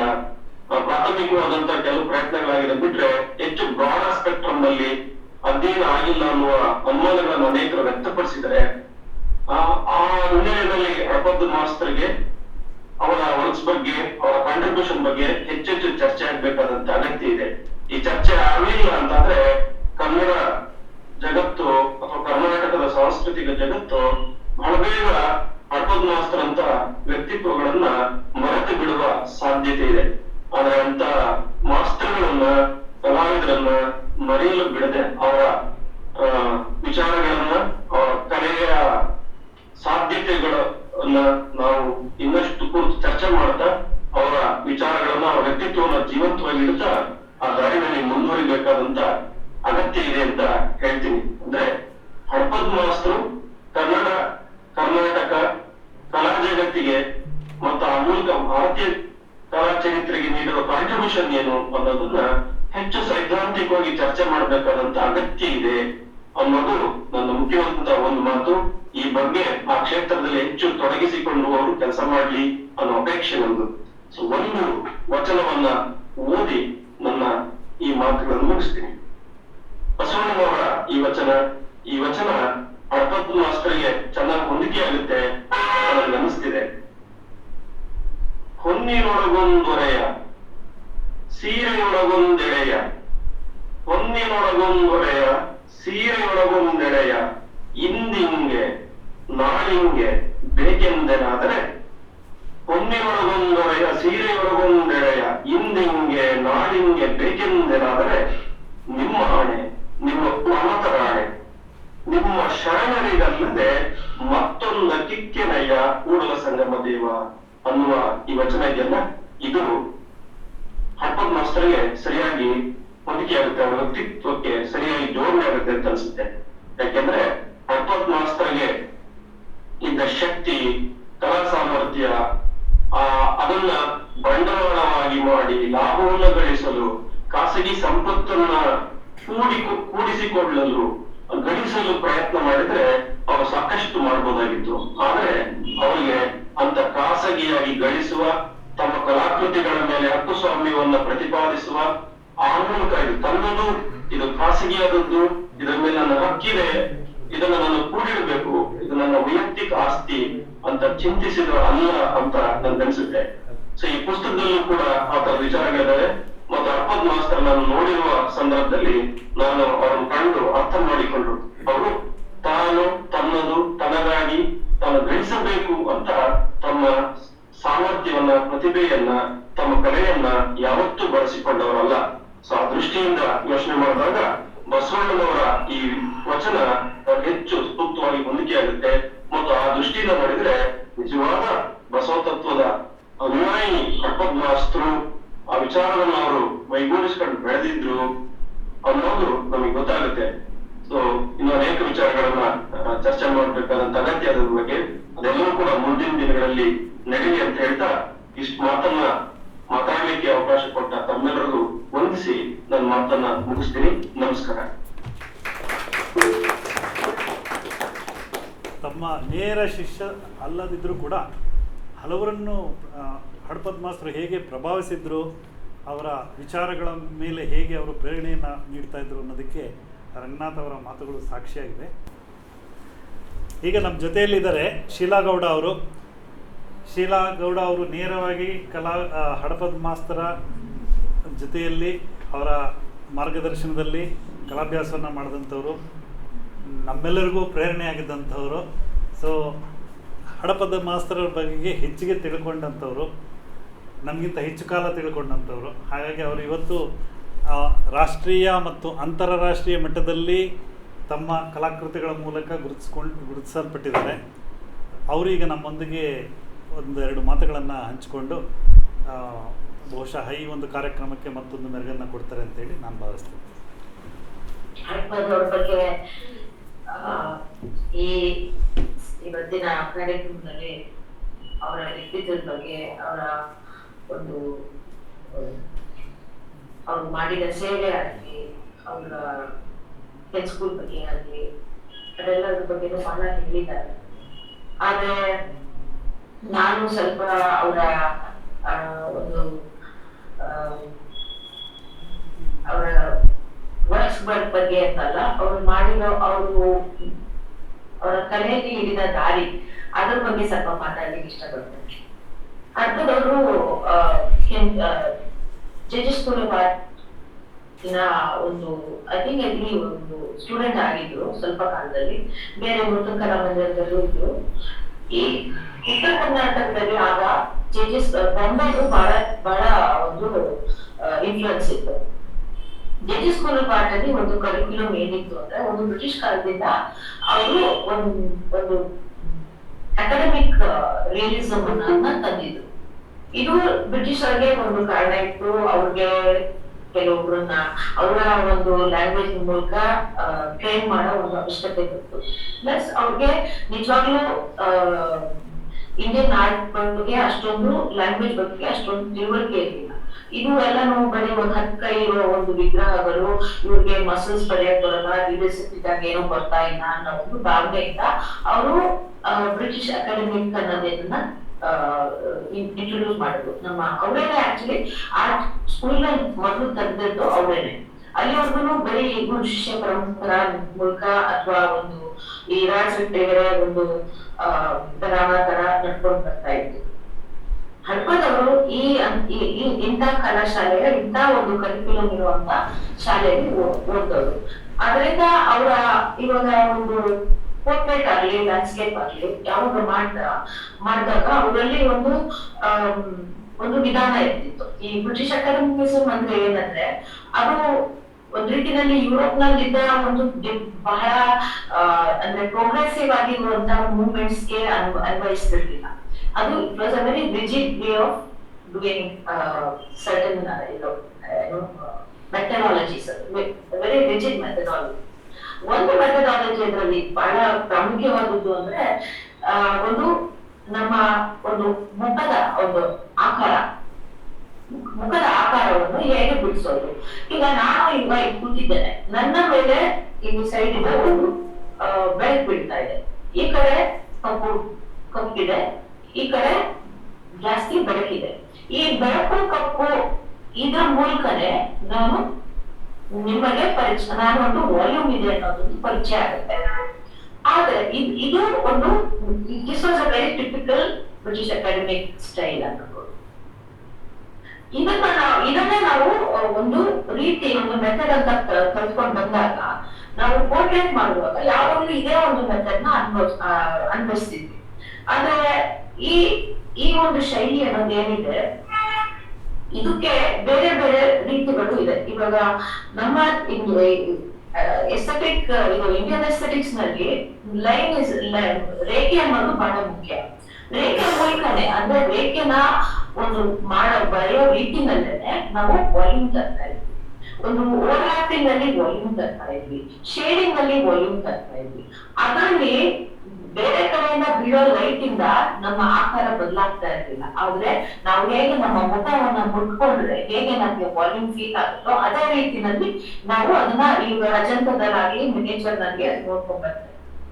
ಇದೆಲ್ಲ ಯಾಕೆ ಹೇಳ್ತಾ ಇದ್ದೀನಿ ಅಂದ್ರೆ ಒಂದ್ ರೀತಿನಲ್ಲಿ ಹರ್ಪದವ್ರದ ಒಂದು ಬ್ಯಾಕ್ಗ್ರೌಂಡ್ ಏನಿದೆ, ಅವರ ಒಂದು ಸ್ಕಿಲ್ ಏನಿದೆ, ಸ್ಕಿಲ್ ಸೆಟ್ ಹೇಗೆ ಬಂತು ಅನ್ನೋದ್ರ ಬಗ್ಗೆ ಹೇಳ್ತಾ ಇದೆ. ಆದ್ರೆ ಇನ್ನೊಂದು ಏನು ಅಂದ್ರೆ ನಮ್ಮಲ್ಲಿ ಈ ಪ್ರಕಾರನೇ ನಾವು ಕೂಡ ಸ್ಟೂಡೆಂಟ್ ಗಳಾಗಿ ಹರ್ಪದವರಿಂದ ಕಲಿತೀವಿ. ಅಂದ್ರೆ ಲೈಟನ್ ಶೇಡ್ ಮೂಲಕನೇ ನಾವು ಒಂದು ನಮ್ಮ ಮುಂದಿನ ವಸ್ತುಗಳನ್ನ ಬರೆಯೋಕೆ ಕಲ್ತ್ಕೊಂಡ್ವಿ. ಇದು ಬರೀ ಬರೀ ಪೋರ್ಟ್ರೇಟ್ ಆಗ್ತಾರೆ, ಸ್ಟಿಲ್ ಲೈಫ್ ಕೂಡ ಹಾಗೆ ಮಾಡ್ತಾ ಇದ್ವಿ. ಇನ್ನೊಂದು ವಿಚಾರ ಏನು ಅಂದ್ರೆ ಹರ್ಪದವರ ಈ ಒಂದು ಕಾಲದಲ್ಲಿ ಇನ್ನೂ ಇದೆ ತುಂಬಾನೇ ಸಾಹಿತ್ಯದಲ್ಲಿ ಏನ್ ಬರುತ್ತೆ ಭಾಷೆ ಅನ್ನೋದು ಅದು ಬಹಳ ಪ್ರಾಮುಖ್ಯತೆ ವಹಿಸ್ತು. ಅಂದ್ರೆ ಎಲ್ಲ ಇವಾಗ ಒಂದೇನಂದ್ರೆ ಎಲ್ಲರೂ ನಮ್ಮ ಆರ್ಟಿಸ್ಟ್ ಗಳಾಗಿ ನಮ್ಗೆ ಲಿಮಿಟೇಷನ್ ಗಳಿರುತ್ತೆ ಮಾತಾಡ್ಲಿಕ್ಕೆ.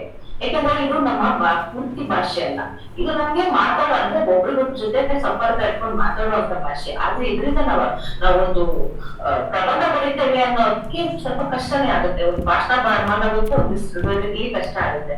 ಆದ್ರೆ ನಮ್ಮ ಭಾಷೆ ವಿಜುವಲ್ ಲ್ಯಾಂಗ್ವೇಜ್ ಅಂದ್ರೆ ಏನು, ಈ ವಿಜುವಲ್ ಲ್ಯಾಂಗ್ವೇಜ್ ನ ಹೇಗೆ ಅದನ್ನ ನಾವು ಉಪಯೋಗಿಸ್ಕೊತೀವಿ.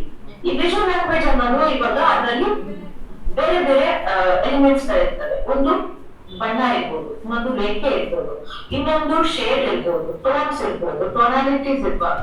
ಇದೆಲ್ಲನೂ ನಾವು ಒಟ್ಟಿಗೆ ಕೂರಿಸಿ ಅದನ್ನ ಒಂದು ಸೇರಿಸ್ಕೊಂಡು ಅದನ್ನ ನಮ್ಮ ಮುಂದಿರೋ ವಸ್ತುವಾಗ್ಲಿ ನಮ್ಮ ಮನಸ್ಸಲ್ಲಿರೋ ಒಂದು ವಸ್ತುವಾಗ್ಲಿ ಅದಕ್ಕೆ ಒಂದು ಆಕಾರ ಕೊಡ್ತೀವಿ. ಇದಕ್ಕೆ ಒಂದು ವಿಜುವಲ್ ಲ್ಯಾಂಗ್ವೇಜ್ ಅಂತ ಹೇಳ್ತೇವೆ. ಈ ವಿಜುವಲ್ ಲ್ಯಾಂಗ್ವೇಜ್ ತಗೊಂಡು ನಾವು ನಮ್ಮಲ್ಲಿರೋ ಒಂದು ಎಕ್ಸ್ಪ್ರೆಷನ್ ಏನಿದೆ ಹಾಗೂ ನಮ್ಮಲ್ಲಿರೋ ಒಂದು ಈ ಜಗತ್ತಿನ ಬಗ್ಗೆ ಇರುವ ಒಂದು ವಿಚಾರ ಆಗಲಿ ಅದರ ಬಗ್ಗೆ ನಮ್ಮ ಅನಿಸಿಕೆಗಳನ್ನ ನಾವು ನಮ್ಮ ಅನುಭವದಿಂದ ಹೇಳ್ಕೊಂಡು ಹೋಗ್ತೀವಿ. ಇದಕ್ಕೆ ನಾವು ವಿಜುವಲ್ ಲ್ಯಾಂಗ್ವೇಜ್ ಅಂತೀವಿ. ಆದ್ರೆ ಪ್ರತಿ ಸಲನು ನಾವು ಕಲೆ ಬಗ್ಗೆ ಮಾತಾಡುವಾಗ ಬರೀ ಅದರ ಒಂದು ವಸ್ತು ಬಗ್ಗೆ ಮಾತ್ರ ಮಾತಾಡ್ತೀವಿ. ಅಂದ್ರೆ ಅದು ಏನನ್ನು ಹೇಳ್ತಾ ಇದೆ, ಎಂತ ಹೇಳ್ತಾ ಇದೆ ಅನ್ನೋದ್ರ ಬಗ್ಗೆ ಸ್ವಲ್ಪ ಬಹಳ ಕಮ್ಮಿ ಡಿಸ್ಕಷನ್ ಆಗಿದೆ ನನ್ ಪ್ರಕಾರ. ನಾನು ಸ್ಟೂಡೆಂಟ್ ಆಗಿದ್ದಾಗ ಹರ್ಪದವ್ರ ಹತ್ರ ಇದೇ ತರ ಕಲಿತಾ ಇದ್ವಿ. ಹರ್ಪದವರು ನಮ್ಗೆ ಒಂದು ದೊಡ್ಡ ಒಂದು ಏನಂತಾರೆ ಮಹತ್ವದ ನಮ್ಗೆ ಟೀಚಿಂಗ್ ಕೊಟ್ಟಿದ್ದು ಅಂತ ಏನಂದ್ರೆ ನಮ್ಗೆ ಪ್ರಶ್ನೆಗಳು ಕೇಳೋದು, ನಮ್ಮ ಸ್ಕಿಲ್ ಅಂದ್ರೆ ನಾವು ಬಹಳಷ್ಟು ಡ್ರಾಯಿಂಗ್ ಮಾಡ್ತಾ ಇದ್ವಿ. ಹೊರಗಡೆ ಹೋಗಿ ತುಂಬಾ ಪ್ರೋತ್ಸಾಹ ಕೊಡ್ತಾ ಇದ್ವಿ, ಹೋಗಿ ಮಾಡಿ ಅವರು ಕೂಡ ಮಾಡಿ ತೋರ್ಸೋರು. ಆಮೇಲೆ ಏನೇ ನೋಡಿ ಅದ್ರ ಬಣ್ಣ ನೋಡಿ ಅದ್ರ ಆಕಾರ ನೋಡಿ ಅದನ್ನ ಸ್ವಲ್ಪ ಅಬ್ಸರ್ವ್ ಮಾಡಿ ಆಮೇಲೆ ಅದನ್ನ ವಿಚಾರ ಮಾಡಿ ಪ್ರಶ್ನೆಗಳನ್ನು ಕೇಳಿ ಈ ತರ ಬಹಳವಾಗಿ ನಮ್ಮನ್ನ ಮುಂದಕ್ಕೆ ಹಾಕ್ತಾ ಇದ್ವಿ. ಒಂದು ಮೇಷ್ಟ್ರು ಇದೆಲ್ಲ ನಾವು ಒಂದ್ ರೀತಿ ಮೇಷ್ಟ್ರಾಗಿ ಮಾಡ್ತಾ ಇರ್ಲಿಲ್ಲ. ಆಕ್ಚುಲಿ ಅವ್ರು ನಿಜ ಹೇಳ್ಬೇಕು ಅಂದ್ರೆ ಅವ್ರಿಗೆ ಒಂದು ಹಸಿವಿತ್ತು. ನಾವು ಅಂದ್ರೆ ಒಂದು ಎಕ್ಸ್ಕ್ಯೂಸ್ ಅಷ್ಟೇ. ಮೇಷ್ಟ್ರು ಅವರೇ ಒಂದ್ ರೀತಿನಲ್ಲಿ ಕಲಿಬೇಕು, ಇನ್ನೂ ತಿಳ್ಕೊಬೇಕು ಅನ್ನೋ ಒಂದು ವಿಚಾರ ಏನಿತ್ತು ಅದನ್ನೆಲ್ಲ ನಮ್ಮ ಮೂಲಕ ತಿಳಿಸ್ಕೊಳ್ಳೋದು. ಯಾರಾದ್ರೂ ಗೆಸ್ಟ್ ಗಳು ಬಂದ್ರೆ ಕೇಳಿ ಒಂದ್ ಪ್ರಶ್ನೆ ಕೇಳಿ ಅಂತ ಆಕ್ಚುಲಿ ಅವ್ರಿಗೆ ಕೇಳ್ಬೇಕು ಅನಿಸ್ತಿತ್ತು, ನಮ್ಮ ಮೂಲಕ ಕೇಳಿಸೋರು. ಈ ತರ ಮಾಡ್ತಾ ಇದ್ರು ಬೆಸ್ಟ್ರು. ಈಗ ಇನ್ನೊಂದು ವಿಚಾರ ಏನ್ ಹೇಳ್ಬೇಕಂದ್ರೆ, ಈಗ ನಮ್ಗೆ ಹೇಳ್ಕೊಡ್ತಾ ಇದ್ದದ್ದು ನಾನು ಸ್ಕೂಲ್ ಇಂದ ಬಿಟ್ಟು ನಾನು ಕೂಡ ಈ ಒಂದು ಅಕಾಡೆಮಿಕ್ ಸ್ಟೈಲ್ ಅನ್ನ ಕಲಿತು ಬರೋಡಾಗ್ ಹೋದೆ. ಬರೋಡಾಗೆ ಹೋದಾಗ ನನ್ನಲ್ಲಿ ಆಗ್ಲೇ ಬಹಳ ಸ್ಕಿಲ್ಗಳಿತ್ತು. ಅಂದ್ರೆ ಒಂದು ಡ್ರಾಯಿಂಗ್ ನೆಕ್ಸ್ಟ್ ಯಾವ್ದು ಬೋಲ್ಡ್ ಆಗಿ ಮಾಡ್ಬೇಕು, ಎಲ್ಲರೂ ಬೋಲ್ಡ್ ಆಗಿ ಮಾಡ್ಬೇಕು. And it was always very linear format. ನಾವು ಕಲ್ತದ್ದು ಒಂದು ಲೀನಿಯರ್ ಲೈಟ್ ಮೂಲಕನೇ ನಾವೆಲ್ಲ ಕಲ್ತದ್ದು ಜಾಸ್ತಿ, ಅಂದ್ರೆ ಡ್ರಾಯಿಂಗ್ ಮಾಡೋ ಟೈಮ್. ನಾನು ಈ ತರ ಬಹಳ ಸ್ಕಿಲ್ಫುಲ್ ಆಗಿ ಕಲ್ತ್ಕೊಂಡಿದ್ದೆ. ನಾನು ಬರೋಡ ಹೋದಾಗ ನಾನು ಕೆಜಿ ಸ್ಕೂಲ್ ಕೆಳಗೆ ಕೆಲಸ ಮಾಡೋದು ಶುರು ಮಾಡ್ದೆ, ಅಂದ್ರೆ ಕಲಿಯೋದು ಶುರು ಮಾಡ್ದೆ.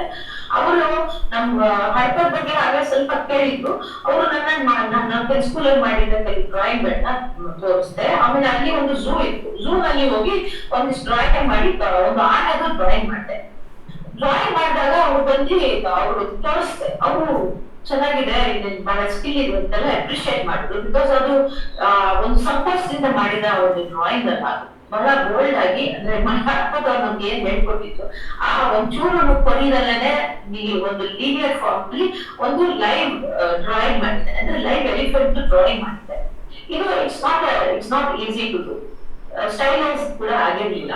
ಅದನ್ನ ತೋರಿಸಿದಾಗ ಅಪ್ರಿಶಿಯೇಟ್ ಮಾಡಿದ್ರು. ಆದ್ರೆ ಅದರಲ್ಲಿ 2-3 ವಿಚಾರಗಳನ್ನ ನಮ್ಗೆ ತೋರಿಸ್ಕೊಟ್ರು. ಈ ಒಂದು ಆನೆ ಮೇಲೆ 2 ಹುಬ್ಬುಗಳಿರ್ತವೆ. ನಾನು ಆ ಹುಬ್ಬುಗಳನ್ನ ಬಹಳ ಇದರಲ್ಲಿ ಆಗಿದ್ರೆ ಬೋಲ್ಡ್ ಆಗಿ 2 ಈ ತರ ಕರ್ವ್ ಮಾಡಿದ್ದೆ. ಆ ಮಾಡೋ ಒಂದು ರೀತಿನಲ್ಲೇನೆ ಒಂದು ಕೊನೆಯಲ್ಲಿ ಅದು ಈಗ ಸ್ವಲ್ಪ ಟರ್ನ್ ಆಗಿತ್ತು.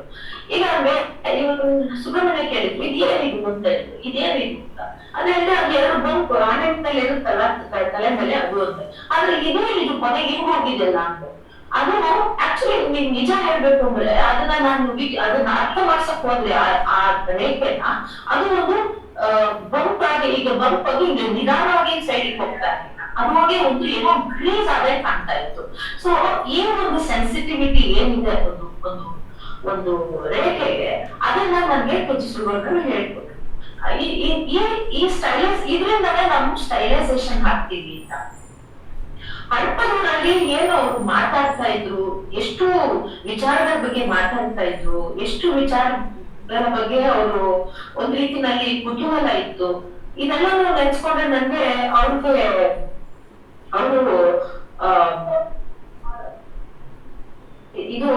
ಅವ್ರಿಗೆ ಒಂದು ರೀತಿಯಲ್ಲಿ it was stream of art consciousness, stream of historical consciousness ಅಂತ ಹೇಳ್ಬೋದು, ಪೊಲಿಟಿಕಲ್ ಕಾನ್ಶಿಯಸ್ನೆಸ್.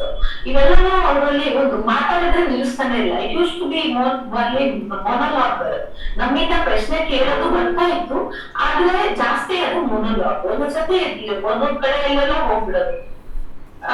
ಹಡಪದವ್ರದ್ದು ಈ ಒಂದು ವಿಚಾರ ಏನಿದೆ ನನ್ನ ಪ್ರಕಾರ ಅವರ ಆರ್ಟ್ ಅಲ್ಲಿ mainly it is most successful ಅವರು ಯಾವಾಗ ಅಬ್ಸ್ಟ್ರಾಕ್ಷನ್ ಮಾಡ್ತಾ ಇದ್ರು.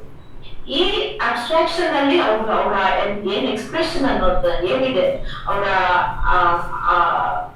ಒಂದು ವಿಶಾಲ ಒಂದು ತಿಳುವಳಿಕೆ ಏನಿದೆ ಅದು ಕಂಡು ಬರ್ತಿತ್ತು.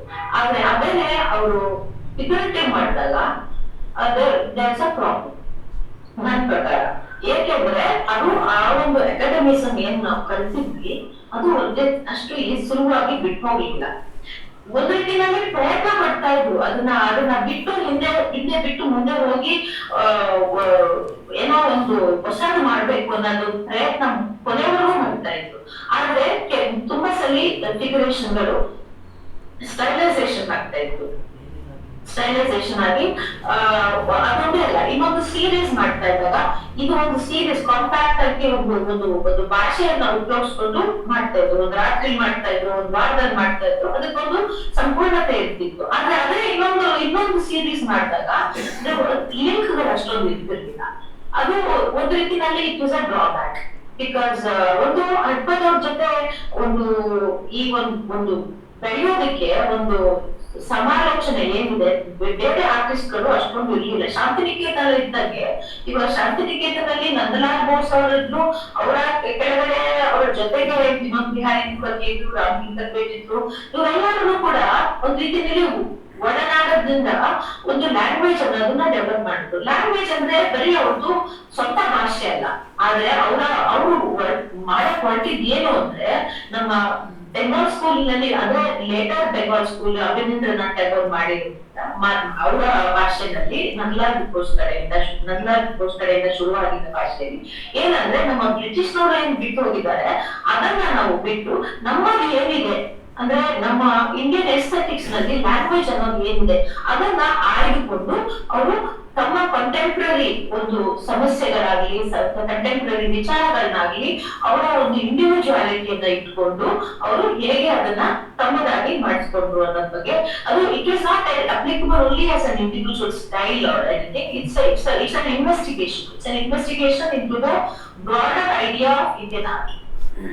ಸೊ ನಡ್ಕೊಂಡವ್ರಿಗೆ ನನ್ಗನ್ಸುತ್ತೆ ಒಂದೊಂದಿಗೆ ಒಟ್ಟಿ ಆಗ್ಬಿಟ್ಟು ಬೆಂಗಳೂರಲ್ಲಿ ಅವ್ರ ಜೊತೆ ಇದ್ರು, ಬೀಲ್ ಫಾರ್ಮ್ ಮಾಡಿದ ಎಕ್ಸಿಬಿಷನ್ ಆರ್ಟಿಸ್ಟ್ ಗಳಿದ್ರು, ಅವರೆಲ್ಲರೂ ಕೂಡ ಬಹಳ ಎಕ್ಸ್ಪೆರಿಮೆಂಟಲ್ ವರ್ಕ್ ಗಳು ಮಾಡ್ತಾ ಇದ್ರು. ಆದ್ರೆ ನನಗನ್ಸೋದು ಅದು ಒಂದು ರೀತಿಯಲ್ಲಿ ಸಸ್ಟೈನ್ ಆಗ್ತಾ ಇರಲಿಲ್ಲ. ಬಿಕಾಸ್ ಅದು ಈ ಲ್ಯಾಂಗ್ವೇಜ್ ವಿಚಾರದಲ್ಲಿ ಅವರು ಅಷ್ಟೊಂದು ಅಂದ್ರೆ ಒಂದು ಮಾಡ್ತಾ ಇರ್ಲಿಲ್ಲ, ವಿಚಾರ ಮಾಡ್ತಾ ಇರ್ಲಿಲ್ಲ ಅಂತ ಹೇಳಿಕ್ ಆಗೋದಿಲ್ಲ. ಆದ್ರೆ ಅದು ಪರಿಪೂರ್ಣತೆ ಹೊಂದಿಲ್ಲ ಲ್ಯಾಂಗ್ವೇಜ್ ವಿಚಾರದಲ್ಲಿ. ಸೊ ಇನ್ನೊಂದಿಷ್ಟು ಮಾಡೋದು, ಅಲ್ಲೊಂದಿಷ್ಟು ಮಾಡೋದು, ಇದ್ರಲ್ಲೂ ಡೈನಾಮಿಕ್ ಆಗಿದೆ, ಇದು ಡೈನಾಮಿಕ್ ಆಗಿದೆ. ಆದ್ರೆ ಇದು ಏನಾದ್ರು ಸ್ವಲ್ಪ ತಪ್ಪಾದ್ರೆ ಅಥವಾ ಹೆಚ್ಚು ಕಮ್ಮಿ ಆದ್ರೆ ಯಾಕಾಗಿದೆ ಅನ್ನೋದ್ರ ಬಗ್ಗೆ ಒಂದು ಚಿಂತನೆ ನನಗೆ ಬರ್ಲಿಲ್ಲ ಅನ್ಸ್ತು. ಈ ಒಂದು ಚಿಂತನೆ ನನ್ನ ವಿಚಾರದಲ್ಲಿ ನಾನು ಬೇರೆ ಬೇರೆ ಟೀಚರ್ಗಳಿಗೆ ಕೆಳಗೆ ಓದಿದ್ರಿಂದ ಒಬ್ರು ಇದನ್ ಕೊಟ್ರೆ ಇನ್ನೊಬ್ರು ಇದನ್ ಕೊಡ್ತಾ ಇದ್ರು. ಸುಬ್ರಹ್ಮಣ್ಯನವರು ಲ್ಯಾಂಗ್ವೇಜ್ ಬಗ್ಗೆ ಅಂದ್ರೆ ಬೇಸಿಕ್ ನನ್ಗೆ 3 ವರ್ಷ 4 ವರ್ಷ ಆಯ್ತು. ಅವರು ನಾನು ಏನು ಸ್ಕೂಲ್ ಅಲ್ಲಿ ಅಕಾಡೆಮಿಸಮ್ ಅನ್ನ ರಿಯಲಿಸಮ್ ಅನ್ನ ಕಲ್ತಿದ್ನಲ್ಲ ಅದನ್ನ ಬಿಟ್ಕೊಂಡು ಸ್ವಲ್ಪ ಅದನ್ನ ಬಿಟ್ಕೊಡೋದಕ್ಕೆ ನನಗೆ ಬಹಳ ಕಷ್ಟ ಆಯ್ತು. ಈಗಲೂ ಕೂಡ ನಾನು ಒಂದು ಫಿಗರೇಷನ್ ಮಾಡಿದ್ರೆ I have to try very hard to forget that. ಅದೇ ತರ ಎಷ್ಟು ನನ್ಗನ್ಸುತ್ತೆ ಒಂದ್ ರೀತಿನಲ್ಲಿ ಅವರು ಹುಡುಕ್ತಾನೆ ಬಂದ್ರು. ಅವ್ರಿಗೆ ಅಷ್ಟೊಂದು ಅದು ಕನ್ಕ್ಲೂಷನ್ ಆಗ್ಲಿಲ್ಲ. ಅದನ್ನ ನಾವು ಬಹಳ ಪಾಸಿಟಿವ್ ಆಗಿ ನೋಡ್ಬೋದು. ಆದ್ರೆ ಒಂದ್ ರೀತಿನಲ್ಲಿ we should also be critical about it because it's also critical because ಅದರ ಒಂದು ಸರ್ಕಮ್ಸ್ಟಾನ್ಸಸ್ ಏನಿದೆ ಅದನ್ನ ಬಗ್ಗೆ ಅದನ್ನ ನಾವು ಒಂದು ಬ್ಯಾಕ್ಗ್ರೌಂಡ್ ಆಗಿ ಇಟ್ಕೊಂಡು ಅವ್ರನ್ನ ನಾವು ಈ ರೀತಿಯಲ್ಲಿ ಕ್ರಿಟಿಸೈಸ್ ಮಾಡ್ಬೋದು. ಬಟ್ ಒಂದಂತೂ ಸರಿ, ಹಡ್ಕೋದವರು ಅವರ ಒಂದು ಹುಡುಕಾಟವನ್ನ ಮಾತ್ರ ನಿಲ್ಲಿಸ್ಲಿಲ್ಲ. ಒಂದ್ ರೀತಿಯಲ್ಲಿ ಅವ್ರಿಗೆ ಒಂದೊಂದ್ಸತಿ ಮುಜುಗರನೂ ಆಗ್ತಿತ್ತು. ಯಾಕಂದ್ರೆ ಬೇರೆ ಆರ್ಟಿಸ್ಟ್ ಗಳನ್ನ ನೋಡಿದಾಗ್ಲೂ ಅವ್ರಿಗೆ ಬಹಳ ಪ್ರಶ್ನೆಗಳು ಬರ್ತಾ ಇತ್ತು ಮನ್ಸಲ್ಲಿ. ಬಹಳ ಓಪನ್ ಆಗಿದೆ ಅವರು ಪ್ರಶ್ನೆ ಮಾಡ್ತಾ ಇದ್ರು, ಅದ್ರ ಬಗ್ಗೆ ವಿಚಾರ ಮಾಡ್ತಾ ಇದ್ರು. ಒಂದ್ ರೀತಿಯಲ್ಲಿ ಅವರಲ್ಲಿ ಒಂದು ಗೊಂದಲ ಕೂಡ ಇತ್ತು ಈ ವಿಚಾರವಾಗಿ. ಅದು ನನಗನ್ಸೋದು ಅವ್ರ ಜೊತೆ ಮಾತಾಡುವಾಗ, ಅವರ ವರ್ತನ ಒಂದ್ ರೀತಿನಲ್ಲಿ ವಾಪಸ್ ಹಿಂದೆ ನೋಡುವಾಗ, ರೆಟ್ರೋಸ್ಪೆಕ್ಟಿವ್ ಆಗಿ ಅವ್ರದ್ದು ವರ್ತನ ನೋಡಿದ್ರೆ ಇದು ನನ್ನ ಅನಿಸಿಕೆ ಅನ್ಸುತ್ತೆ. ಇದು ಆದ್ರೆ ಏನೇ ಹೇಳಿದ್ರು, ನಾವು ಆರ್ಟಿಸ್ಟ್ ಆಗ್ಬೇಕಂದ್ರೆ ನಮ್ಮಲ್ಲಿ ಒಂದು ಉತ್ಸಾಹ ಇರ್ಬೇಕು, ನಮ್ಮಲ್ಲಿ ಆರ್ಟಿಸ್ಟ್ ಆಗ್ಬೇಕ ಅನ್ನೋ ಬಯಕೆ ಇರ್ಬೇಕು. ಒಂದು ಮೇಷ್ಟ್ರು ಆ ಒಂದು ಬಯಕೆನ ನಮ್ಮಲ್ಲಿ ಹುಟ್ಟಿಸಿದ್ರೆ ಅಷ್ಟೇ ಸಾಕು. ಅದನ್ನ ಮೇಷ್ಟ್ರು ನಮ್ಗೆಲ್ಲಾ ಯಾರೇ ಬಂದ್ರು, ಅವ್ರ ಹತ್ರ ಯಾರೇ ಬಂದ್ರು ಕೂಡ ಅವ್ರಿಗೆ ಈ ವಿಚಾರನ ತುಂಬಿದ್ದಾರೆ. ಒಂದ್ ರೀತಿ ನಾವ್ ಏನೇ ಸ್ಕಿಲ್ಗಳು ಕಲ್ತ್ಕೋಬಹುದು, ಎಲ್ಲಿನಾದ್ರೂ ಓದ್ಬೋದು, ಏನಾದ್ರೂ ಓದ್ಬೋದು. ಆದ್ರೆ ನಮ್ಮಲ್ಲಿ ಆ ಬಯಕೆ ಇಲ್ಲದೆ ಇದ್ರೆ, ಆ ಒಂದು ಪರಿಶ್ರಮ ಇಲ್ಲದೆ ಇದ್ರೆ ನಾವ್ ಯಾವತ್ತೂ ಆರ್ಟಿಸ್ಟ್ ಆಗ್ತಿಲ್ಲ. ಅದು ಆರ್ಟಿಸ್ಟ್ ಎಂತ ಆರ್ಟಿಸ್ಟ್ ಅಂದ್ರೆ ಬರೀ ಒಂದು ಸ್ಕಿಲ್ ಮಾಡ್ಕೊಂಡು ಒಂದಿಷ್ಟು ಮಾರಾಟ ಮಾಡ್ಕೊಂಡು ದುಡ್ಡು ಮಾಡ್ಕೊಂಡು ಮನೇಲಿ ಇರುವಂತ ಆರ್ಟಿಸ್ಟ್ ಅಲ್ಲ, ಅದ್ರ ವಿಚಾರವಂತ ಆರ್ಟಿಸ್ಟ್ ಆಗ್ಬೇಕು ಅನ್ನೋ ಒಂದು ಆಗ್ಬೇಕು ಅನ್ನೋ ಒಂದು ಇದು ಇಂಟೆನ್ಷನ್ ಏನಿದೆ ಅದು ನಮ್ಮಲ್ಲಿ ಎಷ್ಟು ನಮ್ಗೆಲ್ಲ ಕೊಟ್ಟಿದ್ದಾರೆ. ಅದರಿಂದ ನಾವೆಲ್ಲರೂ ಅವ್ರಿಗೆ ಋಣ ತೀರಿಸ್ಬೇಕಾಗುತ್ತೆ. ನಮ್ಮ ಕೆಲಸದಿಂದ ಅವರನ್ನ ನೆನೆಸ್ಕೊಳ್ಳೋದ್ರಿಂದ ನಾವು ಅವ್ರಿಗೆ ಒಂದು ರೀತಿಯಲ್ಲಿ ದೊಡ್ಡ ಥ್ಯಾಂಕ್ ಯು ಅಷ್ಟೇ. Thank you.